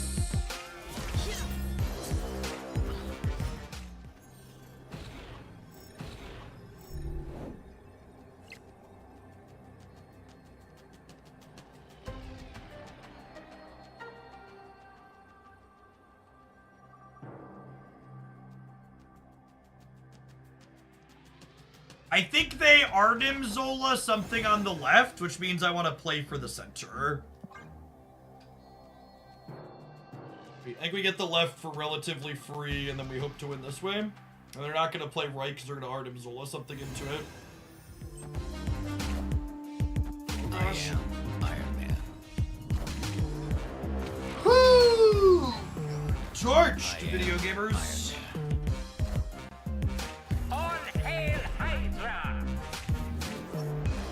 Catch you later, Rokos. Let's drag it out. I am Iron Man. Mr. Negative, doing Mr. Negative things.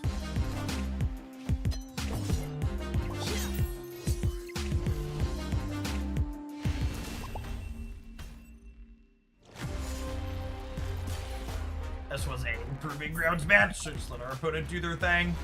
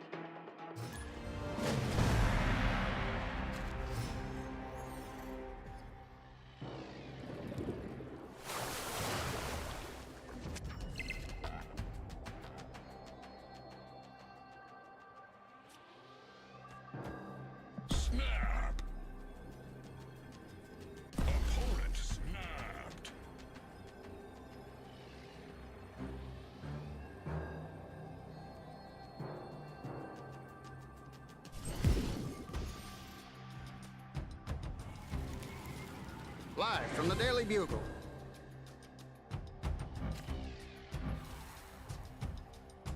Ooh.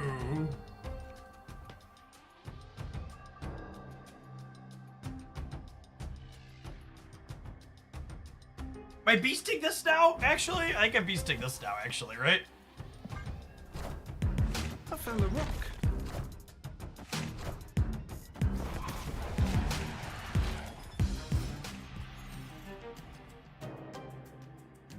Thanks, Jameson.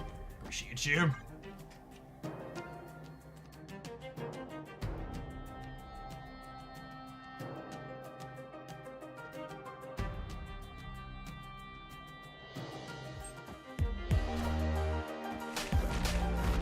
Joke's on you, opponent. I don't need to draw more cards.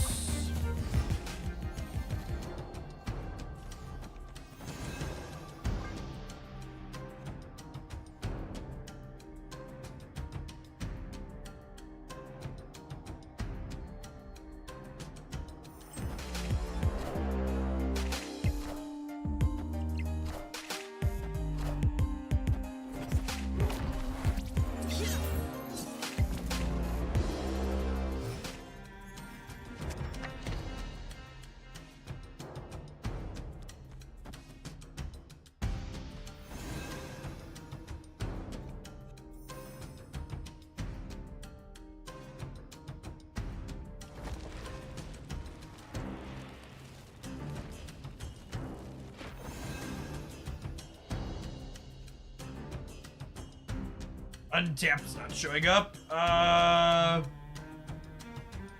I saying there is an update available? Do that real quick.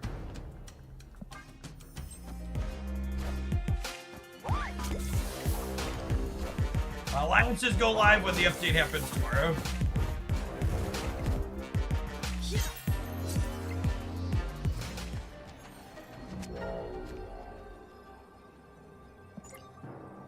Gwenpool hitting good would be bad. Well, it's a good thing my Gwenpool's a motherfucking professional, then, isn't it?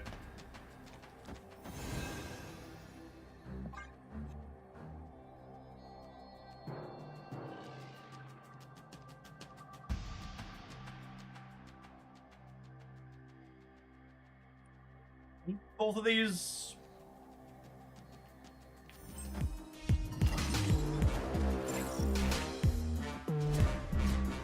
Surfer?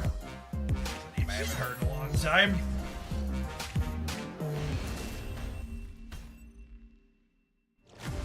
It's a diner run until next Tuesday. Yeah, it's 2 weeks.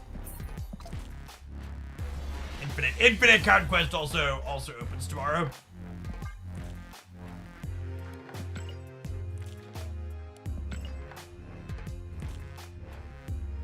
Our gold crackle deck isn't very good. I want to play our ink crackle deck instead. It's much better. I crack a gold ticket before we play that one again. To the top while we've got time.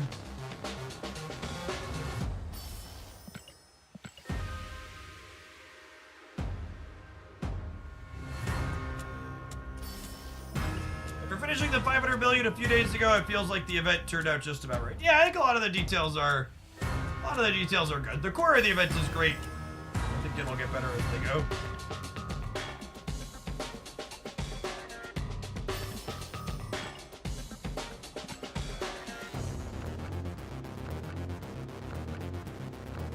My only complaint for the diner is once you get to 500 million, there's no incentive to play. Yeah, having some type of extra bubs turn into boosters or something.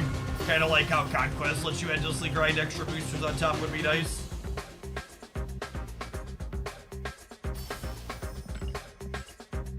That.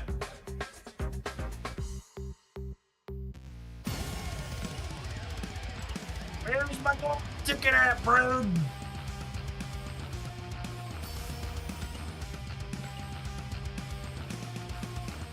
Insert Stewie with the crowbar beam here.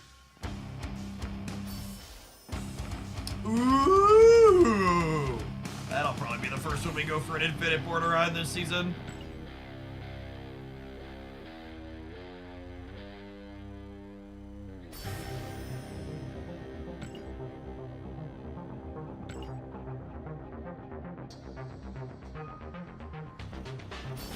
Fire opening cache is on a gold ticket. I feel like playing Gold Conquest. We're gonna play a good deck.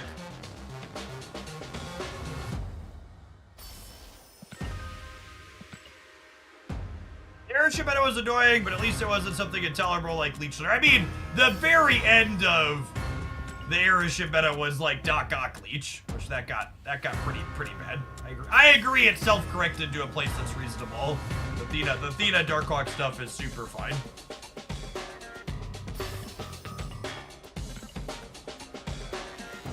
The tail end of airship being everywhere was not pleasant.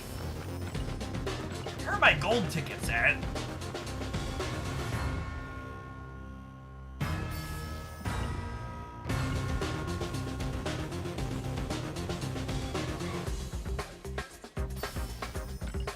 Is the patch tomorrow expected to be Alliance related? I mean, there's always a chance for card changes in the patch. But there's also card changes coming in an OTA on Thursday, so I wouldn't be surprised if there's not a lot already. We'll see.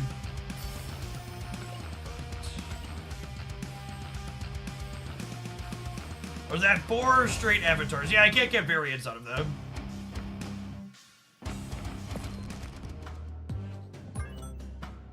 Old Crackle deck for now. Cracklelock's pretty good though. I'm just gonna put this back to his inky form. My kingdom for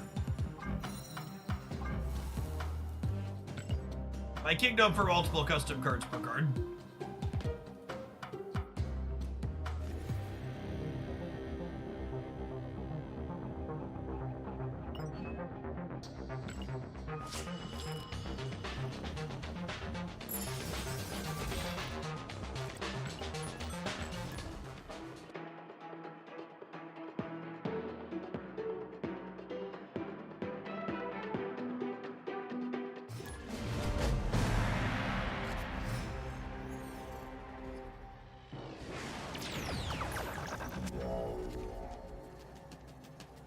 Where were you 20 seconds ago? Huh? Huh? Sleeping on the job, Cassandra?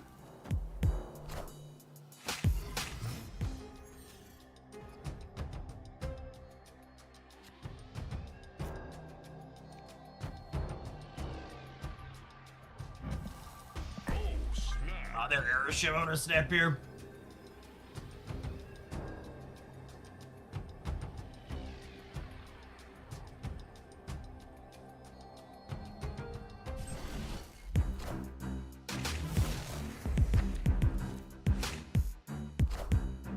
Hey man, I'm cool.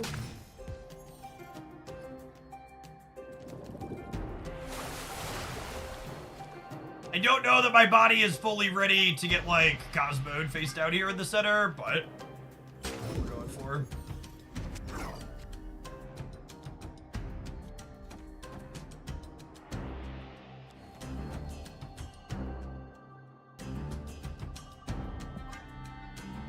Avengers! Assemble.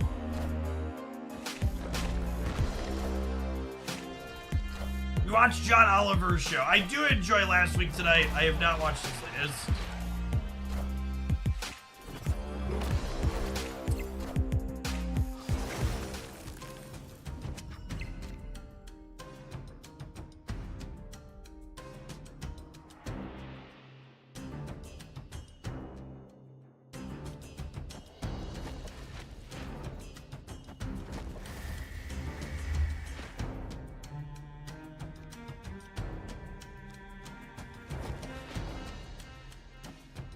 So I want to do this, and I want to end on Nova. Ideally, I grab priority here, and then I can Absorbing Man Cassandra Nova next turn, so that way we can copy this before they shang it.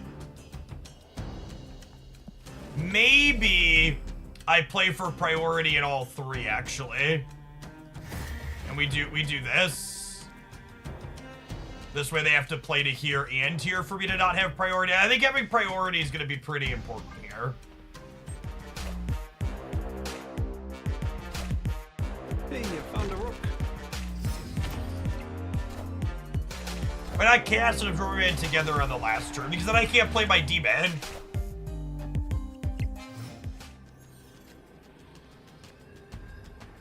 I think this wins the game most of the time, yeah? Victory.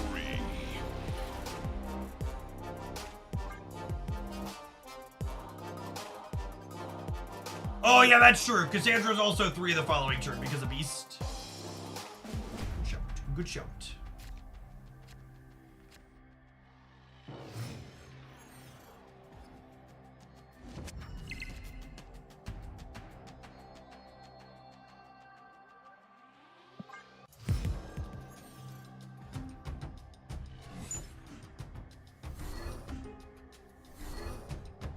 Opponent snapped. Snap. Going on, Destroyer. No fast drops here or anywhere else on Twitch. The creators that have those commands telling you your drops are going faster, their chat are liars. Gotta watch 6 total hours of this channel or other channels on twitch.tv to get your drops in for the cycle. No way to dance around it.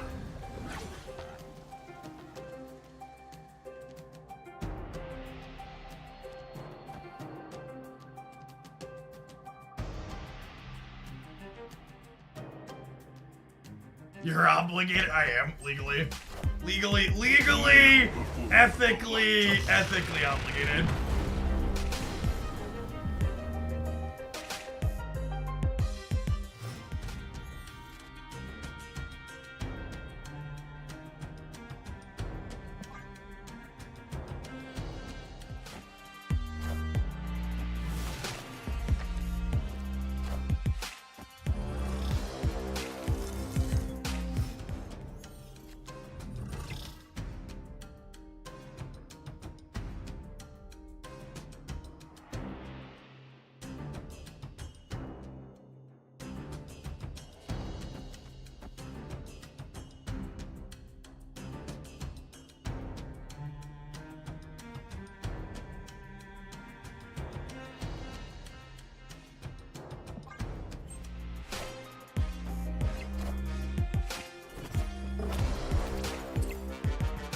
Manure player, what do you mean when you say priority in that context? So priority refers to whose cards are going to flip up first.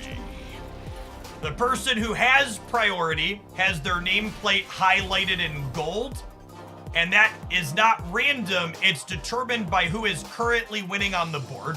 So for example here, I played my Cassandra, she got huge, and then I beasted her back to my hand, so my opponent would be winning on board, so this way they would never have an opportunity to say, Shang-Chi my Cassandra Nova.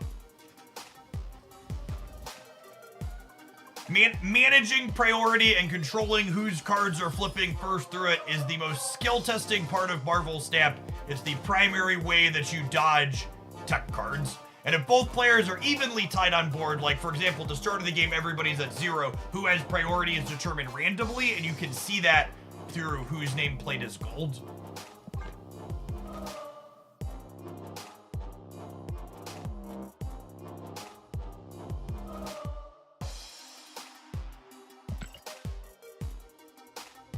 Vibranium offers! All right, let's take a look at the shop here.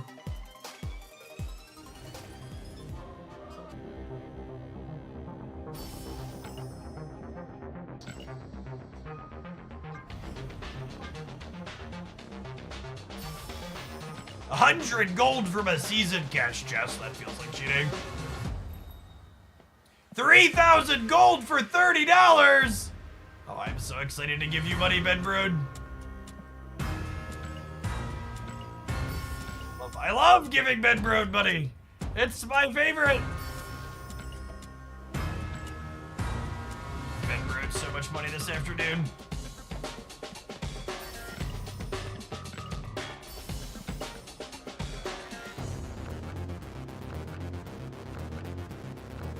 Free boosters for 2 splits? Is the Destroyer bundle worth buying? I believe the Destroyer bundle is comparable to Token Tuesdays, yeah? I haven't actually done the math. Somebody tell me on the math, yeah? I believe it's good, yeah?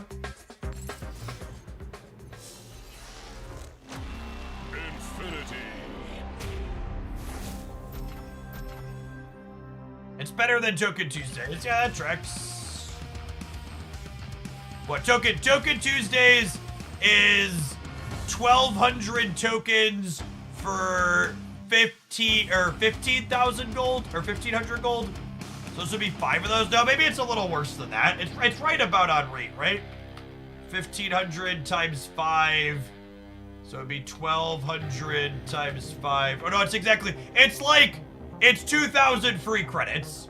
Yes, so this is exactly the same rate as the best Token Tuesdays deal ever, but also has 2,000 credits plus a variant.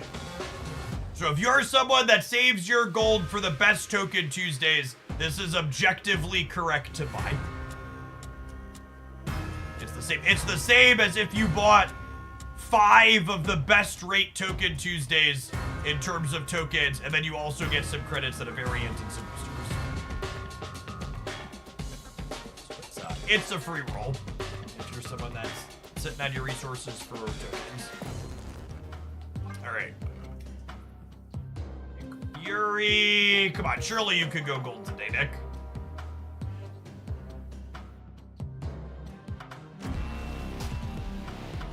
I'm so excited when I saw the Black Crackle chat. You know, no new cards tomorrow, man. Accurate. Red Hulk, it's your day, Red Hulk! Glorious gold, Red Hulk! Sag. Alright, let's open these and get a pixel hello real quick here.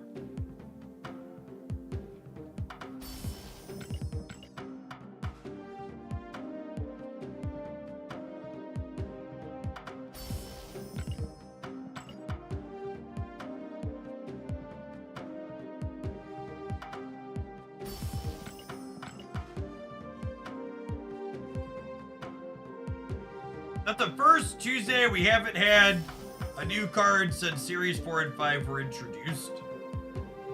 Yeah, that sounds right, because we had weeks where there weren't new cards and spotlights, but they used to light up with the first week of the season. Yeah, this is our first week without a new weekly card release in a really long time.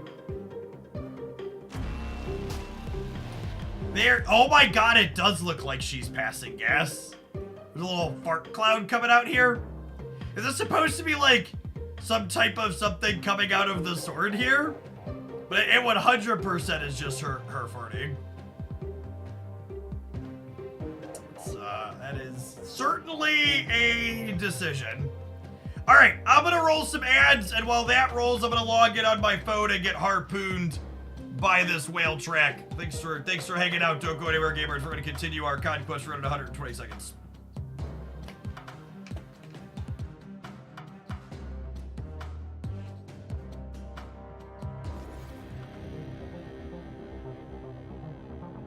Splitting anything today? No, I don't know any splits today.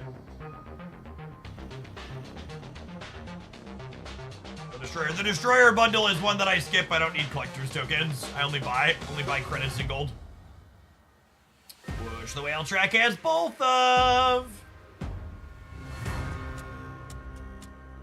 Please show animated pixel hella. I refuse. You cannot make me.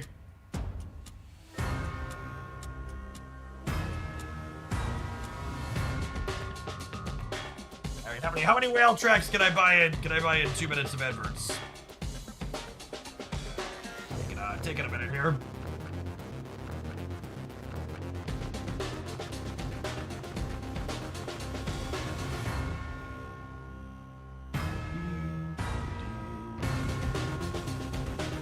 Well, this is an expensive one. The second hit is $15.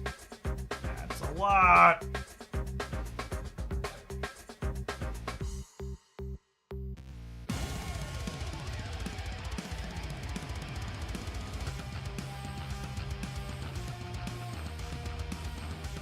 Best looking piece of art in the game. There's a ton of good art in the game. Got him one and done.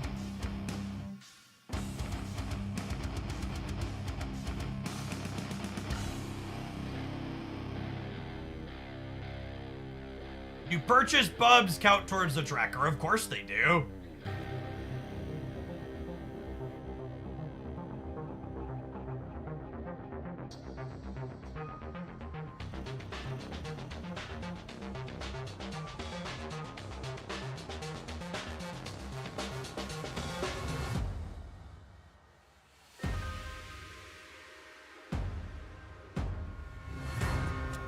We harpooned a little bit on the vibranium trick. We bought 3,000 gold or 3,000 gold for $30. Let's see if we get an avatar or an actual variant out of the premium midstream. Ooh, we got P&R Brood gamers. Look at that. Look at that. Actual piece of variant art. Lovely. Ooh. Ooh, it was an album art. That's a good beat. Let's restart and claim our album awards, huh? Nice, nice.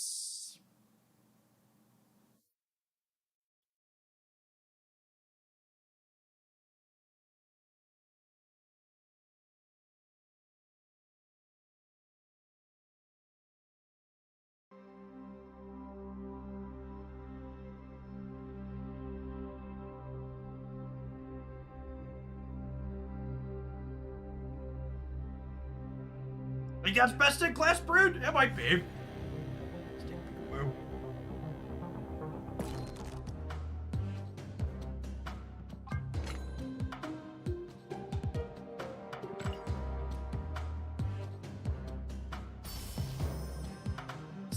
Solid emoticon. I wouldn't mind opening this Cosmo at random. I guess this is best in slot Cosmo. I just can't justify paying 1,200 gold for it.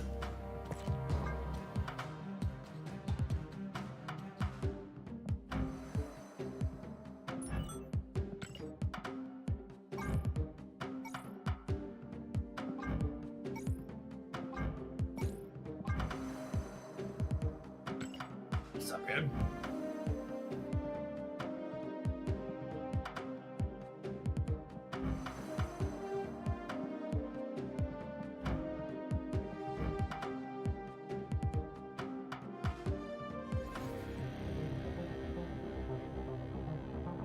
Login rewards at the bottom of the web shop do. I mean, we have login rewards in client, or are there different ones in the web shop you're referring to?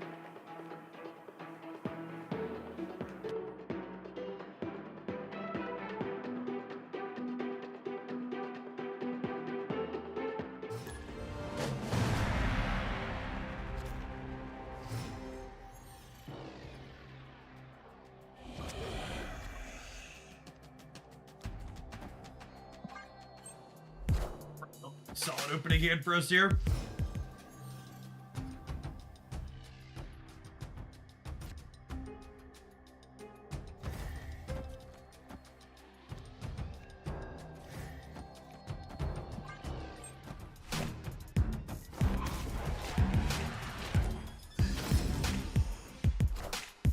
Hey, you found a rook. Found a rook.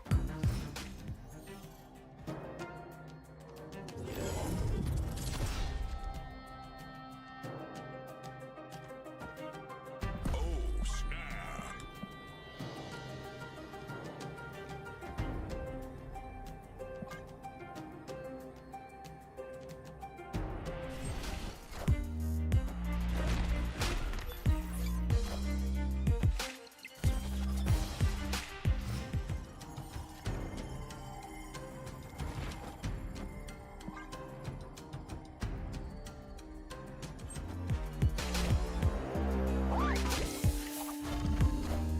Thanks to Mindscape, we're gonna get to know what we're gonna get to know what they Gwen pulled in advance, which is nice.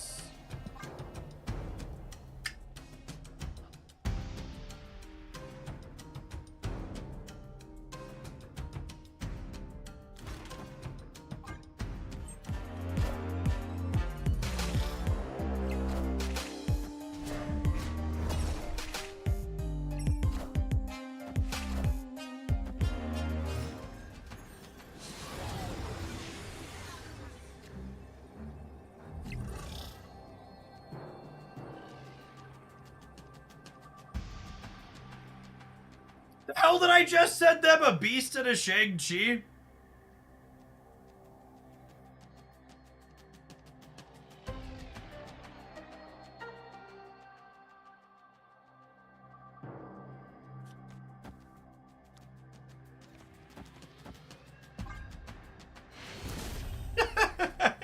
What a weird game.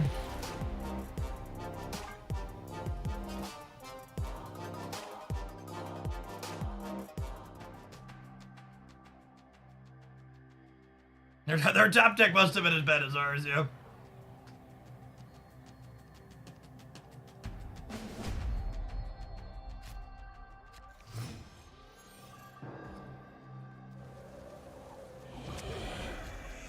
Yeah, I've seen that one at gold before, man. That's good.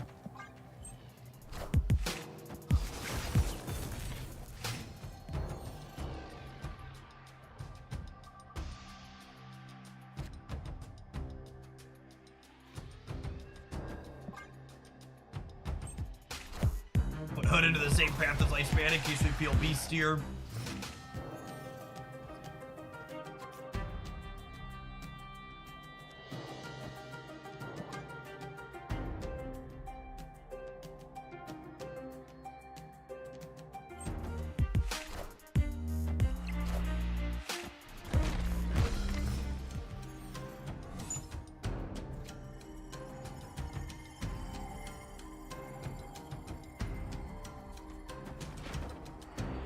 Sounds great, yeah?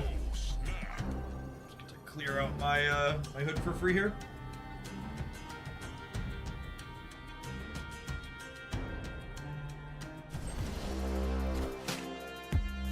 Oh, should I Korg then cast? That's a good thought.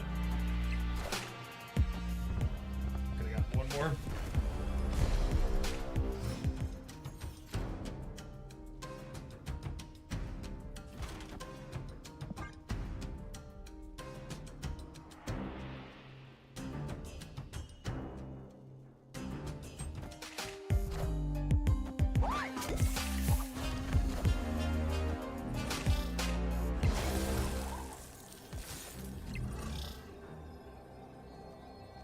Yeah, good shout outs to chat for people. Oh, I could have sequenced a little bit better here. Should have gone Korg cast and then played to Absorbing Man that turn too. I think I just count on 19 being enough here. It'll be 19 here, and then I'll be up to 17, down to 15 here. Is there a good replacement for Copycat? Copycat is a generically good 3 energy card. You can replace it with another 2 or 3 energy card that is generically good and plays fine on curve. Hey man, I'm cool.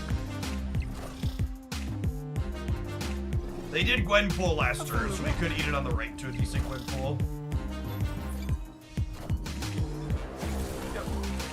First game here. And that's the power of Gwenpool, right? You just don't know what their output range is.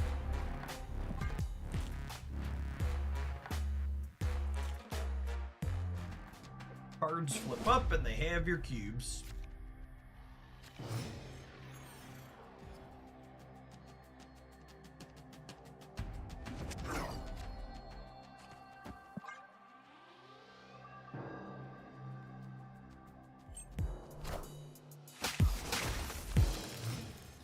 Iceman's pretty good this matchup. They have a lot of 3s they want to play on 3. Snare.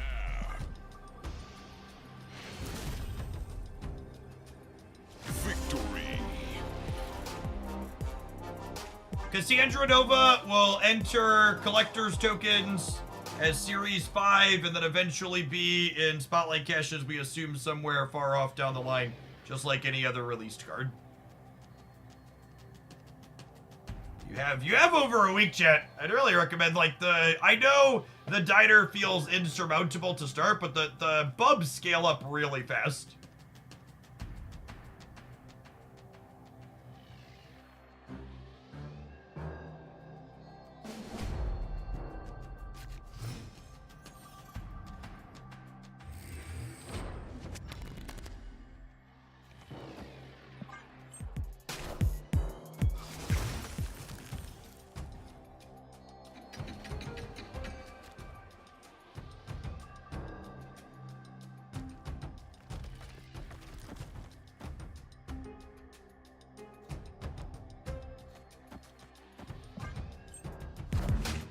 Hey, I found a rock.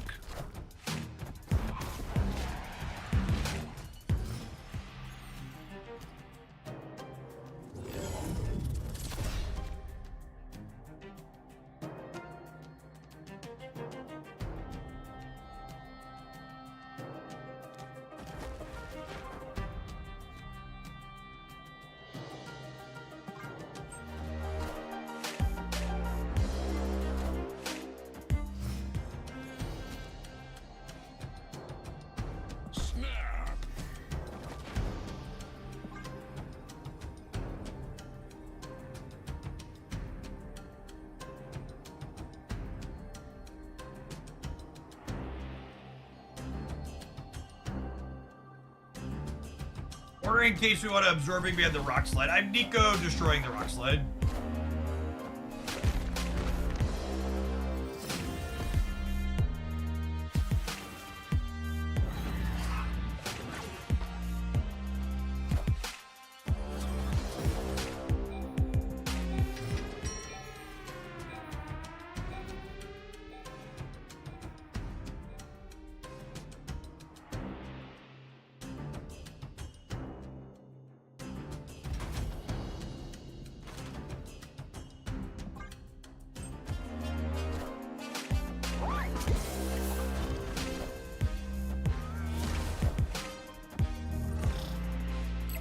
Killmonger build.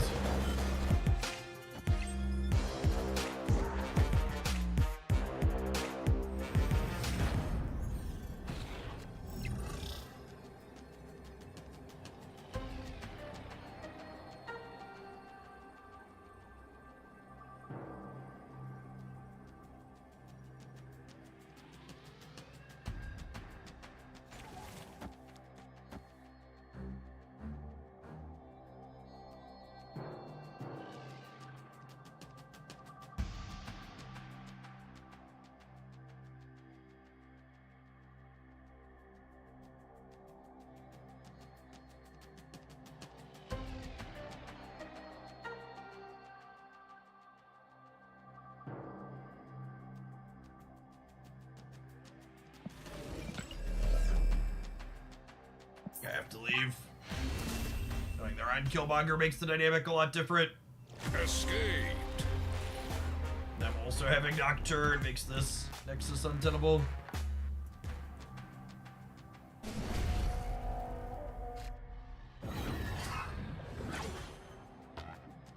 Well, then.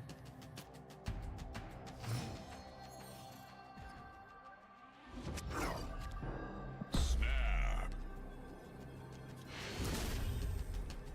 Victory. I even get to play Iceman into Sinister London proactively here because I have their Killmonger to clear them out after the fact. I must not have their Gwen pull in their opener.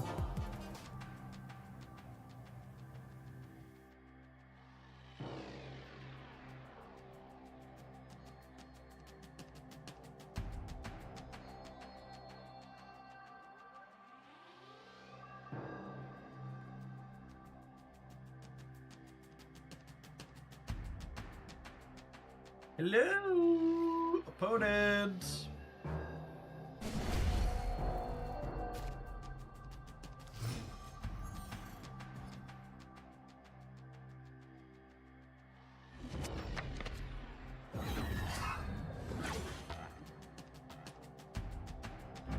That's interesting.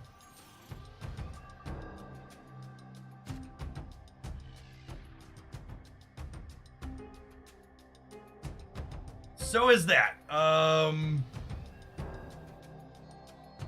fuck me.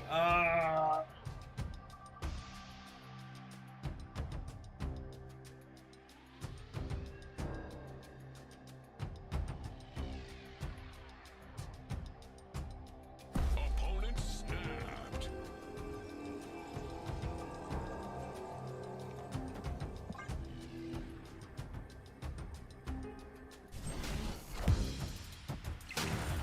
The problem here is their Surfer means they win the Casanova Barm here.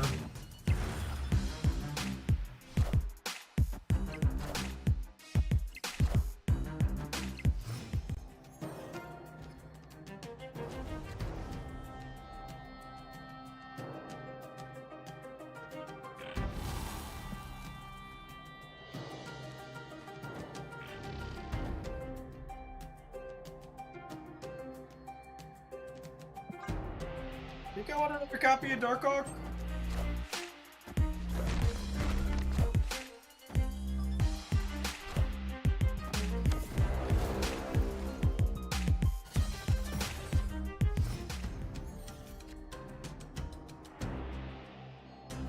Dude, where's Makari?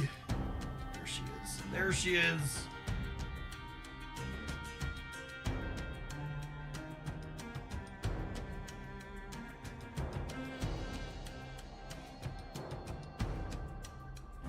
Hood's had better days, Chip.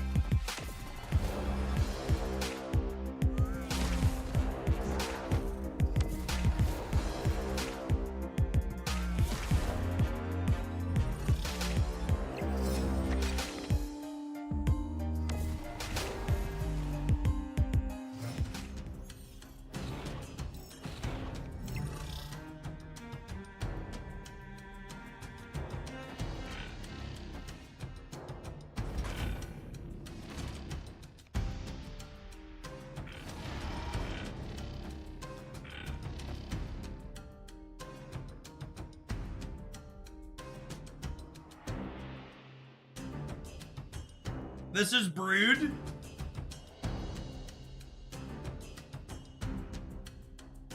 And then next turn, even if they turn off Elysium with Nocturne, I have 8 energy and can Rock Slide plus Darkhawk.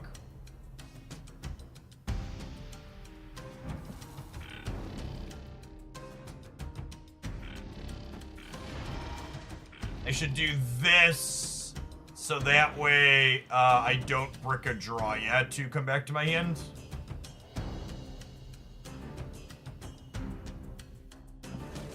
I guess that doesn't matter.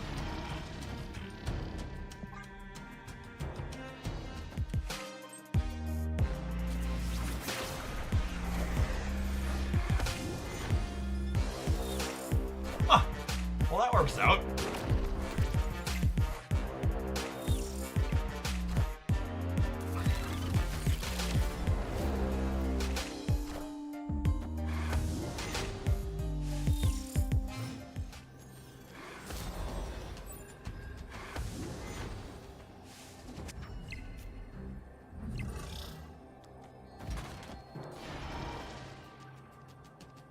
Even if they Surfer here, we should still be winning here and here.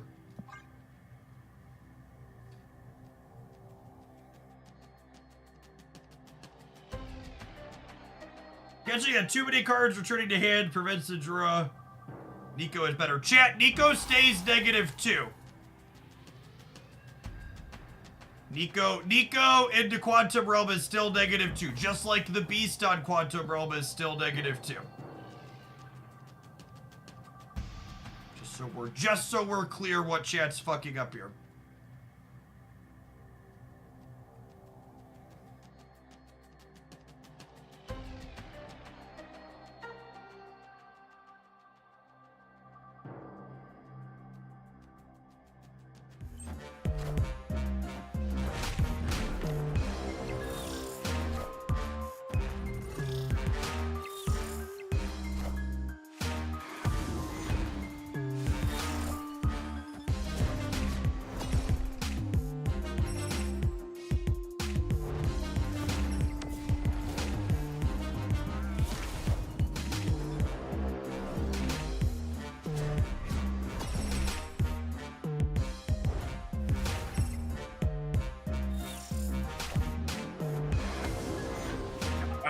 And a nice amount of power on the left, but no match for Nico into Double Hawk.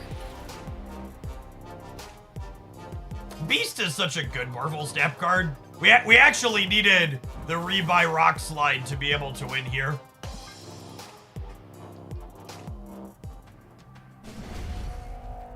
Ended up being really close.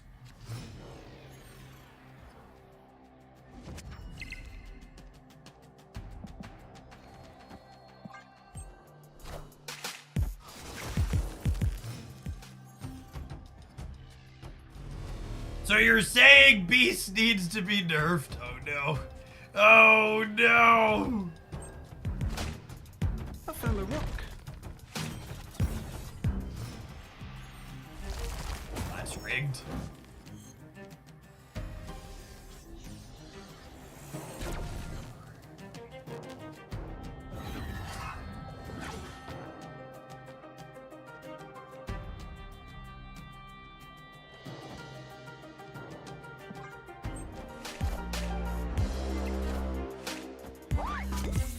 Got him. Please be Castle Blackstone. Well, I guess I'm gonna get extra energy either way, yeah?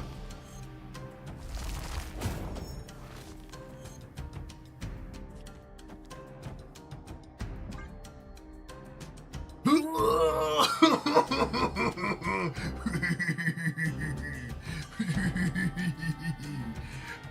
man. Oh man.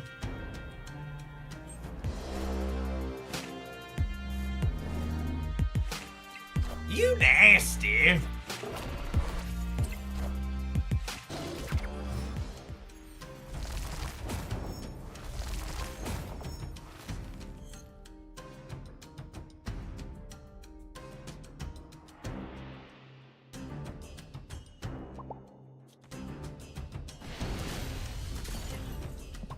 Victory. Those of you that are joining us, we put these 12 cards together the other day because I wanted to see what the best deck we could build with my Inked Crackle collection is. And then, like, unironically, I don't think I'd change any of the cards in this deck. I've just, like, been absolutely crushing with it. It feels real clean. The small beast package feels real good. Like, we're not, like, a full-on dedicated bounce deck. But we leverage Beast to great effect. Having a couple of value things for Beast, and then him being like a declutter card on top of that feels real good. This deck works towards your Marvel Snap suffers from an innovation problem theory, 100%.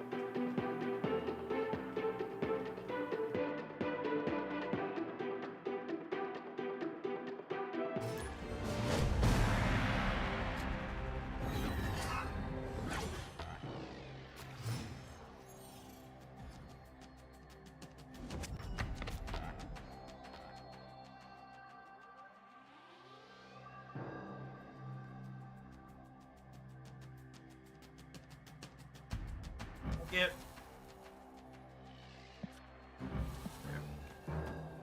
Oh, snap.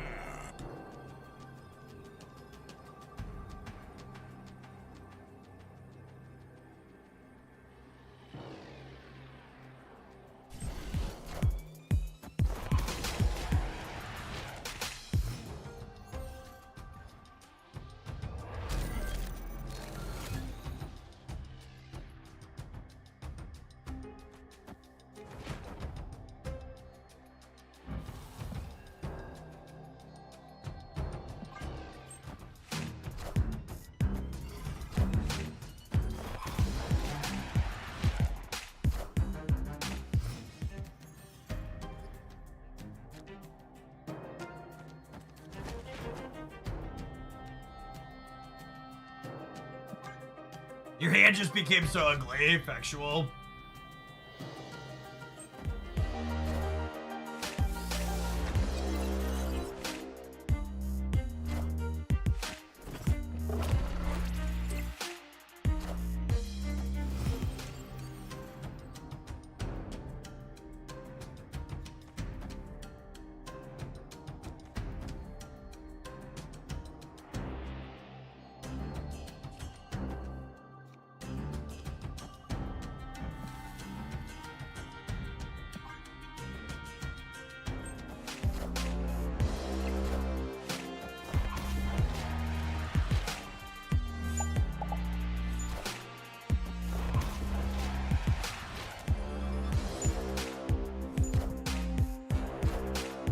Hey man, I'm Cook.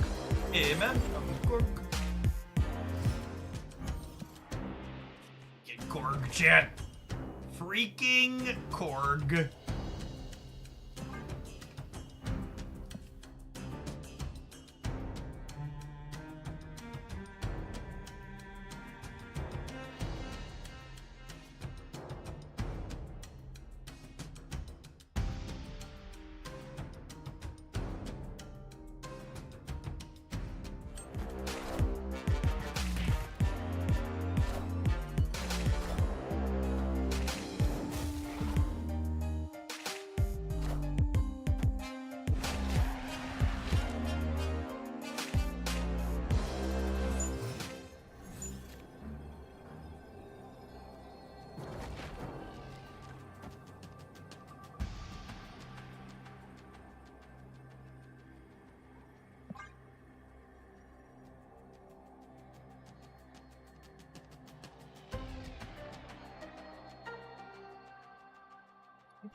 staying. I think I'm staying.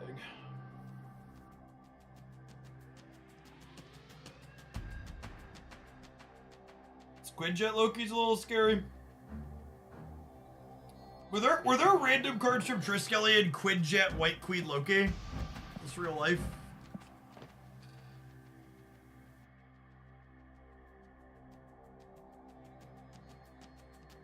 Maybe playing the second hood here was wrong because it cut me off at Miss Marvel. I guess I'm playing the demon there anyways, yeah.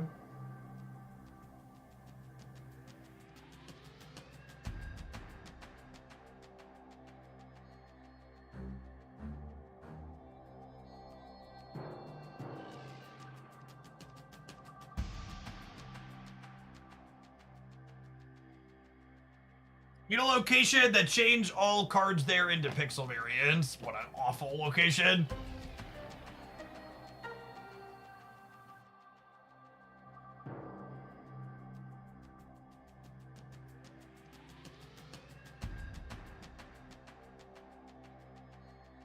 The 8-bit theater. That is a lot of Marvel Snap cards, Jeff.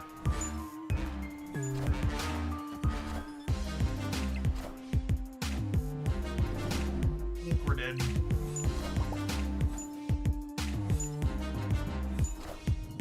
Hey, you found a rook.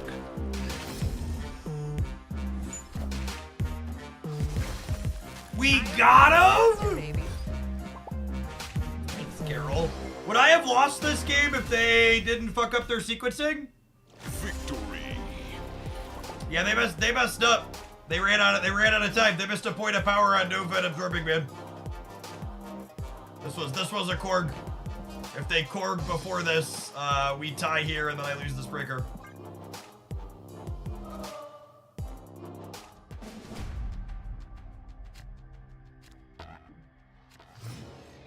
Use any of my borders. No, I like all my cards to have matching borders.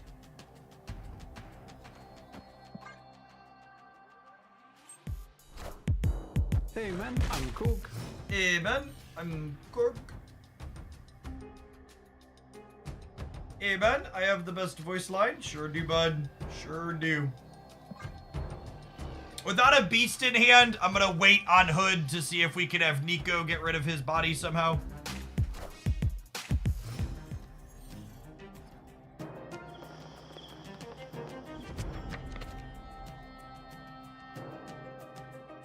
I might play two things here this turn, we'll see.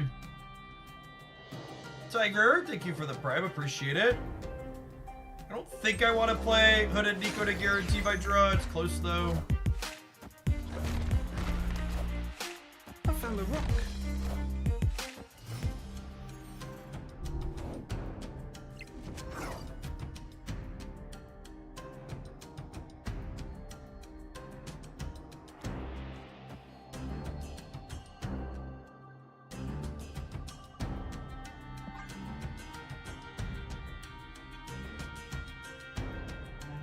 They have Athena. Yeah, Athena Hawk most likely here.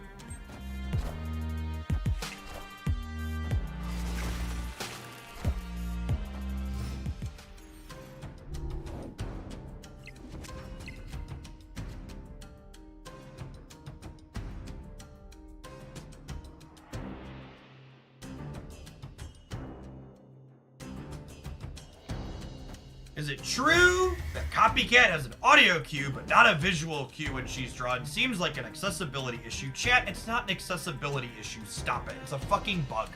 Calm down.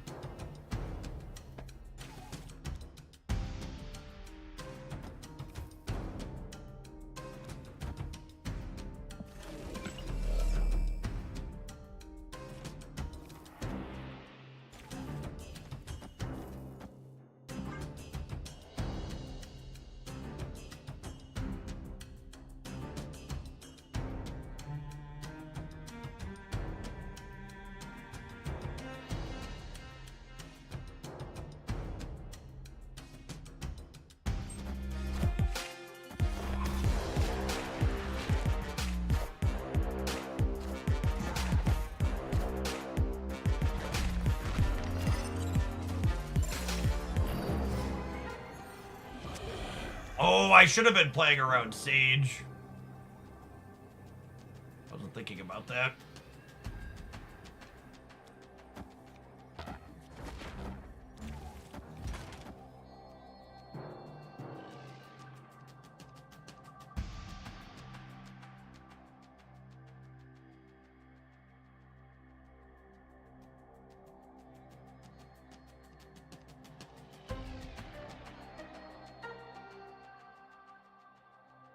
They lose to their Hawk, right?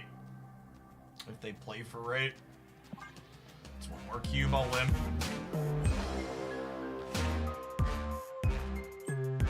Well, I mean, that's exactly the point. The person was like, I never play with audio. Why would they ever implement a thing that requires you to have audio? It's just like not a good design space. I am Iron Man. Also, like, it was something that was never explicitly mentioned in any of the notes as a feature of the card, right? Victory.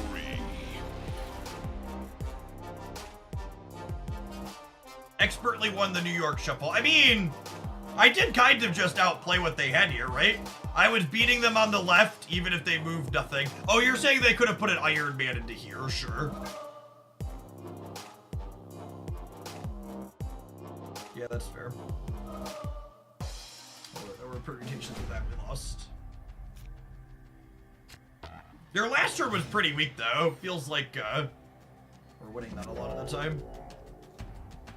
The left was the big house, so they couldn't have. They could have played Mystique in there, Video Gamer. Literally played a 2 energy Iron Man. Hey man, I'm Cook.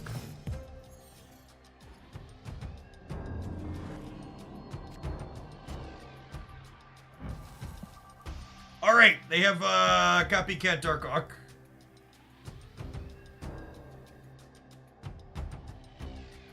Copycat, Shang-Chi. That's gonna kill my Darkhawk, is what my mouth is struggling to say.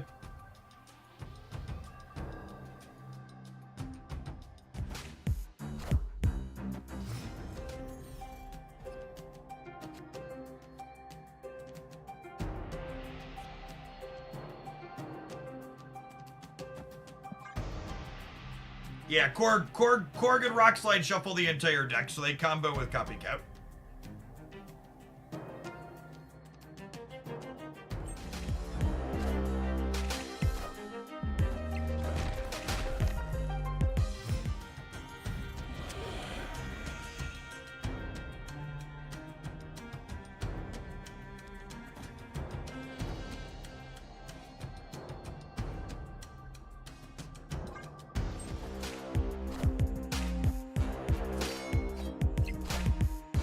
They're playing Cosmo in their Sage deck. Sure thing, Video Gamer. Sure thing.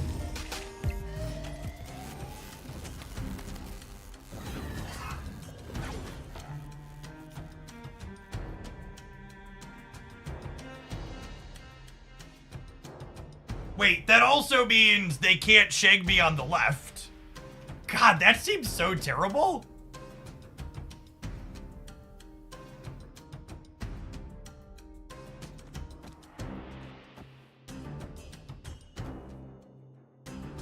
I think I wanna eat this so I can draw a Korg. Oh, snap.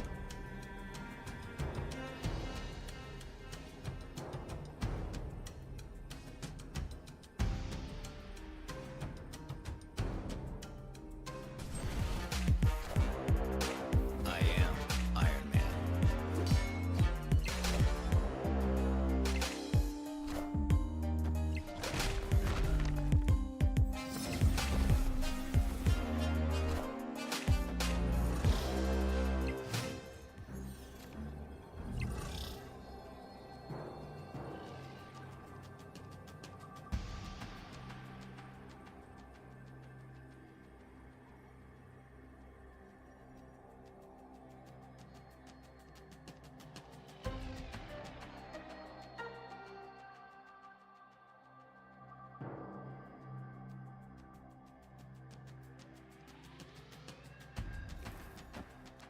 Did I ever this?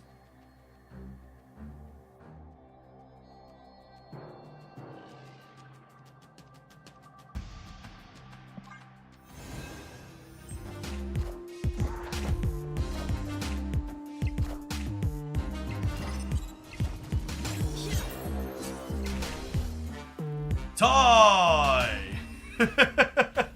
Tie.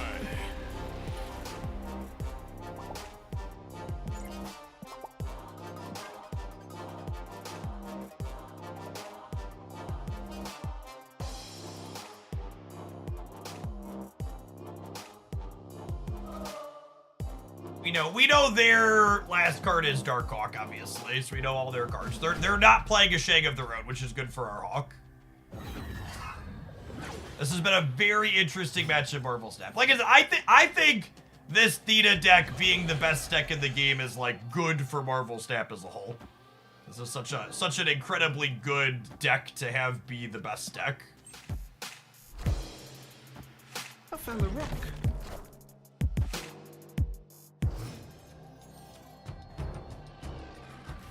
This is a Sage. Snap.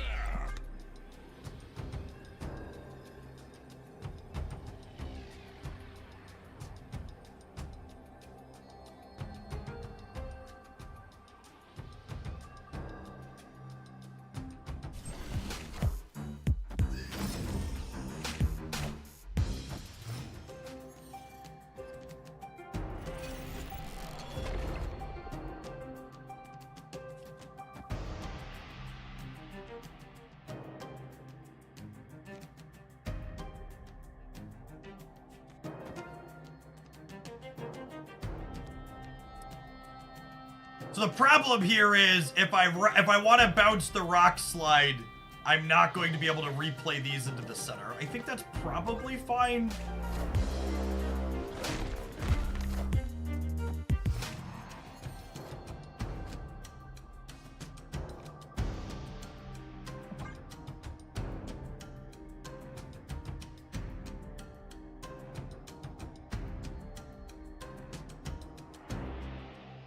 I'm sad that it being the best deck means my Airship deck gets so punished. I mean, your Airship deck being the Airship deck is a big part of why this is the best deck.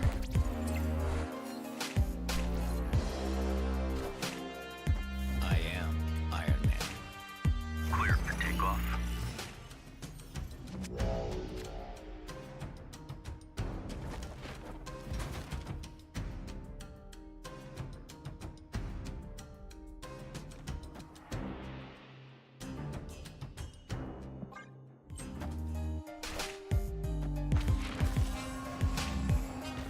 I am Iron Man. Yeah, Nico, it's me, Clear Mojo here.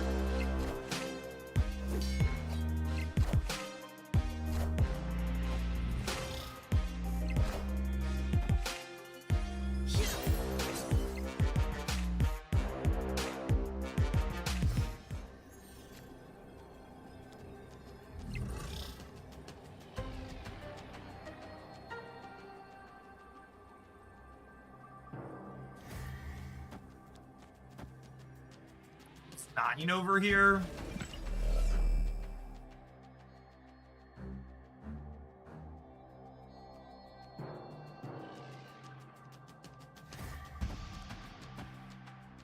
This is a lot over here.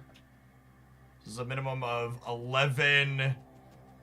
And then 2, 4, 6, 8 more.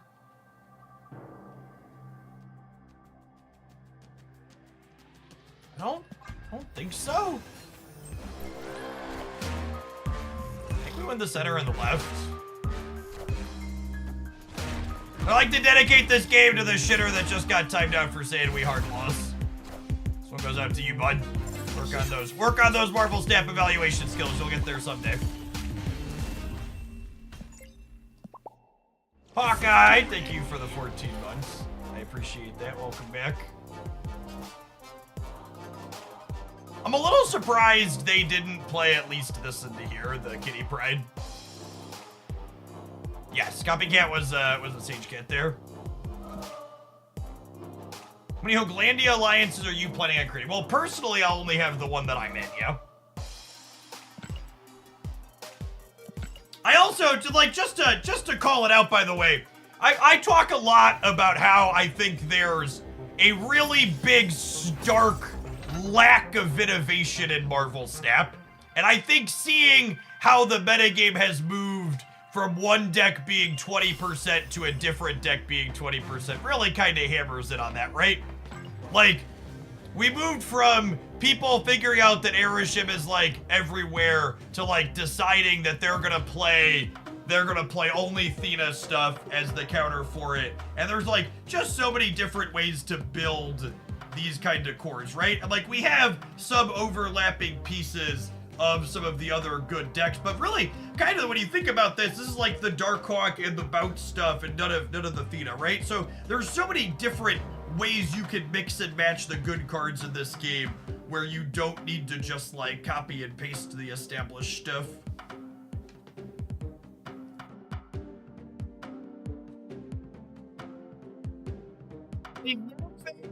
The bot glitch so less people get Cassandra is a dick move by Second Dinner. Here's a counter perspective. Everybody auto-retreating because they figured out a pattern in how bots happened actually makes the entire experience of the Deadpool's Diner fucking dog shit for people that actually want to play games of Marvel Snap. So I get it that a lot of you sweaty nerds out there that have never played a game for fun in your life, you think it's interesting to sit there and concede matches for 3 or 4 fucking hours to metagame how the bots were working so you can get a nominal prize not enjoying yourself. But most people feeling compelled to do that because it's the optimal thing to do is awful. A thing I am very fond of quoting is that gamers will always min-max the fun out of their games, and it is your job as a game designer to make sure the optimal thing is fun. So when someone discovered that it was optimal to retreat 9 games in a row and then get a bot and then slowly progress by retreating 9 games in a row to humans and then get a bots, that's awful, but it's also optimal. So like having that be the optimal play is atrocious, and anybody who's upset that like they got rid of that oversight being the optimal thing, does it actually save time? Yeah, I don't think it saves time, but it basically guarantees the outcome for you in a way that's really tedious. And making it so there's this really tedious thing you could do to guarantee it, rather than encouraging people to actually play the freaking game is so terrible. And the fact that people are remotely upset or annoyed that they got rid of that as an option, you're ridiculous. You're just like not someone should ever consider your feelings about when they're making changes. Like, it's really bad for the game that existed to begin with, and I'm glad that it was caught and fixed. Yeah, sweaty gamers love tedium. Just play the actual game, people. It's fun. The game is fun. Here's the actual dose of medicine you need to hear. If you're not having fun actually playing Marvel Snap and you're only doing it to get some kind of nominal prize that just enables you to play more Marvel Snap, uninstall the game. Your game should be fun, chat. There are so many things that are tedious and chore-like that you are obligated to do as an adult. If your video game, the thing that's supposed to bring you joy, is just a tedious, mind-numbing grind that you never have fun with, you're in a toxic relationship. Take a step back, reassess, and find something that will bring you joy. There are so many good video games that released the last couple of years, and I think Marvel Snap's one of them. I love playing this game. But I also know and understand that like people get into those vicious cycles where it's tedious and it's a grind and they're not having fun, and you need to definitely be aware of that mindset. And if you hit that point with Snap or any other game, you need to take a break. Because it's like you're going to completely burn yourself out and be miserable and be one of those people that just like only ever complains because your thing that's supposed to be fun just isn't. Have fun. You know what else is tedious and not very fun but has to happen? These adverts, because they pay the bills. Shout out to the subscribers that don't have to see them. Everybody else, we'll see you in 120 seconds. Thanks for hanging out. Don't go anywhere. I need to run and fill my water bottle, subscribers. I'll be right back.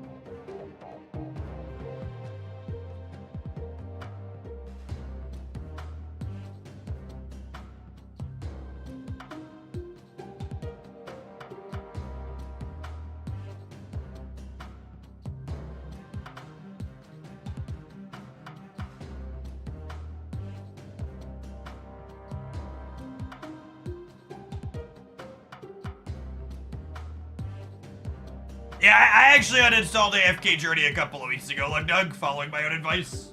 It definitely became chore adjacent for me and I bounced off. Stickman Bond, thank you for the 15 months, appreciate it. Hawkeye, thank you for the 14 months. Gavin, thank you for the 15.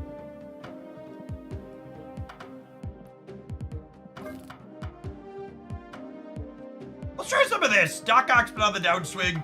This deck was having a hard time into Doc Ock, but was sweet otherwise. Kick the tires on it, see how it goes.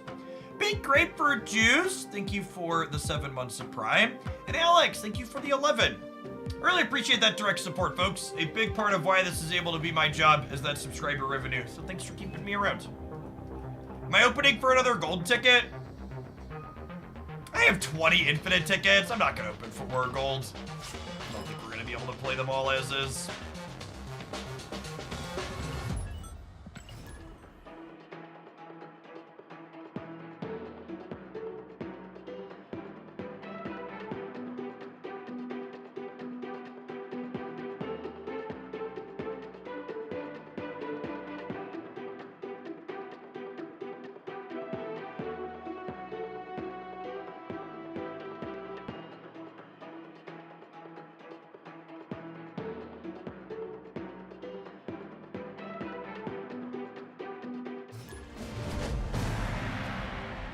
Nito Zord, thanks for taking some buckaroos from Jeffrey Bezos and sending them my way. Good afternoon.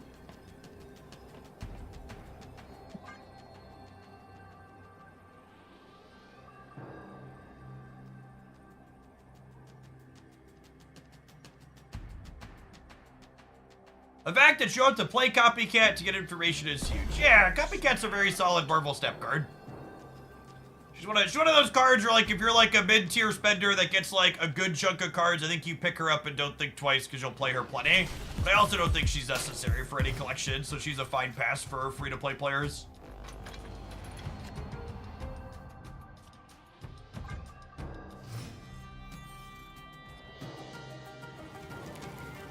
Live from the Daily Bugle.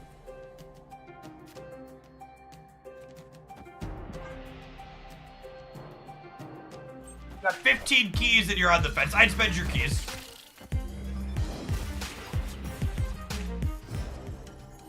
I think if you're in double-digit keys, you pick up your keys and you just don't think twice about it.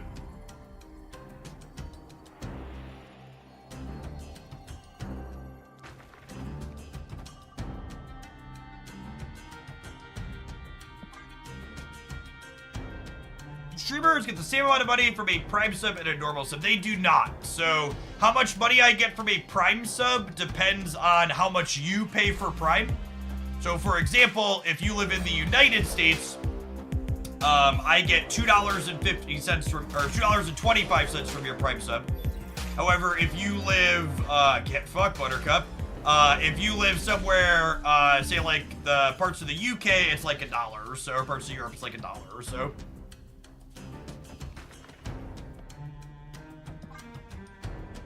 Big difference depending on where you're at.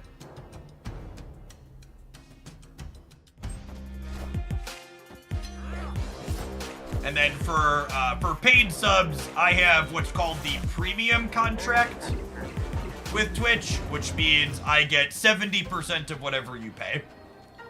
So if you're someone that pays $6 in the US, I get 70% of $6. So like $4 or something.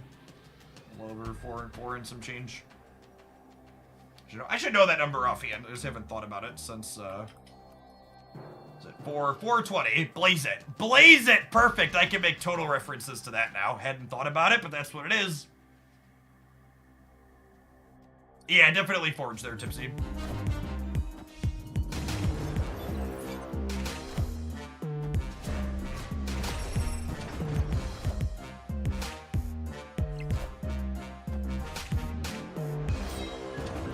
How do you do, fellow children?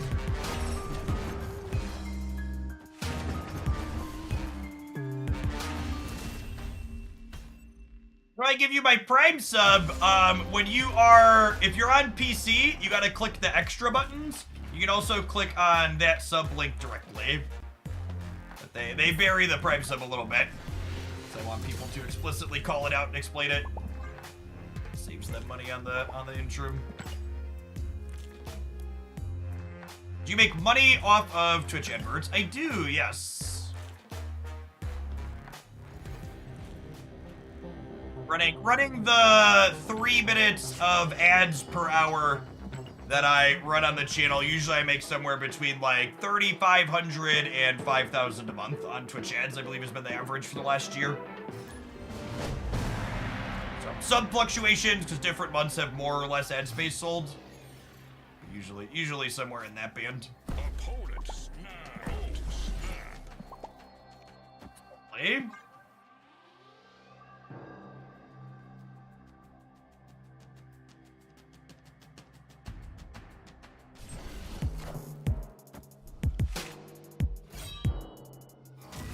Oh, fail, Mikhail. That's a great name. Thanks for the primer.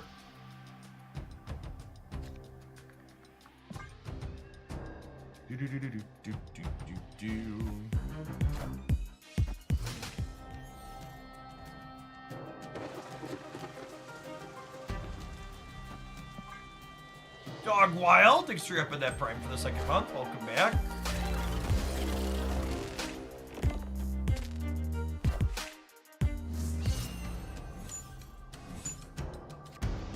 Glad you've implemented ads the way you do, plus your segues are on point. That's true. If you're just letting the ads auto-roll, you're just missing out on an opportunity as a content creator to showcase how excellent you are at improv.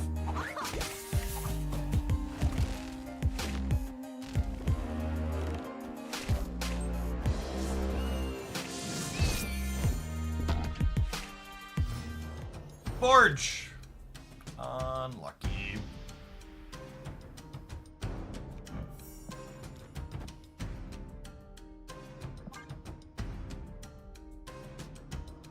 Oh, I guess the raft was disabled anyways.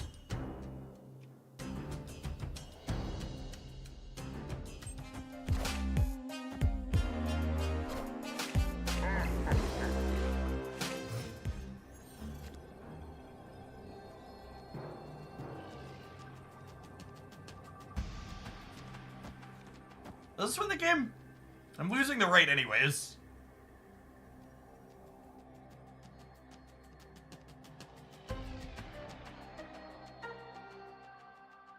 Prime subscriptions are not available in your country. Oh, that's interesting. What country do you live in, Dimble?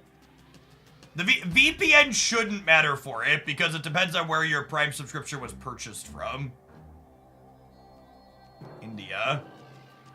Yeah, it might just not be a thing there, depending on how much Prime actually costs. Yeah, Shang left could grab us. India doesn't have a Prime sub. Yeah, that tracks.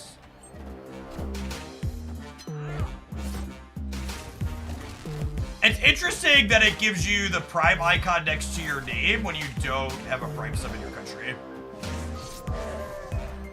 Probably winning this because of the asteroid M, yeah.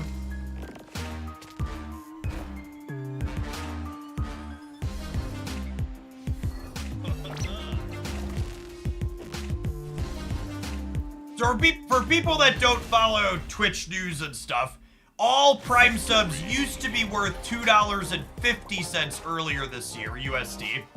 And then they changed it so it varies depending on how much you personally pay for Prime. So in the most expensive countries for Prime, US and Canada, those subs are worth $2.25. And then in some places like Turkey, they're worth as little as 11 cents USD. With the median Prime sub being worth like $1 and some change.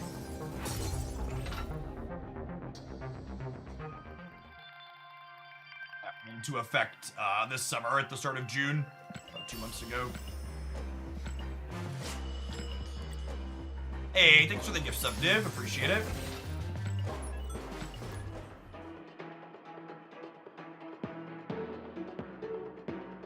You got Nova. Nice. She's super playable.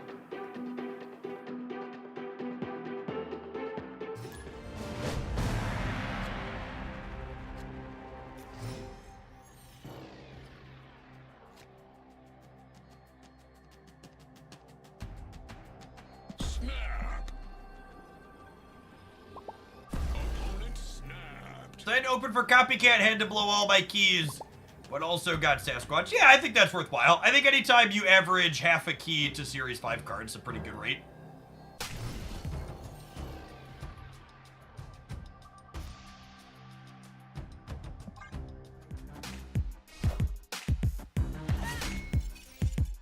Are they hand pumping? That's probably a tough matchup for us. Their linear numbers are probably a bit better than ours.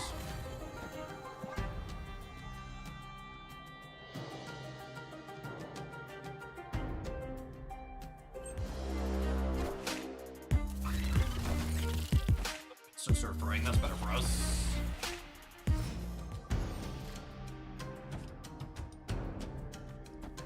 I'm gonna do this here, so hopefully we can brood over here. That's nice and big.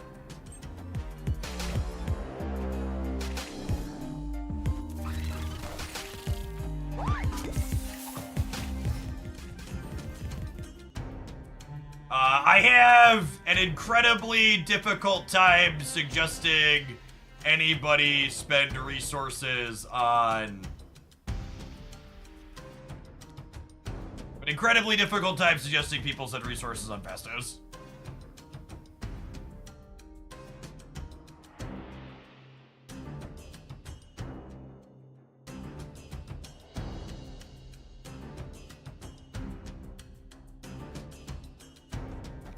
This.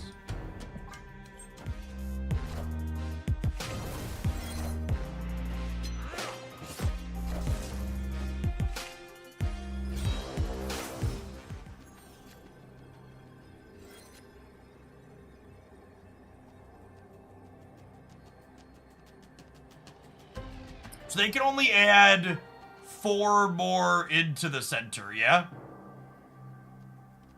Is the expectation here? This is 12, 18 on the left, up to 24. And then I add 8 in the middle.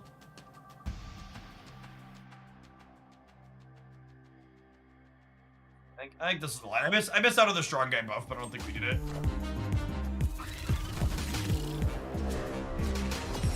They can have like a Nova. Yeah, it's a good show.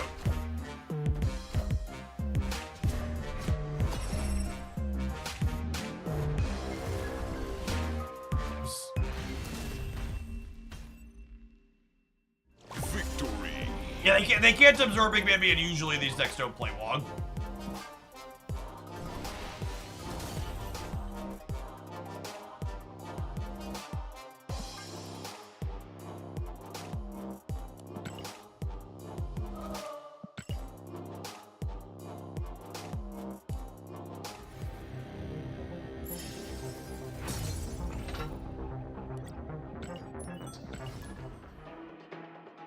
And with Deadpool's Diner, I think this is the lowest amount of Conquest medals I've gone into Infinite Conquest Week in a long time.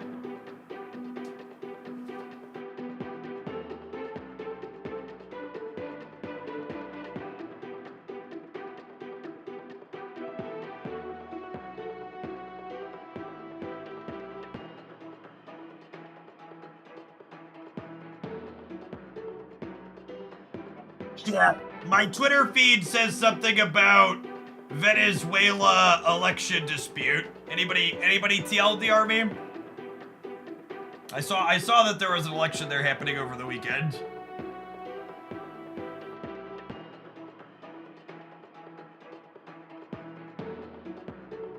What deck would I recommend? Best decks roundup is here.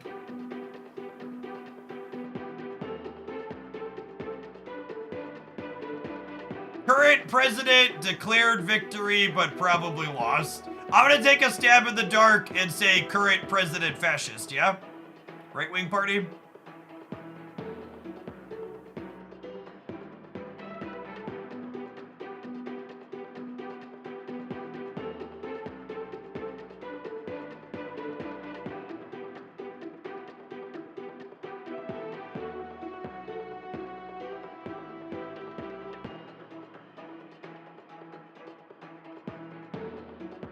Current president is communist. What does that mean in terms of policy? The theoretical, like what does that mean? Like those words don't mean anything.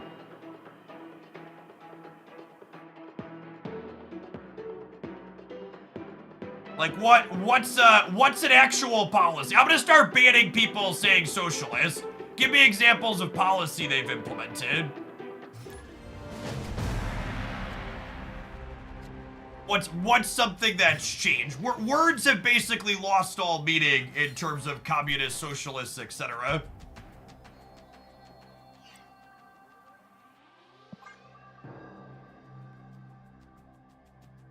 Dipsy McStagger, thank you for the tier 3 and for the 19 months. I appreciate that.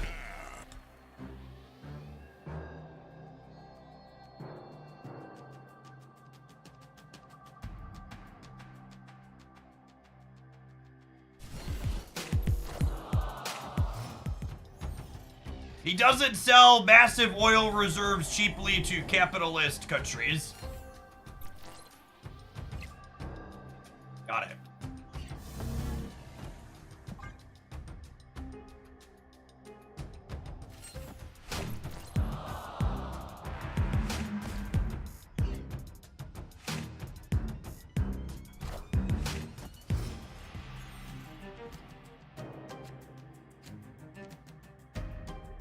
Am I flipping a coin here? I don't think so. I think we do this. Bill Nye, the zombie guy. Thanks for watching so much and claiming Hooglandia's latest shillionaire. Let's go ahead and make sure our trickle-down economy stays in action. Our next shillionaire will only have to spend 999,821 shillings.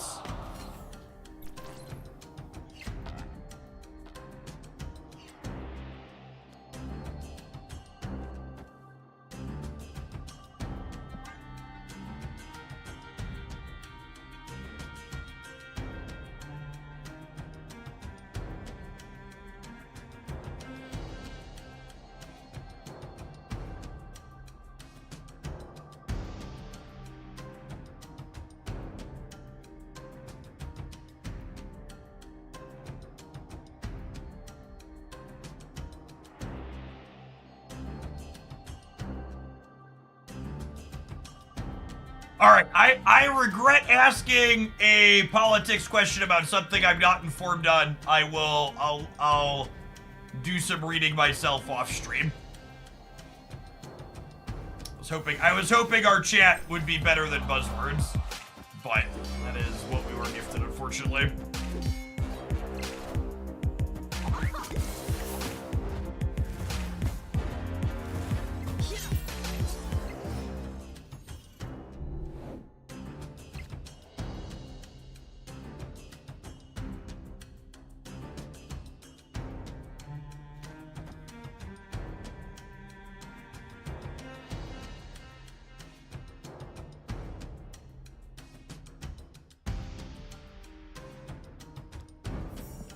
I guess this puts the bigger one into the left side, which is good for me.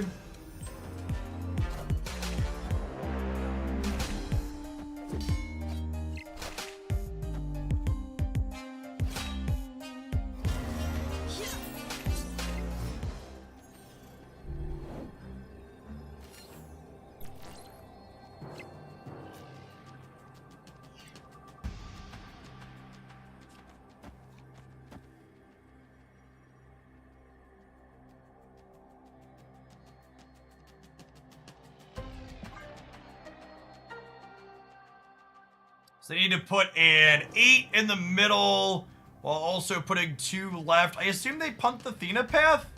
I don't know, this is close. This game could break a lot of different ways.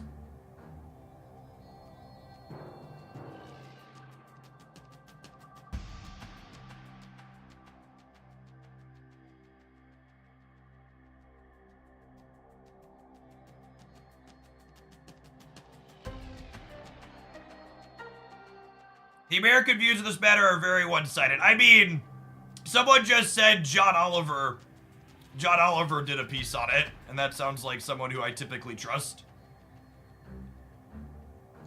Is there a reason John Oliver's piece on whoever this is not good?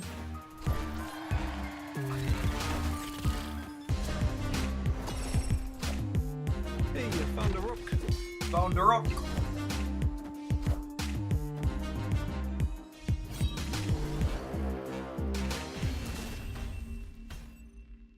Victory.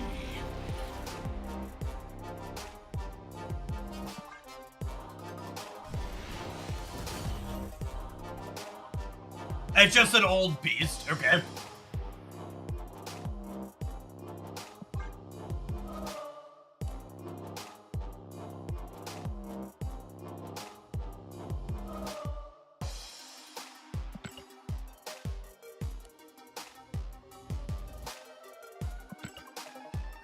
Oh, and the political position there is complicated because of U.S. sanctions and our country fucking with theirs. Yeah, that tracks.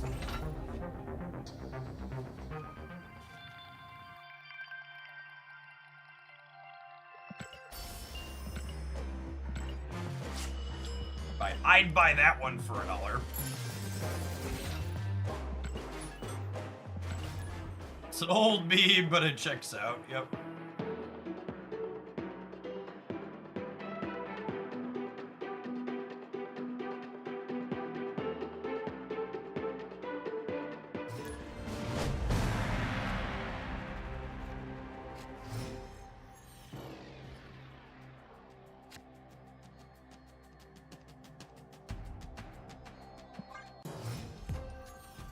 Solid opener. We have a Proxima. White Palace in general is kind of mid for us because it stuffs our hand full of crap. Although... That's lovely. Snap.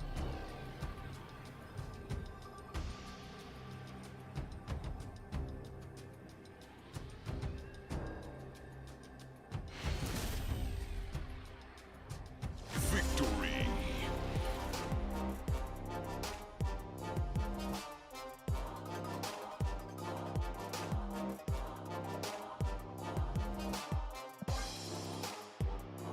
Nice of them to buff our deck in for us, yep.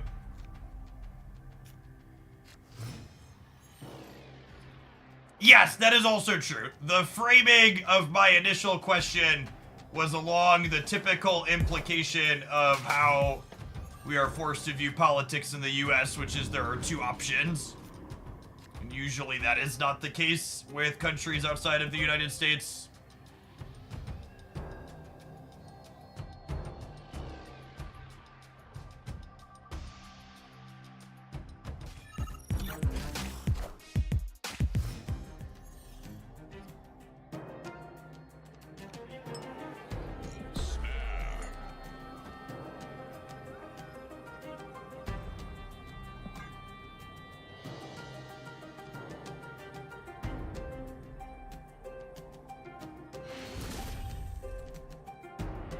Victory.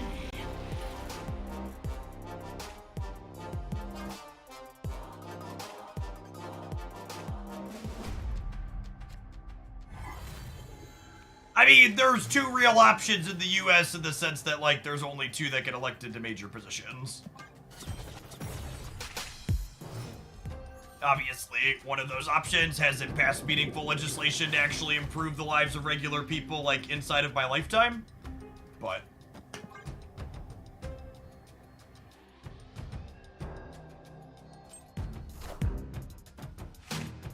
Tim, Florida, thank you for the entire year of support. I appreciate it. This just in. Ooh, well, we'll kick their Silk so we can play Miles plus the 3-drop next turn for sure.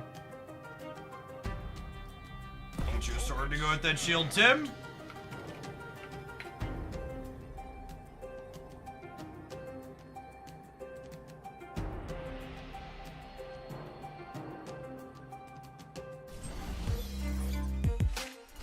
Do you think the Surfer deck with Gwenpool is better than the Gwenpool discard deck you posted with Dracula and Fog? I don't think it's a one-to-one better worse comparison. They're just kind of different. Oh my gosh.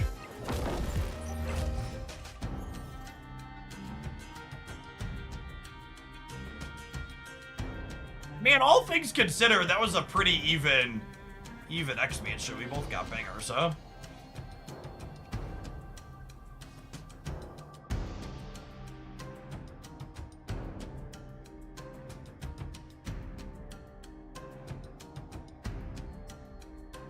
What do you think about the US who hate the two-party system or choose to protest it by voting third parties that don't have a chance to win? Is that worthwhile? No, those people are fucking privileged dipshits that should fuck off.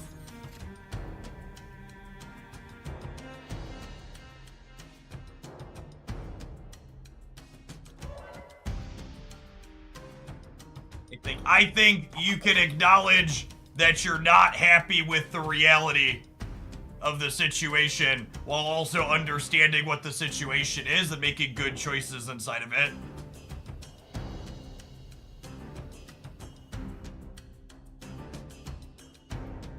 It is not hypocritical or wrong to be critical of the problems that the US system has while also being like, hey, I'm gonna do my best to exert the change that I can get out of it in the meantime.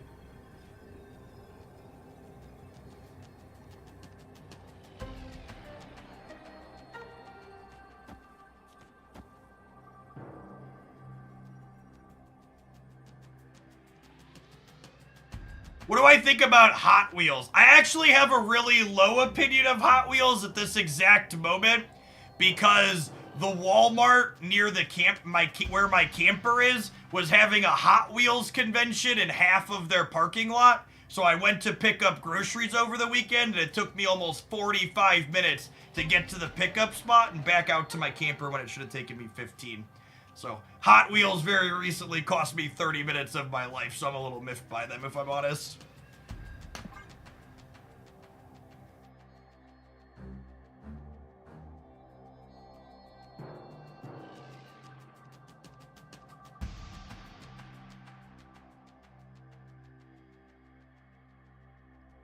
Down with big Hot Wheels. That's just the right amount of penny. Yep.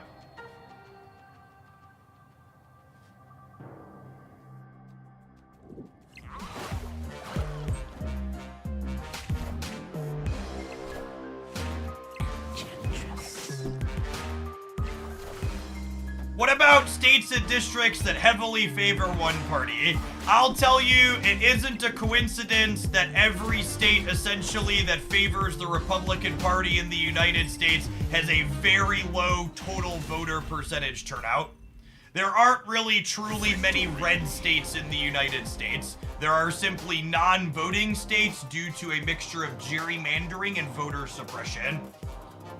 I will tell you, as someone who's largely lived in affluent and often predominantly white neighborhoods, it's not a coincidence that I've literally never waited to cast a vote in my lifetime.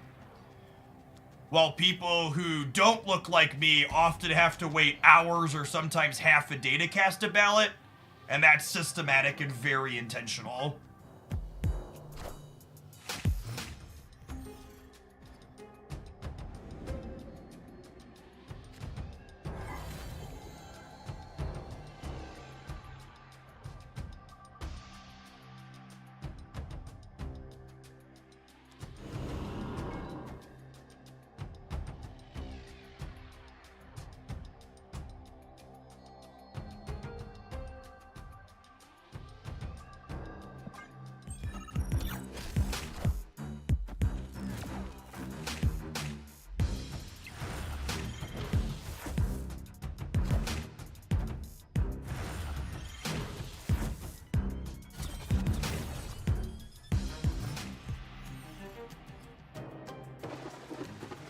Alright, well, we're going over there, I suppose. Oh, snap.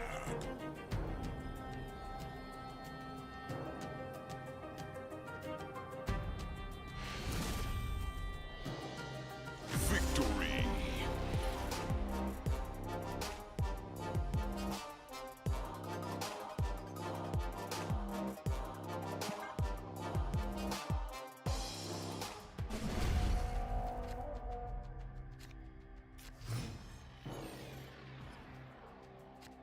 Stormgate will be the RTS game we're checking out tomorrow for a sponsored segment. Oh, snap.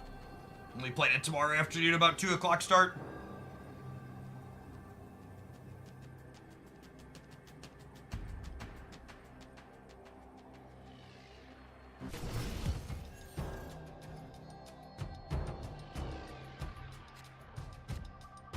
I think it was Hassan Piker that cracked the joke during the 2020 election. You can tell America has a strong democracy because one guy is up by nearly 5 million votes and it's a close race.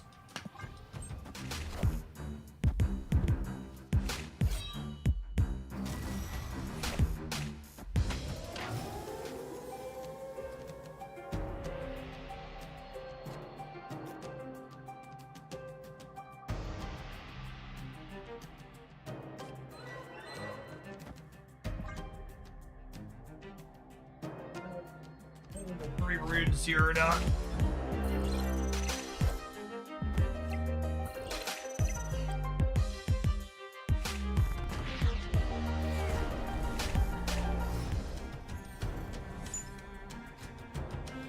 It's not 100% entirely true that the reason why the US is structured the way it is because of fear of mob rule. It, like, logistically and feasibly wasn't possible when the US Constitution and whatever else was drawn up that, like, you could count a vote from every single human being, right? Ugh, Santa's atrocious. It's just like the logistics on it weren't stellar.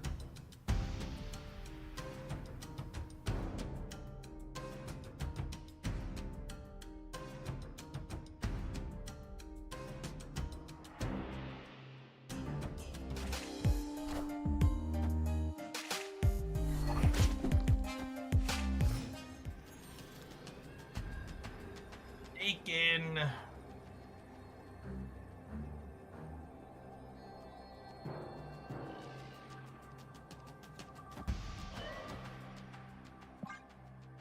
So, we'll ship it.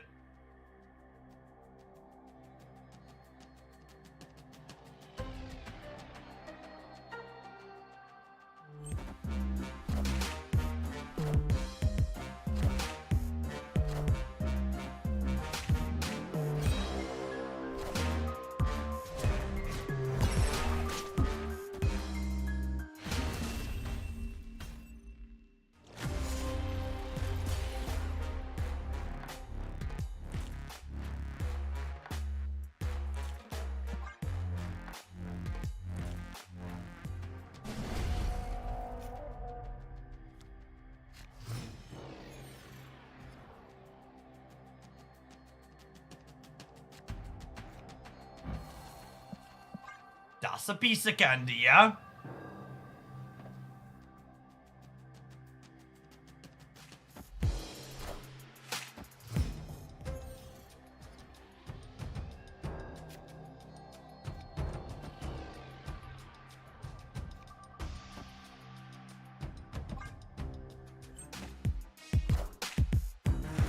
It's a lot of baby sharks.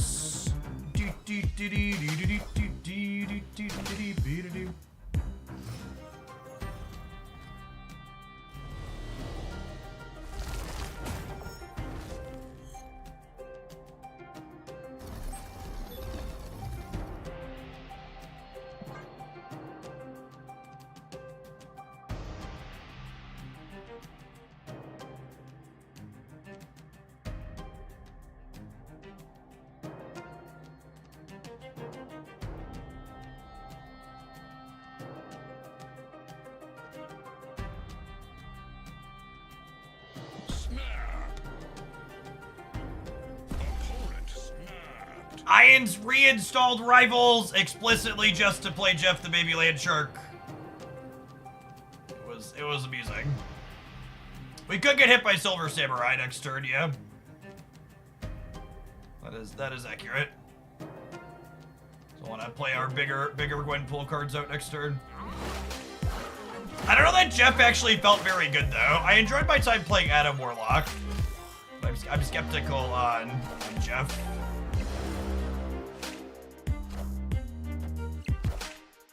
Alright, so I have to win the other two now, because I only have 32 on the left. Get your account progress worked out. Yeah, apparently they reset usernames. So someone else claimed my Jeff Hoagland username. Is the TLDR.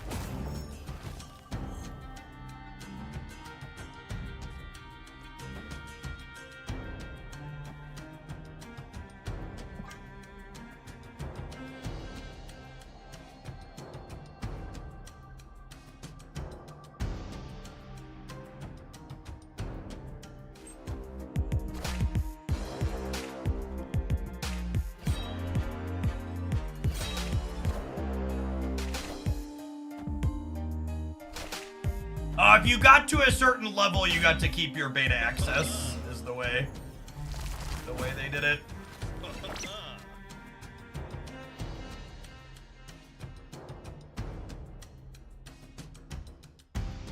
Is Hydra Bob worth 6,000 tokens? Hell no.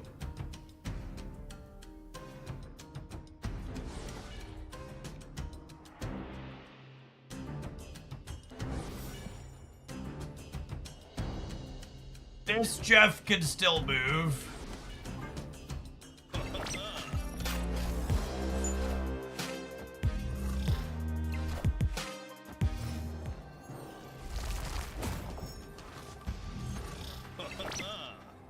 And with Silver Samurai, they have to have Dakin, yeah? Right? Assuredly they don't have Shang-Chi. Never in a million years do they have Shang.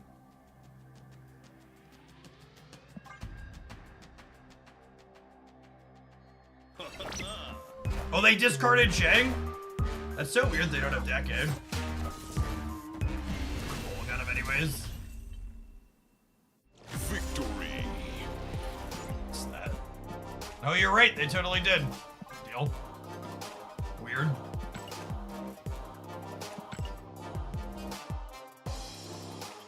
Mix of cards. Alright, well, we're from Proving Grounds up until a win in gold, so let's go ahead and roll some adverts, and we'll see if we can chase out another infinite ticket here. Thanks for hanging out, don't go anywhere.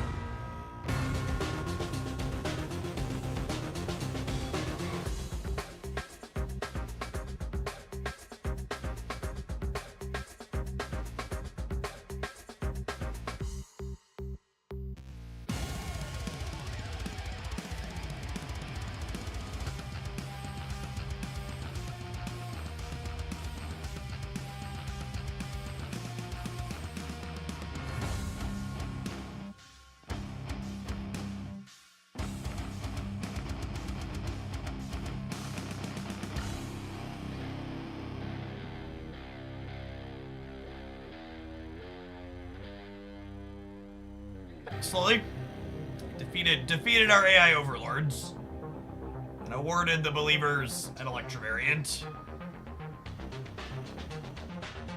It's High Evolutionary worth 6,000 tokens. I think if you're a newer player, High Evolutionary is a fine pickup. It is not a top meta card by any means, but it unlocks an archetype all on its own and it's relatively competitive. How do you feel about the current meta state? Better than a week ago. I think Thena and Darkhawk stuff is a much better #1 deck to have in the format than Dr. Octopus and Leech is. We've definitely firmly and organically moved past Aeroshim as being #1. Tentacle Possum, thanks for the 10 months. Welcome back.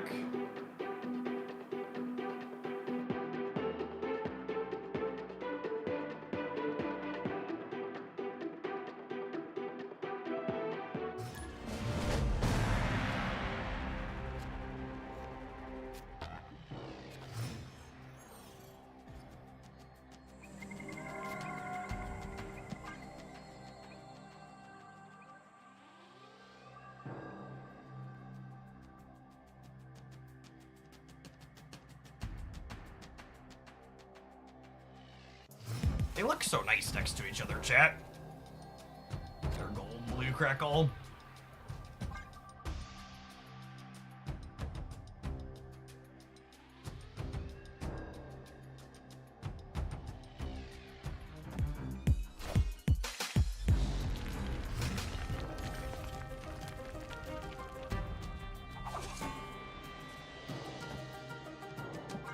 Yeah, we'll probably do something with the least bad Electra deck, but Electra's not really a top meta card for a reason.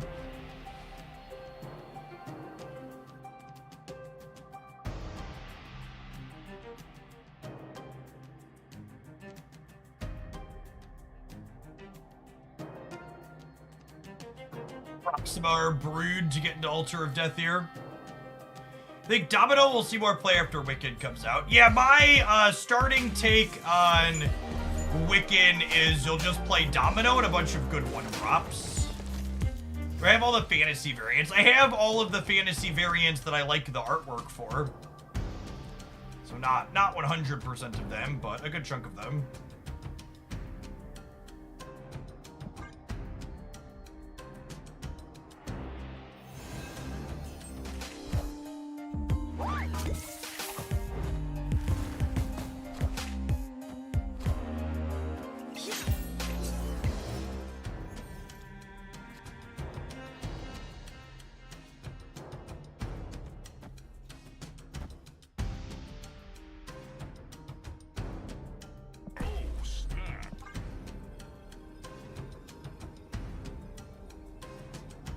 Quicksilver and Psylocke. I'd be very surprised if Quicksilver makes Wiccan playable.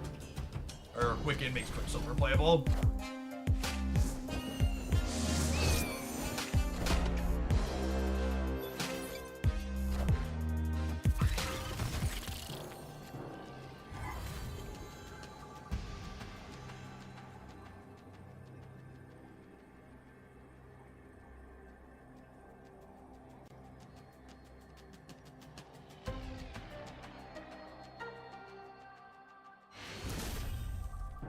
I think with the Bakari draw, we just like Khalid Wig plus Surfer here. She bends this, Bakari jumps into play, this pops off. Run! No, we're super favored here. Hey, K-Dad, thanks for the half a year.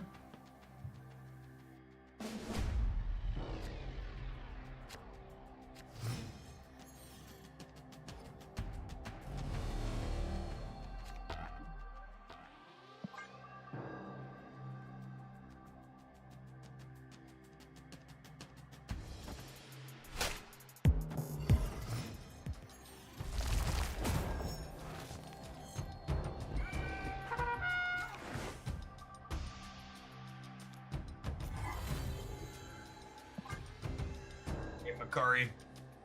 If Makari lands at either of these, we can Lady Sif the other to force Proxima Midnight into Castle Lexa, which is nice.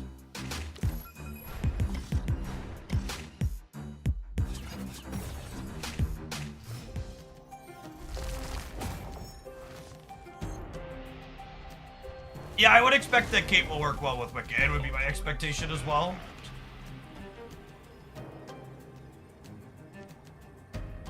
This is just, I'm about to Loki you snap, yeah?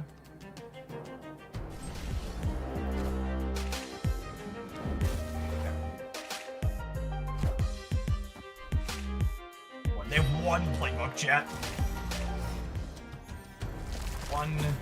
One singular playbook.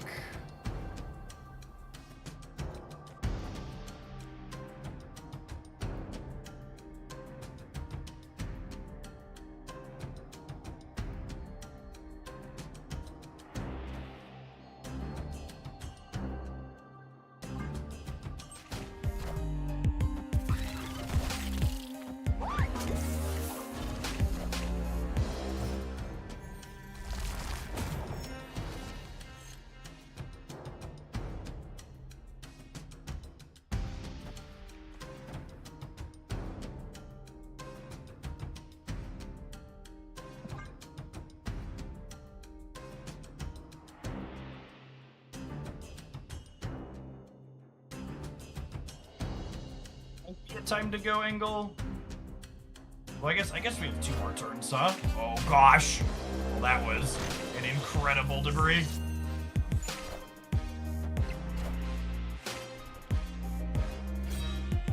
Aerator, he in fact did not have 2 more turns.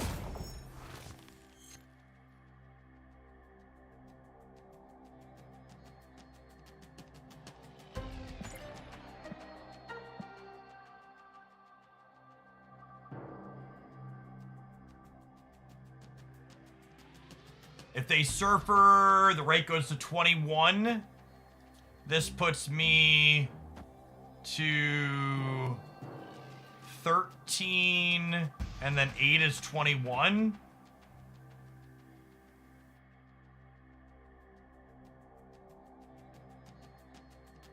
And then I'd be 11 in the middle. I'd be 19 over here. They'd be 16. And then they'd be Hawk is 3, 5, they go to 15. They beat me by 1 point if they have my Surfer. They played 1, 2, 3, 4 cards out of my hand.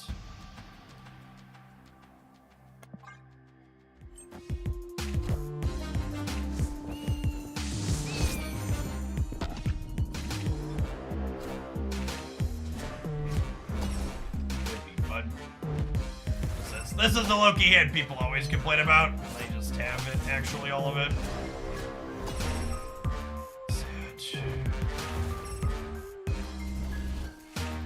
Oh, actually, I counted it wrong. We were beating them by 1 point, except their Gwenpool hit their Surfer. If their Gwenpool... They beat us by 1 because their Gwenpool hit the Surfer. That was close. They had, like, the absolute stone cold nuts and beat us by a singular point.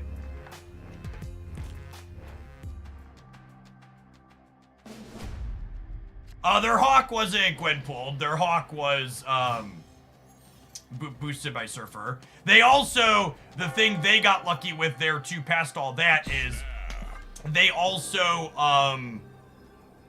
didn't Lady Sif Surfer or the Hawk. If their Lady Sif discarded a 3-drop and it missed Hawk and Surfer, so it would have hit either of those, we also would have been better off.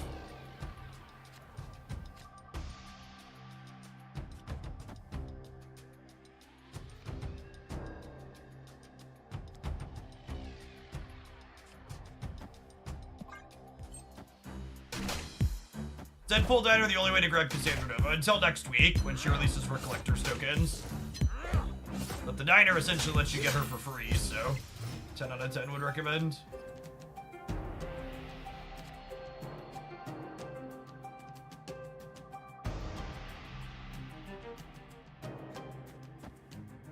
That's awkward.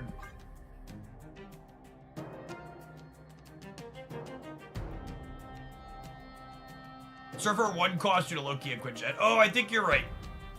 T Curry, thank you for the prime. I appreciate it. Still, they want a 50-50.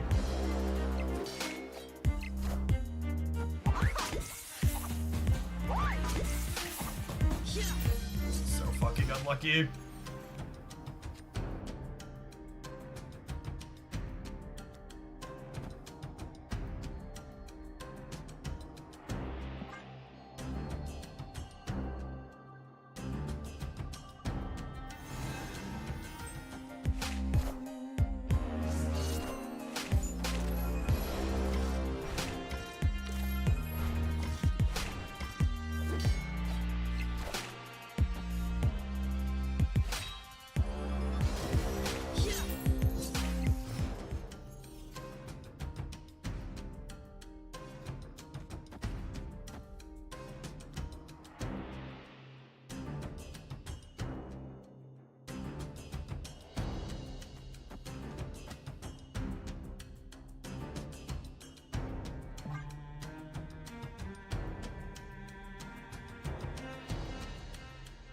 I think I have to do this turn before they can Hawk turn off. Well, they might Hawk turn off Elysium here is the thing. But this exposes Dak into Shang-Chi now.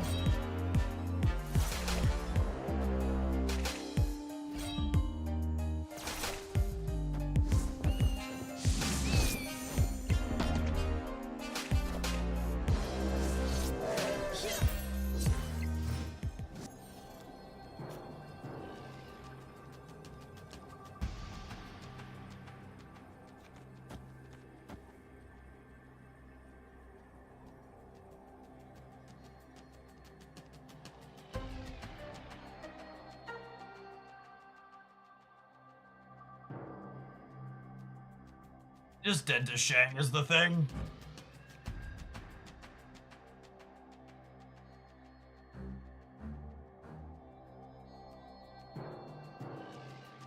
They can't Shang a server. The problem is they play Shang plus one other card. They play Shang here plus one other card, and then I lose here, right? Because the Jeff can move.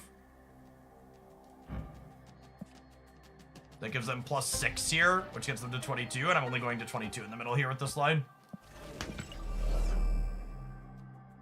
So the can I stay in line is do this and hope they don't have Shang, but we're just like super unlikely to. We're super likely to have Shang. I'm gonna bounce. We'll be 4 to 8. I think this matchup doesn't seem terrible for us. We can win 2 4-keepers in a row. If we lose this, we'll be 2 to 8. If we lose this game, we're effectively conceding the match. And we're very likely to lose this game, so we should try the next one.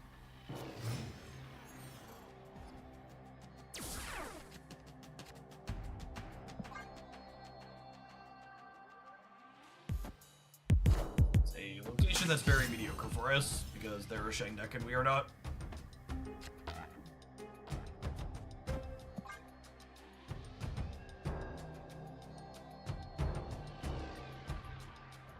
Yeah, Coulson increases the likelihood that damn Shang is also not stellar for us. That's true.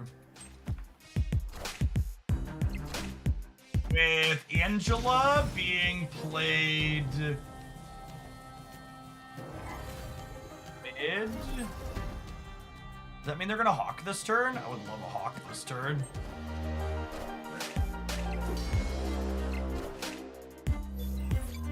Wait, they played Kitty into Gamma Lab while they have Angela and Tina?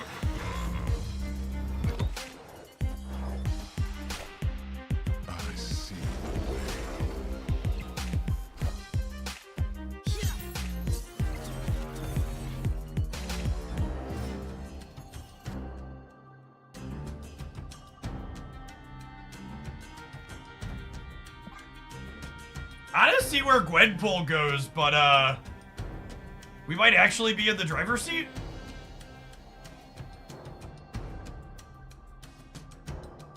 I mean, remember they could theoretically add 9 more over here, but Gwenpool plus Dakin goes hard. You Loki'd me and didn't pump up your Athena.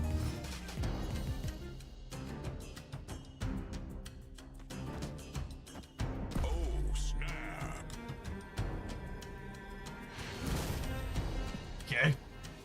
Victory.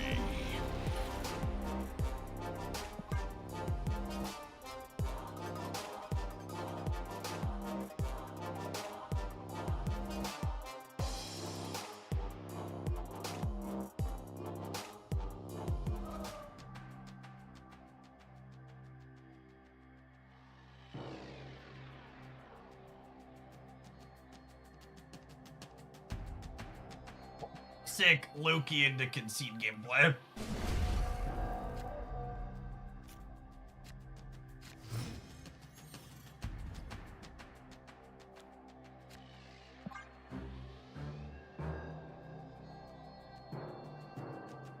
Opponent snapped. Yeah, I'm not. Our hand's good enough. I'm not gonna win 2 to 7. So fine, stay here. Surfer teed up already, which is nice. Love to draw a Brood or Shaw on our next 2 to pair with this Forge. Brood's a little less exciting given Savage Lands, but it is what it is.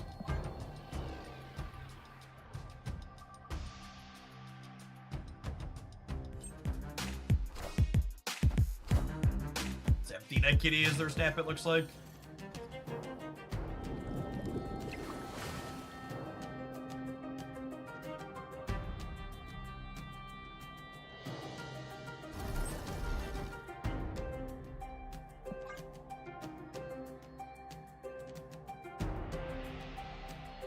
I think I'm brooding rather than shawing. I want to try and stay out of shame range.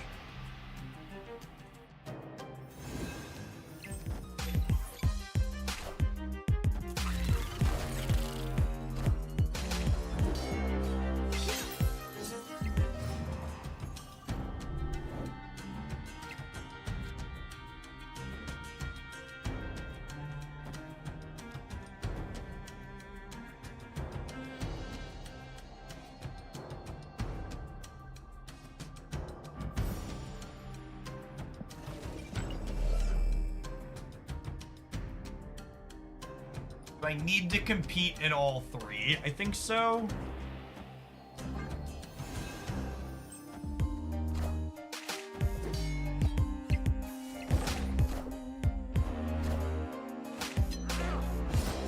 I would assume Shang is one of the missing cards.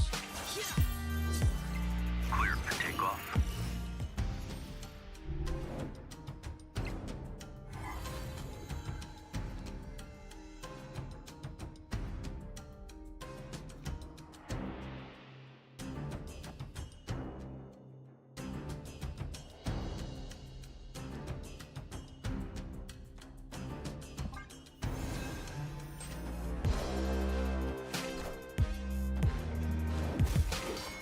It's so funny to me to see people in chat attributing the deck list we're currently playing against to a specific player, when it's like, this has just been like the stock Loki thing for like a year and a half or whatever.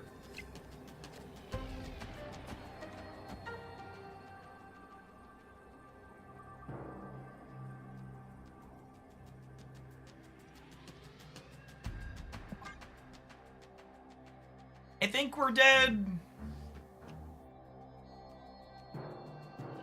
I needed to be able, we lost the Makari 50-50. I needed to be able to strong guy middle, I think. Being locked to only getting 18 there. They added Cassandra, it's a new deck. Yeah, something like that.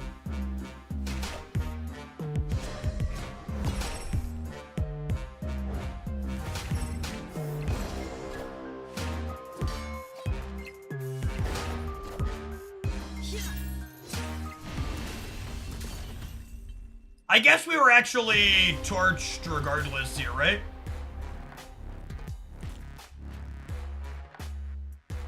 Because even if the Makari flip had been 1 and we put the 11 here, we're only +5, which ends us up a little bit short when they hit Proxima Midnight off their 3-card Loki. This was the singular largest card they could hit out of our deck here, yeah?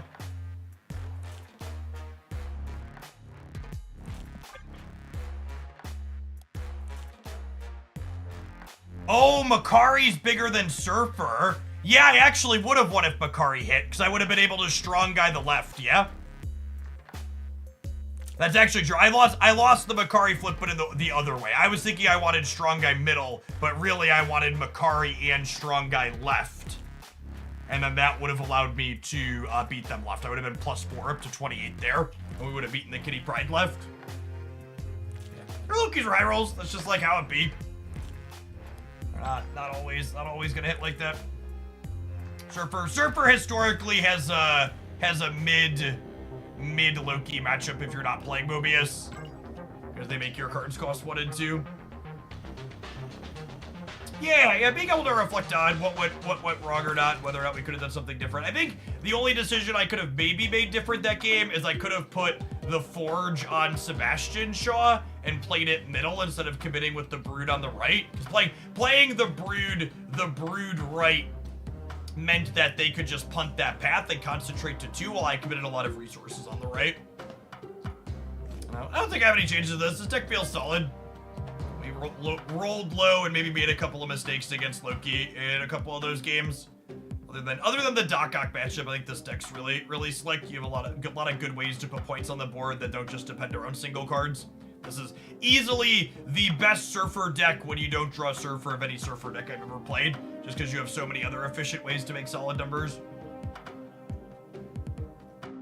You're like able to make 20+ points in 2 paths with Silver Surfer being in your bottom 2 to 3 in a number of games.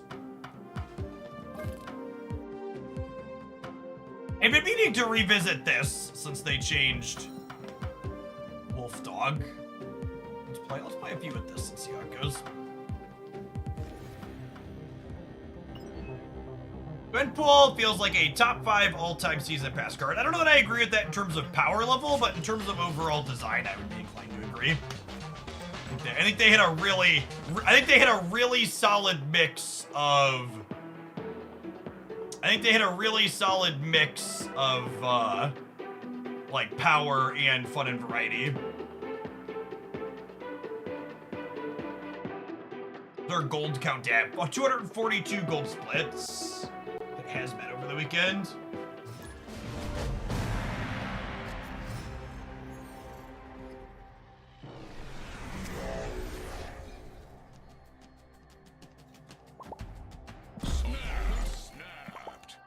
We are about to pork a Thanos. Actually, do I even play this? I might just wait, yeah, because if I draw a wolf, this could be useful post-wolf, since we know they're a Thanos deck.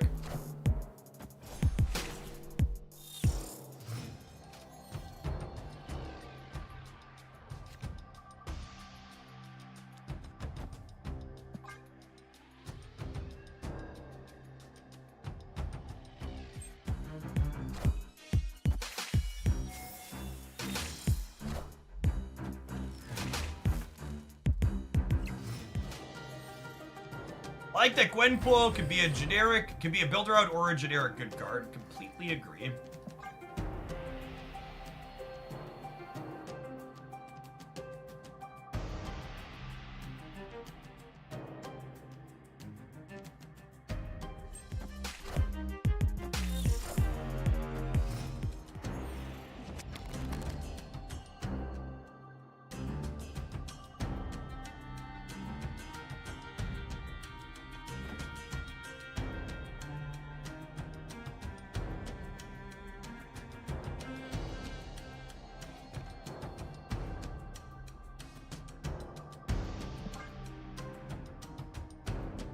Don't think I want to Nico Drox. We're gonna go like Thor, Spider-Ham this turn, and then we'll Jane Foster next turn. Face the might of Asgard. Mjolnir.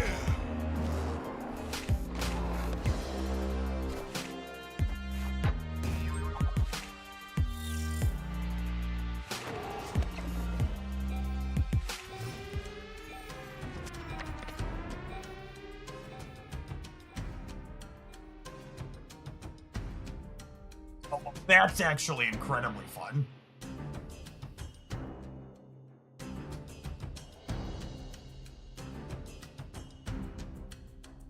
So if they play Thanos here, they go to 24.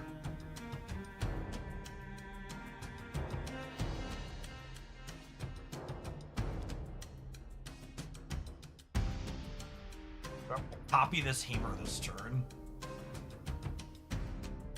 Think I do.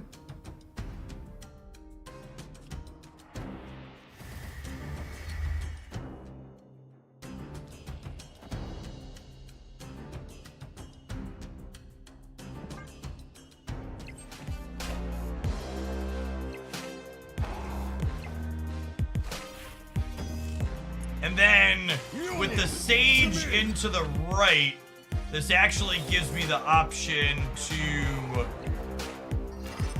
This gives me the option to leave the Wolf Dog in here if we wanted to, yeah? Oh, and they played Vision, not Thanos. Well, that's incredible for us.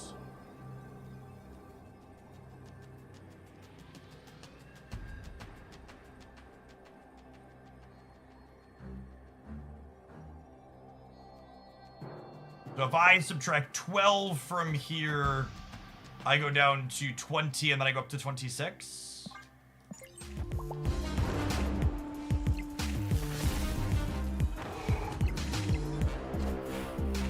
Eco is such a fun utility card. To me. Ends you in so many edge cases that nothing else does it. He thankfully beat the above average blob. Victory.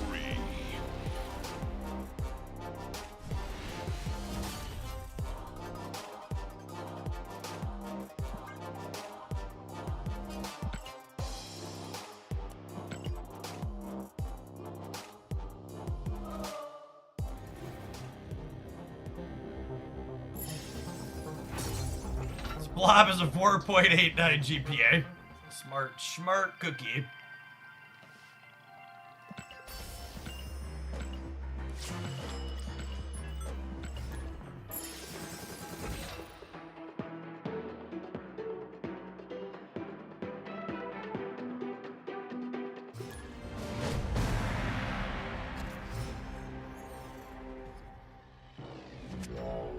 Yes, Nico will be in tomorrow's Spotlight Cash. It is accurate. Oh, snap.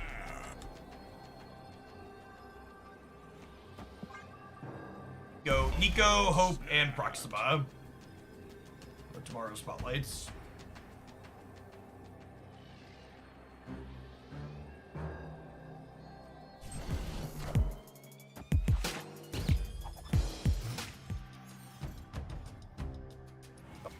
Shadow King Enjoyer. Breaking news. Ooh, did we find a rare Sarah gamer?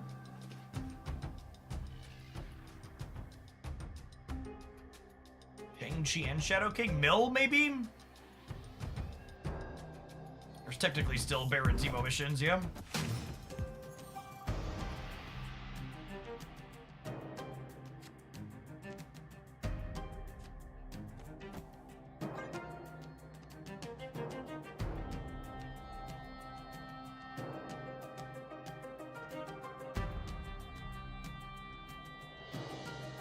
Sarah, rare these days, yes. Not very popular, not very powerful.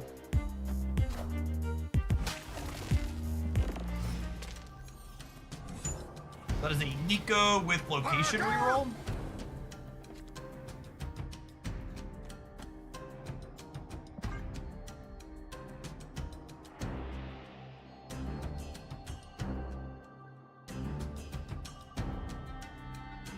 Hello, fresh users. How are the 20-minute meals versus the longer cook meals? Usually just simpler to put together.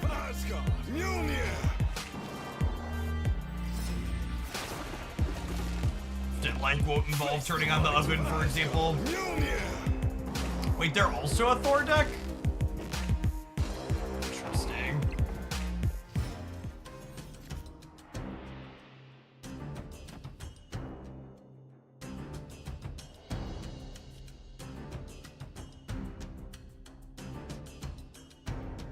They stole your Thor. Chat, it is a completely different artwork, and it's in here.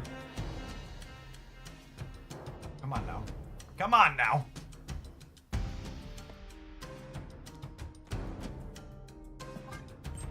I know they have Shang-Chi in their deck.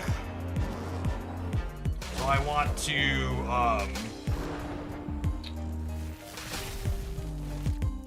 not put Thor left.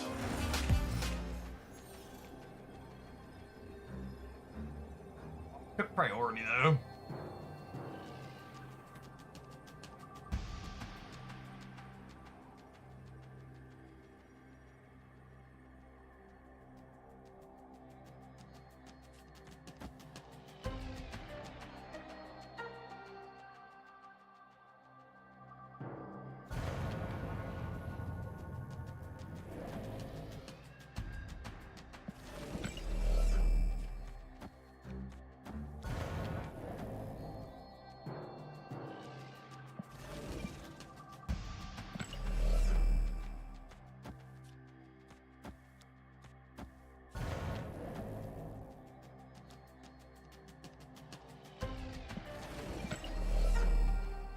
Think we're dead.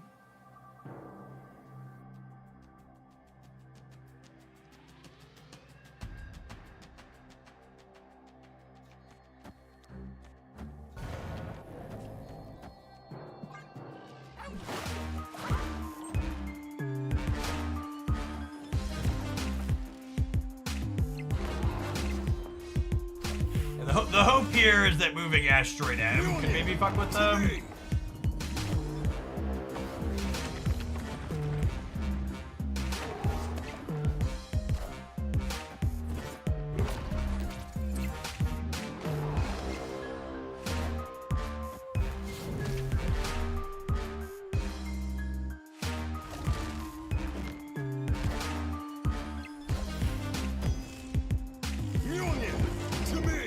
And by fuck with them, I mean lose me the game. Obviously. Rip. If I would have, but I left the Shang-Chi on the right, we actually win. Lukey.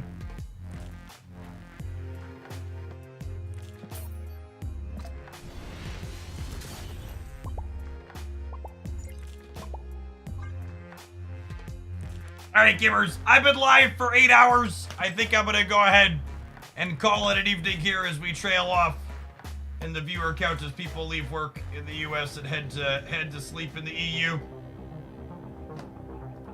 Who are we raiding? I'm gonna go ahead and send you over into KX4N Snap.